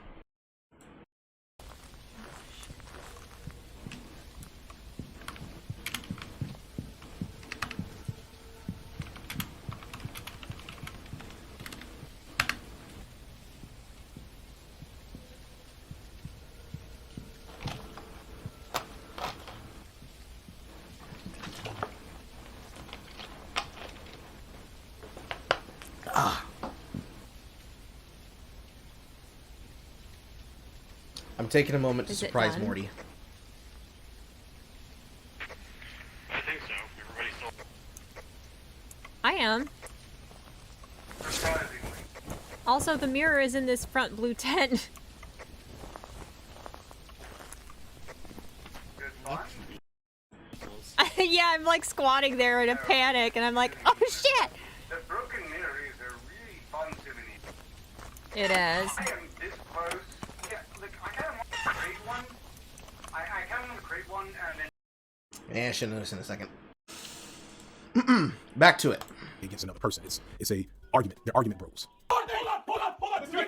Her sister was a witch, right? And what was her sister? A princess. These debates are often against people with significantly opposing viewpoints. And I'm just going to keep it real. If you haven't already figured out, I don't really fuck with debate bros. I'm going to resist being extra uncharitable and doing a montage of all these snippets and bad takes that I can find, because I don't want to poison the well too much here. And I don't want to reduce them to...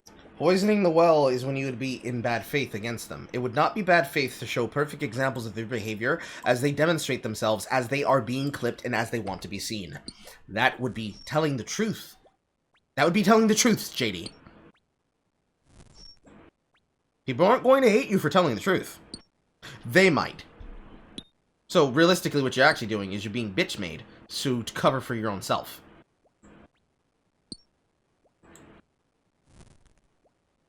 Very interesting. Very, very interesting. Let's see if we get moited. Can you give us a sign? Their worst moments, because I wouldn't want anybody to do that to me. And furthermore... Bullshit. Bull, fuck, and shit. You just spent the entirety of most of this video constantly A-logging about white people. I don't believe you. To be charitable, I don't individually think that these are bad people or even that they need to be ousted from the left. I think that... Then why are you talking about them? That very concept of ousting people is part of the problem, really. And who am I to do that in the first place? I'm a near 40-year-old boomer. And to be fair, I think some of the issues with... So why are you talking about them? Debate bros are emblematic with the problems of online left and LeftTube as a whole. See, if the origins of RedTube or LeftTube were written to offer counter-arguments to racists and fascists and to be venues for de-radicalization for mostly young, straight white men, like, if this was a war of sorts, then the debate bros were the frontline fighters in those battles, while PhilosophyTube and H-Bomber Guy were the generals providing high-level, in-depth arguments against these fascist ideologies. Okay, so that's a horrible fucking analogy, and I'm gonna break down why. Here's the thing about the concept social justice and warriors, alright? You should know this, you're a 40-year-old boomer. Social justice is not justice, it is mob rule. And when you are a person who defines oneself as a warrior, your job is to fight.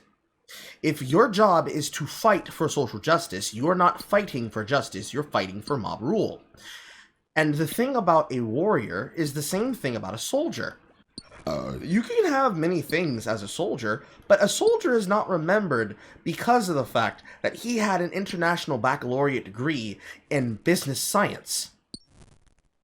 Because he's a soldier.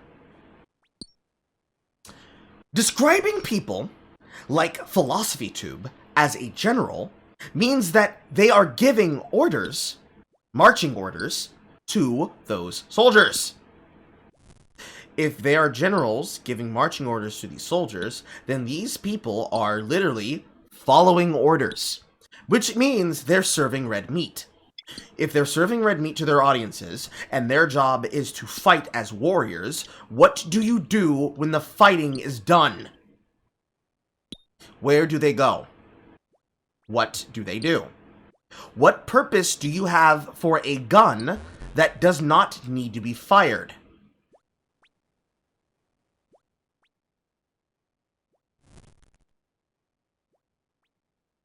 That's not technically a hypothetical, but I'm going to treat it like a hypothetical. What you do with a gun, or let's make it more actual, what you do with a sword that you're not using is you mount it as a display piece. You put it on your wall. You look at it, and you say, man, that's a really nice weapon. Good thing I never have to use it anymore. Until you have to take it off the mantelpiece, because you need to load it with live ammunition, because you have to use it again. A debate me bro is nothing more than the physical representation of the attack dog as the left as they use it. Because the most visible, the most noticeable, the most usable, and the most memeable aspect of this is people in front of a camera embarrassing themselves on a camera for a live studio audience, where people react in real time to the shit that happens to them and that is said to them. Since these people are popular, and they are existing on a place that is an enclave for the left, they're not going to get criticized in the way somebody who is from the right or is not of the left would. So if they are a soldier and they are fighting a battle, that means that their job is to fight until they win. Yes. Which means, at the end of the day, they're not getting criticized for fighting wars. They only ever get criticized if they fuck up. I'm literally describing to you how the military machine justifies its war crimes. Because it's only a war crime if it's not approved of. When you serve red meat to your audiences, you are deciding someone who is Emmanuel Goldstein.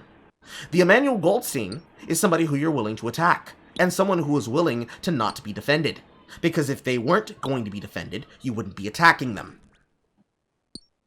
In the very same instance, where people like Vosh will humble brag and say, I have such a large audience, I could destroy somebody, but I choose not to. You're doing the same thing when you bring them up in a sentence and say, I have a problem with these people who are warriors who represent my cause, but not my concerns. You don't like the warriors that are fighting the frontline battle. But you won't engage with the soldiers the same way that you don't care enough about it to somehow do something for it. It's just inconvenient. They embarrass you. But you're not going to do anything about it, the same way some people who were on the side of peace didn't want to do anything about it until optically you suffered the consequences of their actions. You didn't really care because it didn't have anything to do with your bottom line. But a second that the bottom line started to affect how you had to actually gain your prominence, oh, you were goddamn livid. Because goddammit, somebody's actions over here is affecting my paycheck over there. Like, oh, I don't know, Sargon of Akkad being deplatformed from Patreon because somebody decided to get mad about the fact that he made money. And so they decided to report to Jack Conti, who was the owner of the website, that he was guilty of saying the N-word. And that same copyright troll, we all know who we're talking about, got mad about it and decided to say, I'm going to drain him for all his money.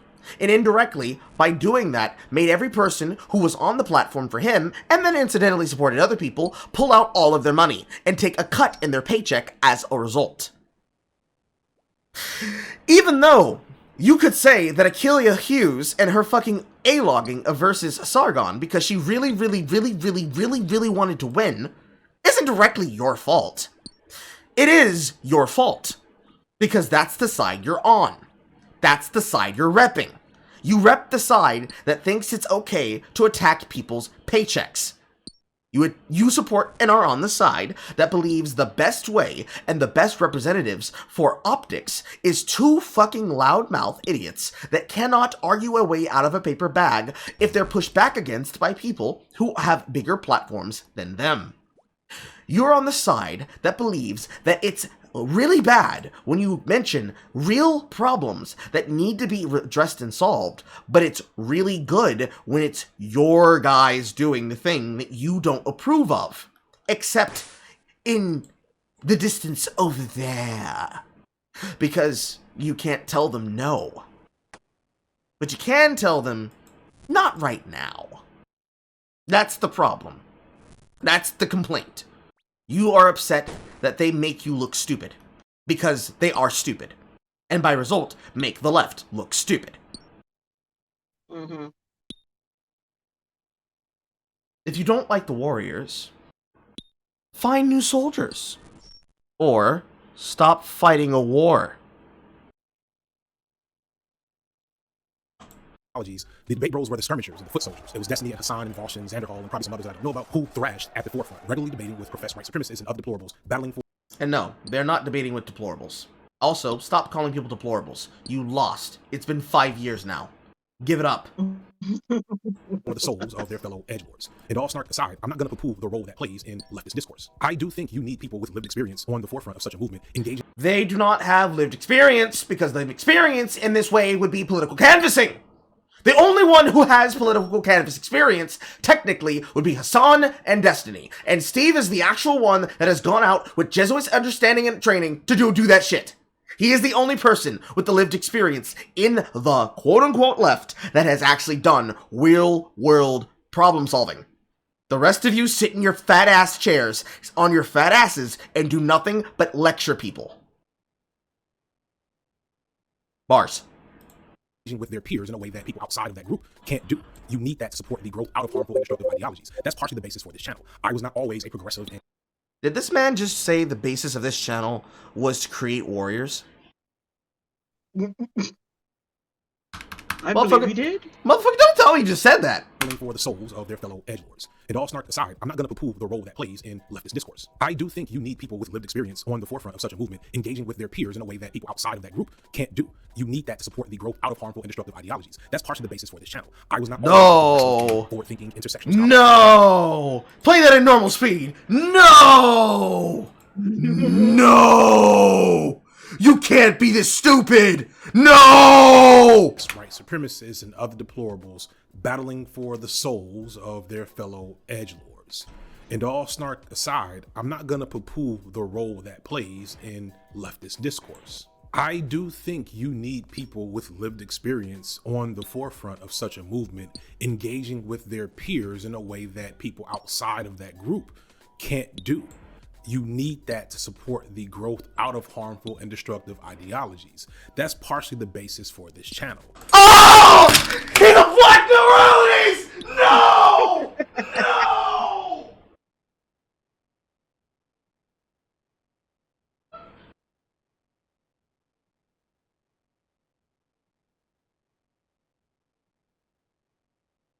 You all right, Carl? Did you die?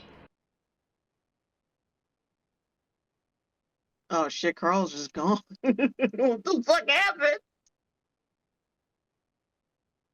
Carl, no!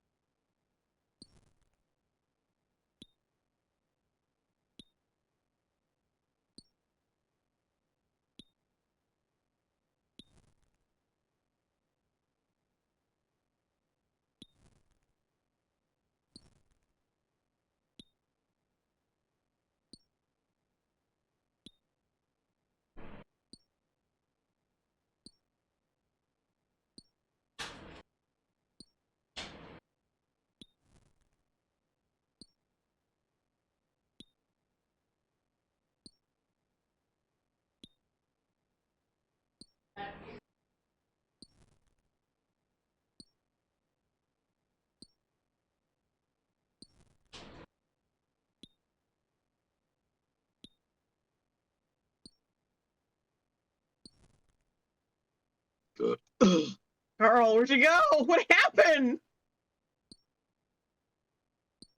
Okay, I'm genuinely worried. He hasn't said a fucking word in a solid 3 minutes.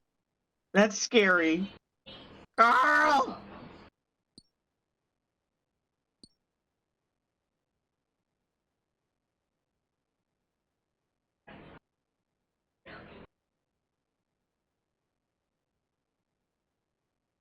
I gotta let him go soon, so you better hurry up. Go back!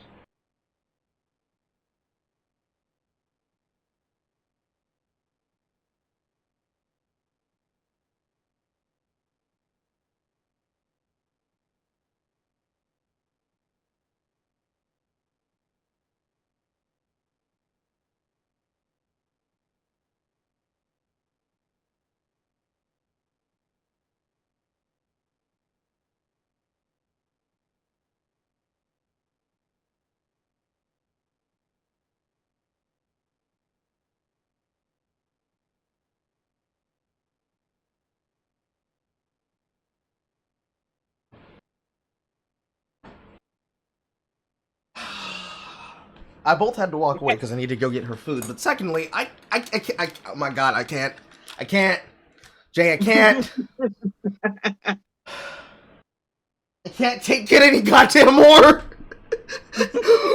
Why are every single one of these people outright proving that they want clout because they want people to do the hard work for them, and are upset that they are not getting recognition from people who do not give a fuck about them?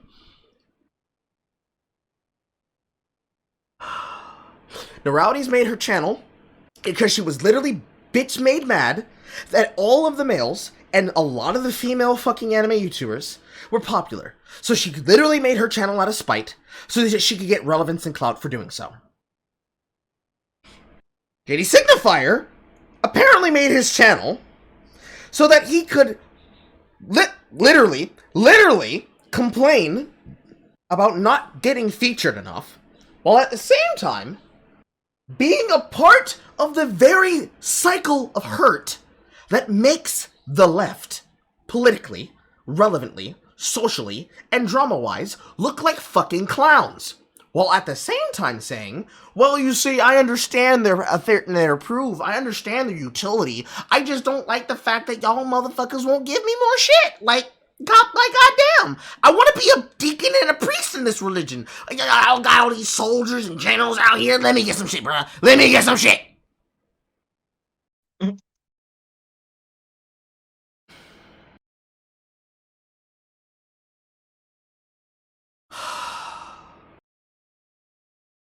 I wish I had more cheese.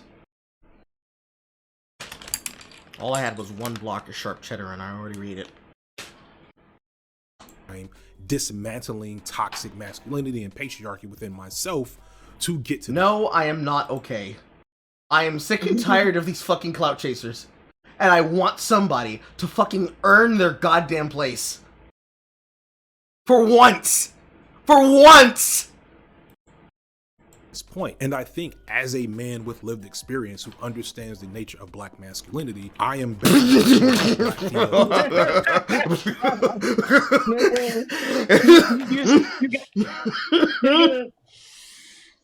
failed that assignment. You failed that assignment. You didn't do the research. You didn't do a test study. Like, you didn't. No. You didn't stop. You didn't even read. You didn't even Google. All right, you failed. You know nothing about any form of masculinity. You did not understand the assignment. You did not internalize the material. You failed to study. You did not cram. You are socially retarded. Go back to remedial.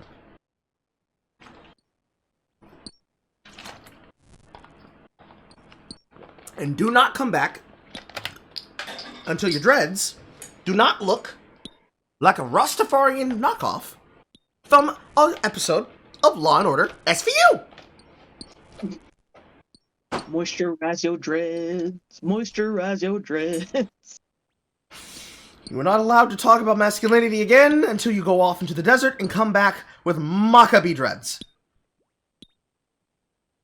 And preferably stay out there until you're that old too. Jesus fucking Christ. This is a funny face too.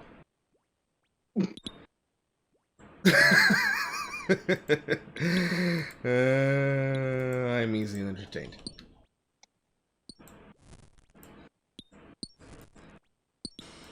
For engaging with this group, but there should be some parameters. See, hold your horse's mother while it cooks. Hold your horse's mother while it cooks. Why would you need to remind me about something I'm already doing? Cease! Cease, poo-poo!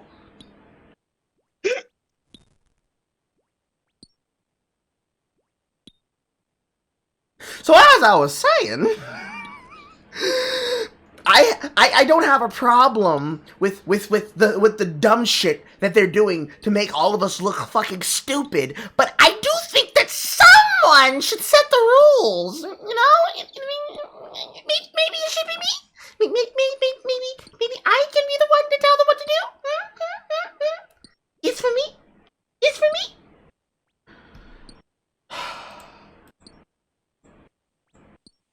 Cowardice. Pure fucking cowardice. Debate bros, much like the warrior classes that they play in their RPG games, don't know how to do much else but fight. And their viewers tune in not to really learn anything, but for blood sport. Their fandom hinges greatly on parasociality. These guys don't have a lot of original ideas or assessments. They have a baseline knowledge of leftist theory, which, I mean, that's all I really have myself. And of course, they stay abreast of current topics because that's their job, but they severely... No.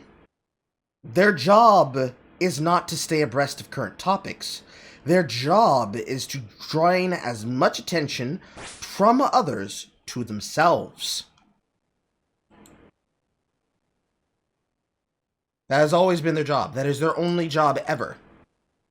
How can you be so stupid as to think it is the opposite? That is what they are there for.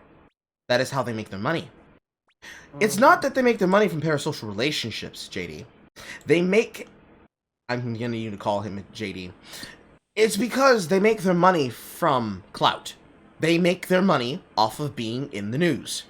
I talk about this only so rarely when it comes up, and it's the concept of putting yourself in the news.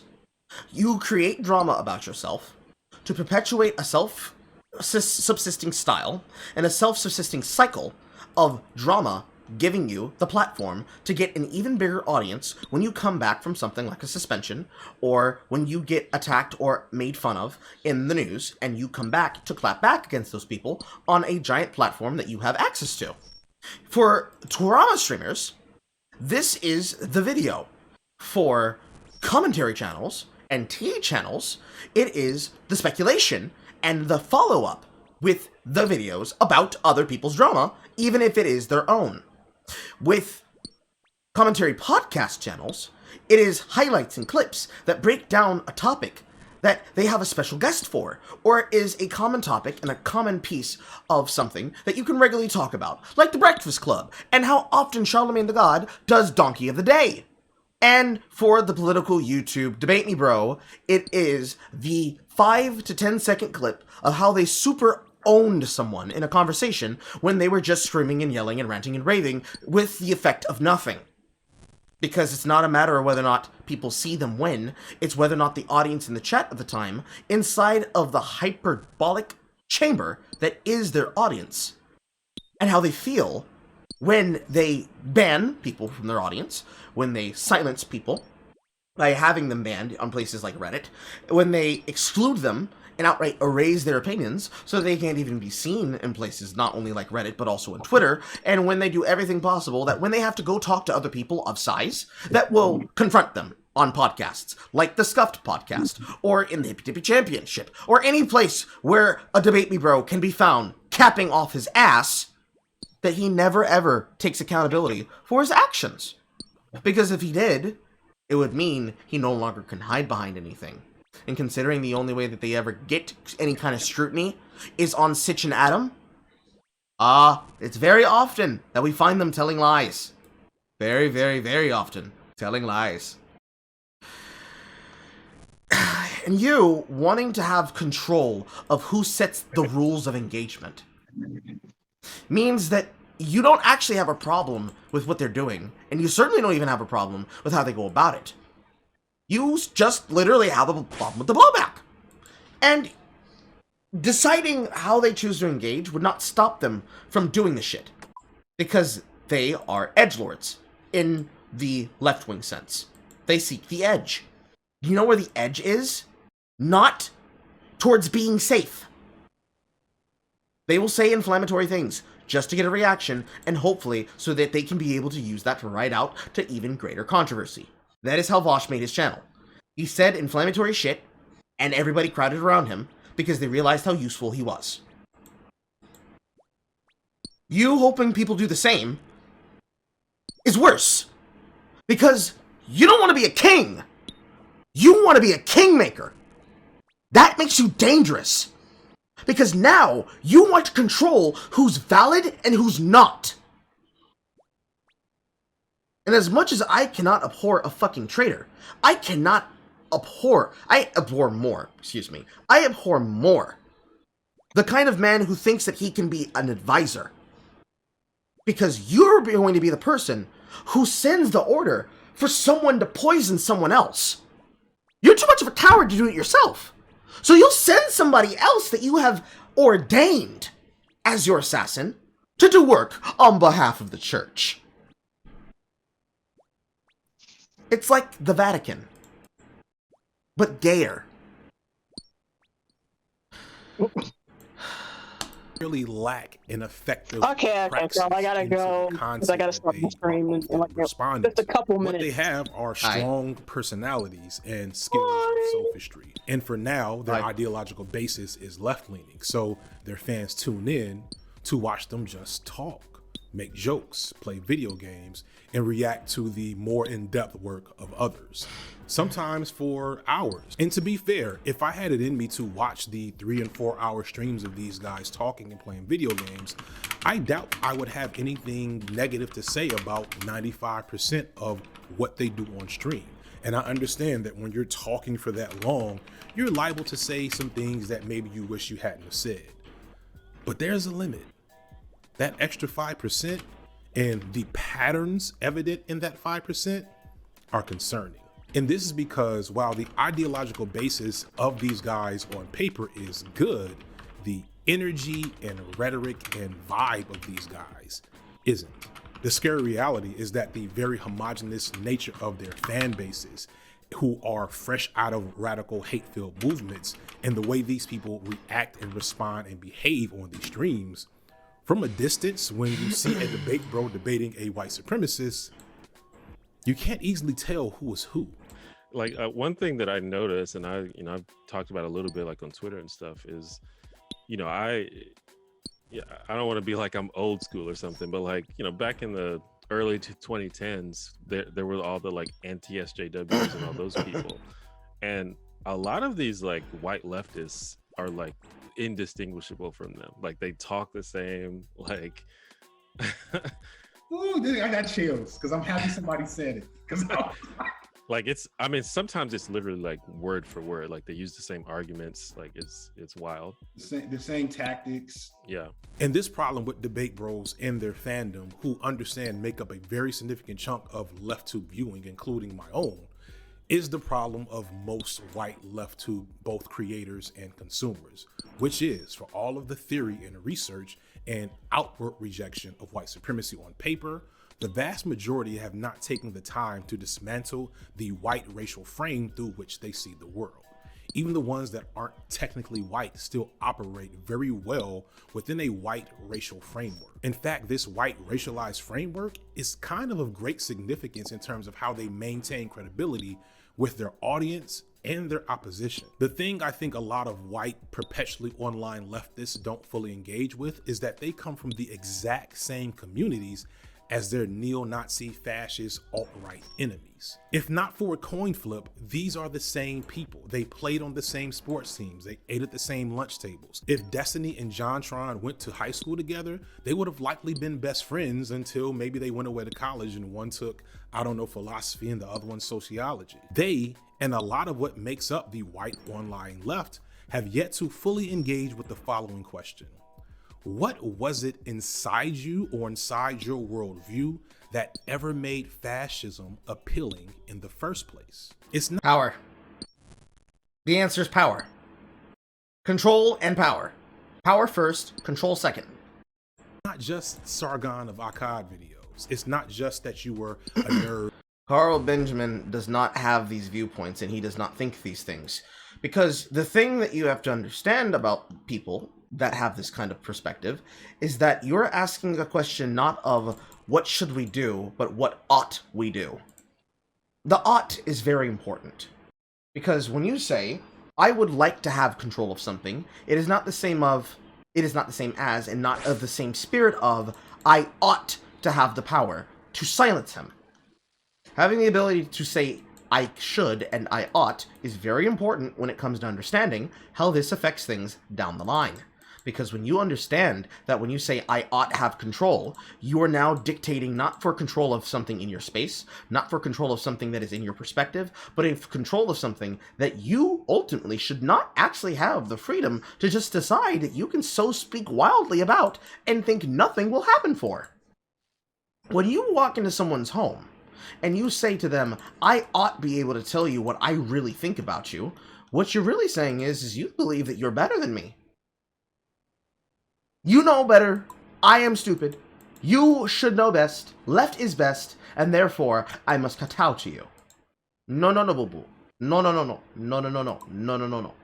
That is not how that works. That is not how that works. That is not how that's going to happen. That is not how anybody should be dictated to it, and that is cap. Very, very, very, very, very, very cap. Very, very dangerous cap, even. Because if that is the perspective in which you approach with, what will happen when that plays out to fruition is anybody who works against you is effectively going to be decided as an other. And when you've decided who the outgroup is, based on who you want in your in-group, you are now at fault for everything that happens after that point.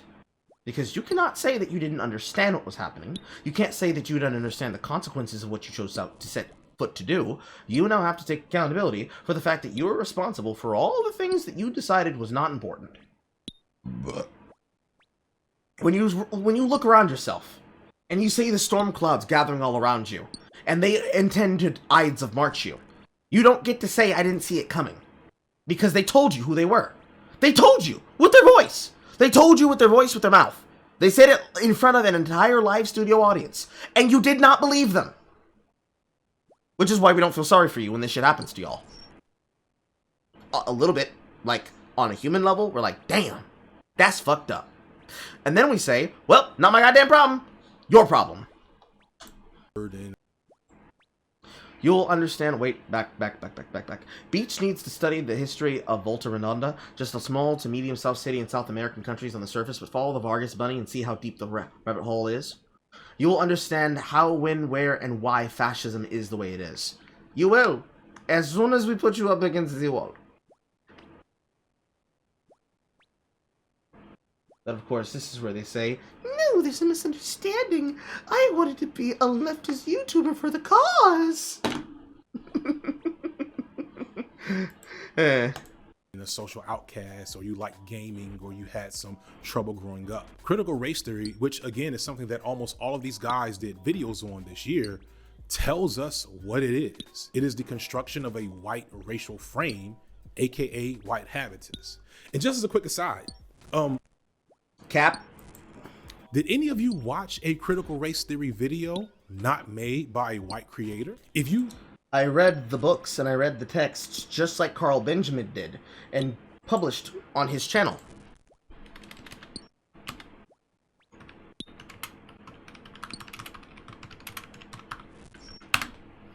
A video that has been published that explains it in detail. Multiple videos, actually. And all of this is things that you can find that are not only a part of the premium content of LotusEaters.com, but just here in what is inside the textbook that he's reading from. It is right there. You may have seen a spate of articles from avowedly left-wing media publications that claim that the right is trying to create a new boogeyman out of something called critical race theory. This is being framed as attacking a strawman version of anti-racism. So I thought I would address this in a frank manner, using their own sources, to explain what the fundamental and irreconcilable contention that liberal and conservative non-racists have with anti-racists. I will be quoting from the university-approved textbook Critical Race Theory, The Key Writings That Formed the Movement, published in 1995, which has a foreword by Cornel West and is edited by Neil Gothander, Gary Peller, Kendall Thomas, and Kimberly Crenshaw. Crenshaw is most notable, in my opinion, as the activist who coined the term intersectionality. In the introduction, Crenshaw and crew explain straightforwardly the two shared foundations upon which all variants of critical race theory rest. Textbook. Right next to the other textbook that is from What's Fragility. I read the exact same book he got, because I got the exact same textbook he got. Y'all are not going to be looking really hot in a couple of years. When these kids realize how you brainwash them, and when they come for you, we're going to laugh and point them in your direction. And we're going to tell them, let you live, but don't hold back. Searched it on YouTube right now, according to your algorithm. Could you even find it? White people for the first time in history are being racialized. We are all racialized. White people have never had to know that about themselves. Just the thing that hangs White people were always racialized. They were just the default other. in the air, right? So as a result, you assume that your experience is the default.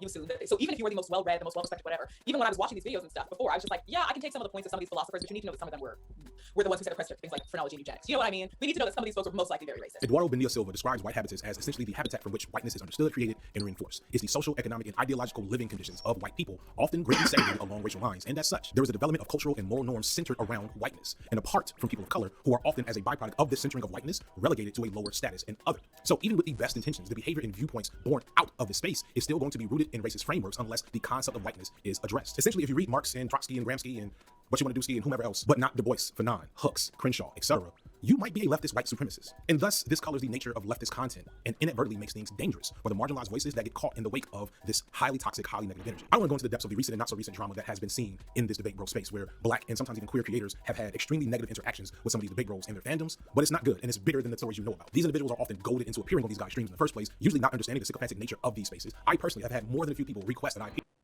Cap. There's no way that they exist on the internet and they post about this content and they are not hyper aware of these people because they make themselves known and they retweet them. There's no fucking way that is true. Cap, cap, cap, cap, cap, cap, cap, cap.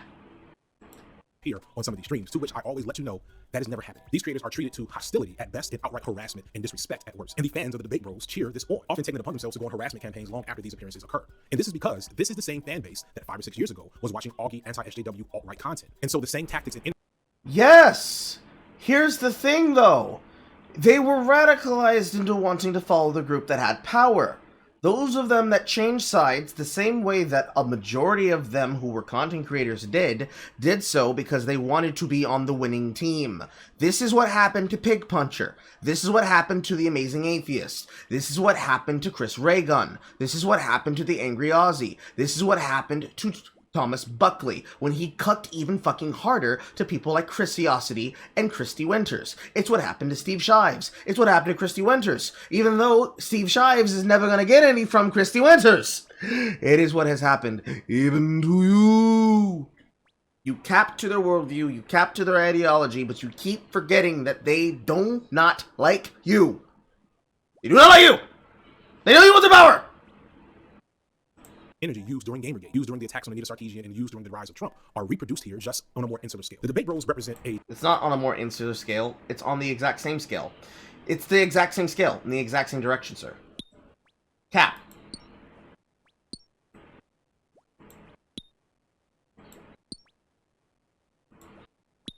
Those guys are closest to Vargas than any one of them called an F-word. Use Marx as a base, but actually just want to make a cult of personality where they are the cult leader. Correct. They all want to be cult leaders, and he wants to be the ordained priest of the ideology, who sends out the marching orders from the Vatican. Very sus. A much more obvious problem in terms of this leftist content space, but they are indicative of the reality for black content creators as a whole. This is why I bristle at the way so many white leftists I encounter are so eager to try to separate themselves from white liberals. Because from my perspective as a person of color on the outside looking in, you don't look that different. So much of this white leftist movement is just as populist a movement as any reactionary political movement that we've seen in recent times. Thankfully, some creators... Using populist like a word that is supposed to be a counter-refuge to the idea of something popular being populist is very cap. You're using words in a way that don't actually describe it being a negative, but actually the positive and the representation of what it is meant to be. It is not a bad representation when you say, hey, this person here, they're a populist. They're very, very popular, and they have a lot of people supporting them. That means that I have to be wary of them, because blank. That is not actually an argument. An actual argument would be, I don't trust this person because they use their base as a way to attack people, and whenever we try to hold them accountable, they try to deflect to an issue that no one was talking about because they need whataboutism to gish gallop and move from one topic to the next when they don't know anything that they are trying to reference.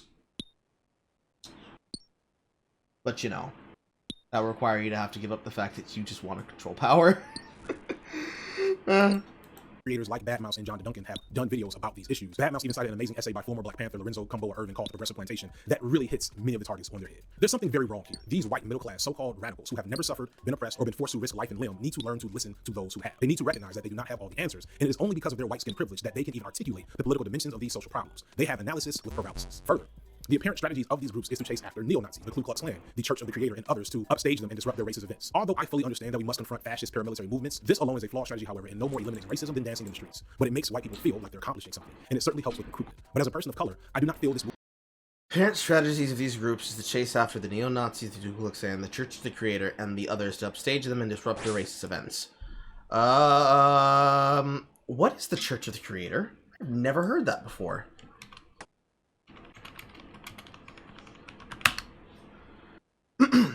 Church of the Creator, a Christian-based faith organization headquartered in Ashland, Oregon, most notable for achieving protection under the registered trademark Church of the Creator through legal proceedings within federal U.S. courts. TTA WMA versus World Church of the Creator and the criminal indictments, trials, and convictions that were precipitated during and after the litigation. After a protracted legal battle which culminated in a denied appeal to the United States Supreme Court, the foundation was asserted sole usage of the name Church of the Creator, name previously having been used in part by a white supremacist group known as World Church of the Creator, later renamed to the Creativity Movement in 2003. Both the group before and after the trial not being associated with the Oregon-based church. So, basically, you are not explicitly explaining a thing that, well, if people look it up and don't do the 5 seconds of research that I just did, when I heard some bullshit that didn't make sense, would be labeling this group without using the correct name of the group to identify what the fuck you're talking about. Because you're quoting from a Black Panther that you wanted to use in your essay about why you think you should be given more clout for your videos.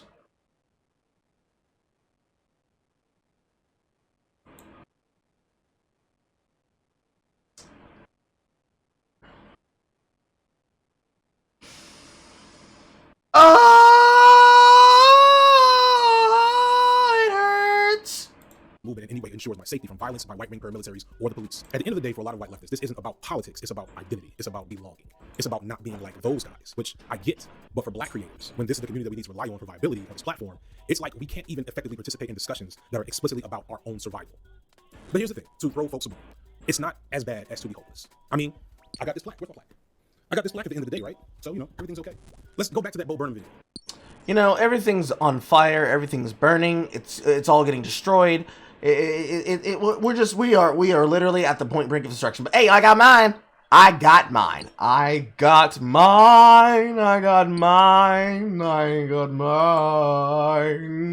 Fuck all you Negroes.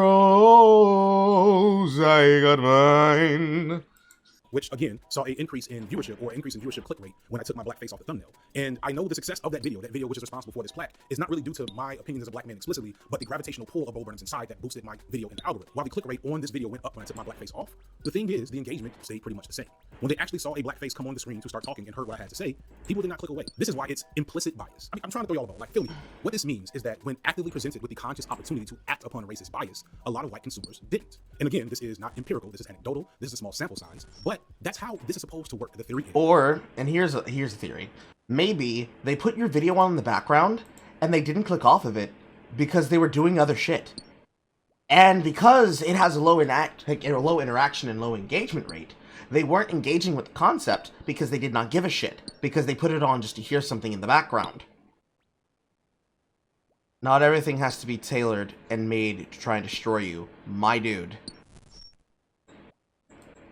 That if we can engage with dismantling and be intentional about addressing the innate issues with white identity, you can do better, be anti-racist. But that gets us back to the issue I brought up in Bo Burnham. For so many white people, whether they be left-leaning, right-leaning, or ostensibly progressive, those innate biases are deeply rooted, and addressing them effectively often means interrogating whiteness in a way that many white people aren't willing or able to do, because it means decentering their perspective or even ceding their perspective and power to people of color in order to reframe it, to see the... No. What it means is they have to be interrogated by blacks that tell them that they don't care about things that they absolutely care about. And effectively telling them that they can't open their white mouths for black issues unless they are parroting the exact words that you told them to say and that they need to understand needs to be said from their mouth, because they have more power because of their supposed oppression Olympics than you do from the position of someone who is just as equal, just as valid, just as capable, and just as successful, except that you just can't seem to make it because so many motherfuckers just holding your ass down! And so they need to get out of your way. But first, they also need to genuflect at the altar of your ideology as you see it.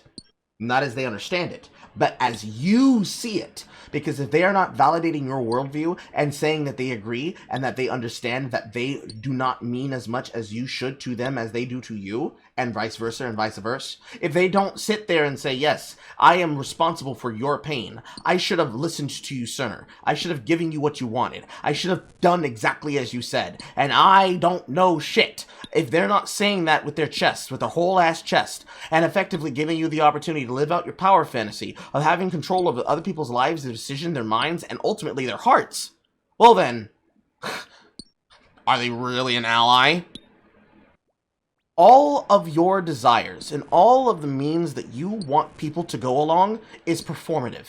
You want them to sing and dance as slaves, where they are not allowed to voice their opinion about why they push back against you and why they do not feel okay with you dictating to them why they should have the opportunity to do what you think they should or should not be allowed to do. You are the reason why people look at individuals like myself and yourself and say that we are the same. We are not.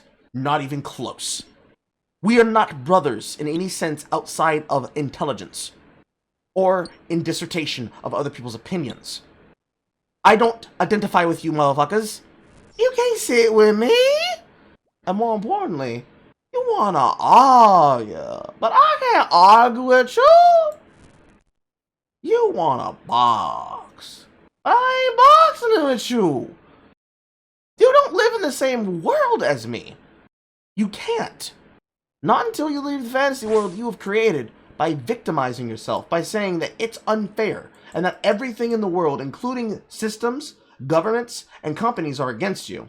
Not legitimately where they are, but that in even ways that they explicitly are not that they are. Until you come out of this delusion, you can't say shit. Can't do shit. Most certainly you ain't no friend to people. Not the blacks, not the whites, not the Asians, not the Hispanics, not to anyone. You're out for yourself. They are out for themselves. And worse off, you are out to try and make yourself bigger.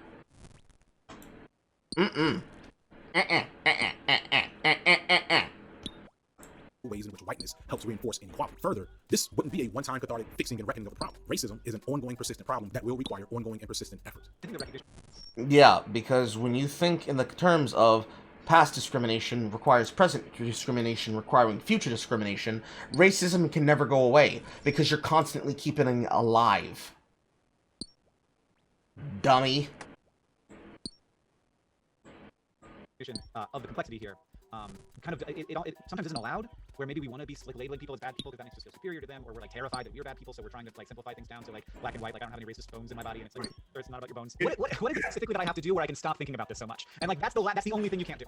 Like that's the and I'm sorry, like that's the bad news is that you, until you are a dead person, you don't have to think about race. Like we live in a country that has a deeply ingrained racial caste system, and that's not going away. And so America does not have a deeply ingrained racial caste system. We have groups that have identified themselves along the progressive stack and the purity spiral as things that they should identify as being valuable because they are valuable and not valuable when they are not valuable. So which is the reason why, in the list, a man is less oppressed than a woman, and a white man is less oppressed than a black man, but a black man is less oppressed than a black woman. And when you start adding other racial identifiers to it, like you're adding flavors and spices to a goddamn celery dish, like you get to the point where a gay, trans, black, queer, bisexual, and paraplegic woman has the ability to win out against a person who is the exact same thing except a man. But hey, what do I know? It's just the oppression Olympics that you created.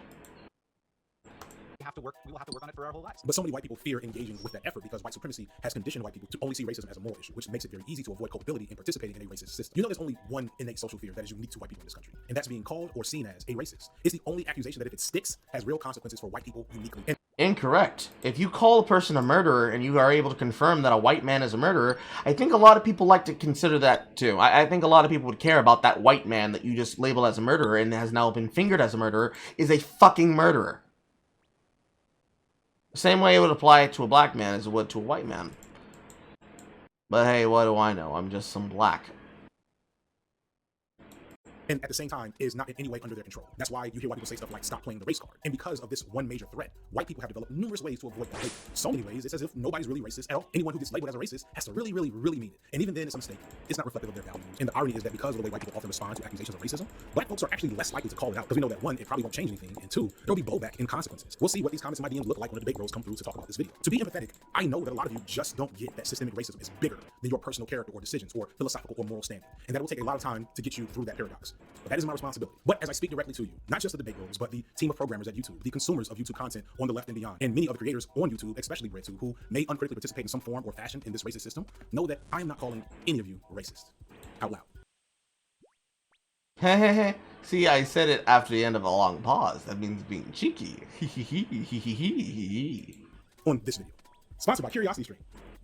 But I will say that if you continue to adhere to this white racial frame and continue to uncritically contribute to these systems that create disparity in what voices you see on this platform and what voices are amplified in these discussions, some people might see that as being kind of racist. But sadly, those aren't the only problems. It's not just that the algorithm doesn't move with a sense of social justice. Like, all the stuff I've been talking about up until this point is real and important, but I haven't even gotten into the other external shit that marginalized groups have to deal with just to do. For example, this is Kopesh the Yardstick. Randomly, his very small channel popped up in my wife's feed of all things right after the Bo Burnham video. I watched this video and it was good. It had this contemplative, subdued, but thoughtful energy about it that made me watch the whole thing, and I commented and subscribed. And since then, he has continued to make videos, and I've watched all of his new stuff he's released since then, and he's good and deserving of more attention. Seriously, check him out. This is Victory. He popped up on my feed as well, and he mentioned me in one of his videos, which made it easy to find him, but not because I search my name all the time on YouTube. Victory's videos are also pretty good. It's more in the classic commentary framework where he picks a topic and speaks to the camera, but Victory is funny and energetic and can even do a mean praise dance. Once again, you should definitely check him out. He's deserving of more eyeballs. I don't know anything about either of these guys, right? Like their background, their financial situation. I assume both of them are still living with their parents, etc. But one thing I'm pretty confident in is that after this signal boost, Kope's channel is more likely to succeed than Victory. And it's not, again, because of all the things I've said up until this point. It's because statistically, Victory is going to face several more barriers outside of making YouTube videos that make his channel less likely to succeed. Now, again, this is me stereotyping these two people. For all I know, Kopesh is living in abject poverty, and Victory's parents are both doctors and bankers or something. But in general,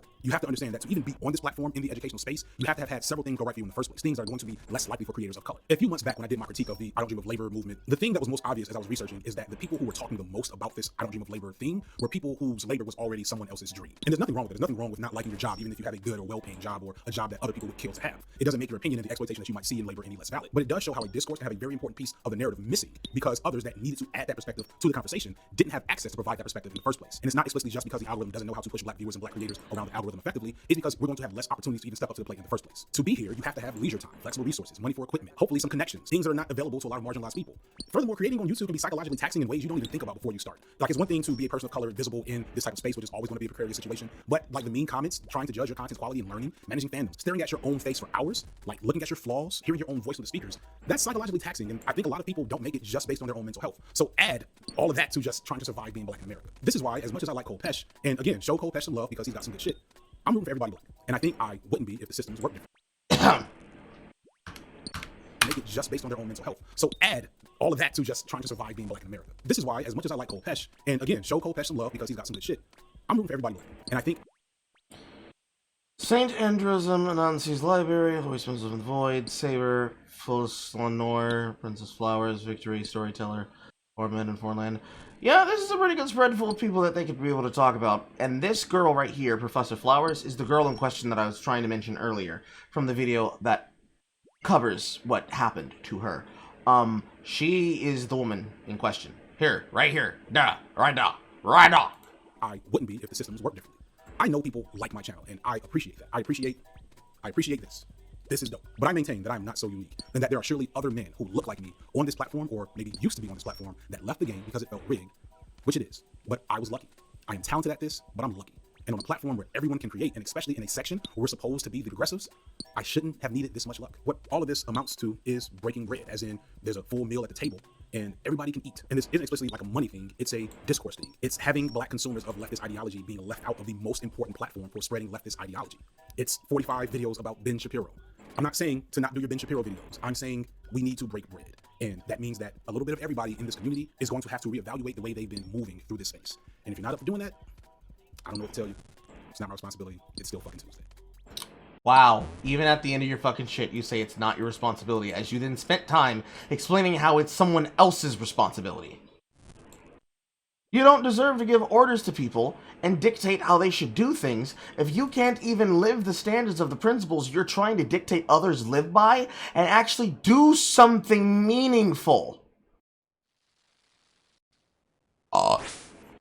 Fucking cap. And then the last part of this is this fucking sponsorship pull for CuriosityStream. Oh my god!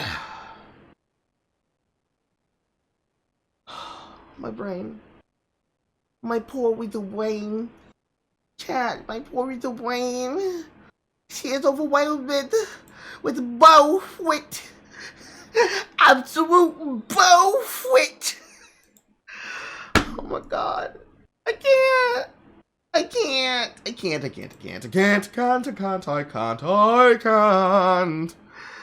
Oh my lord. Why are y'all like this? Why can't y'all just fucking learn how to cope with your problems and cope with your fucking lives? Mark. Oh my lord. I'm gonna be right back, chat. I need to go get my mother's soup.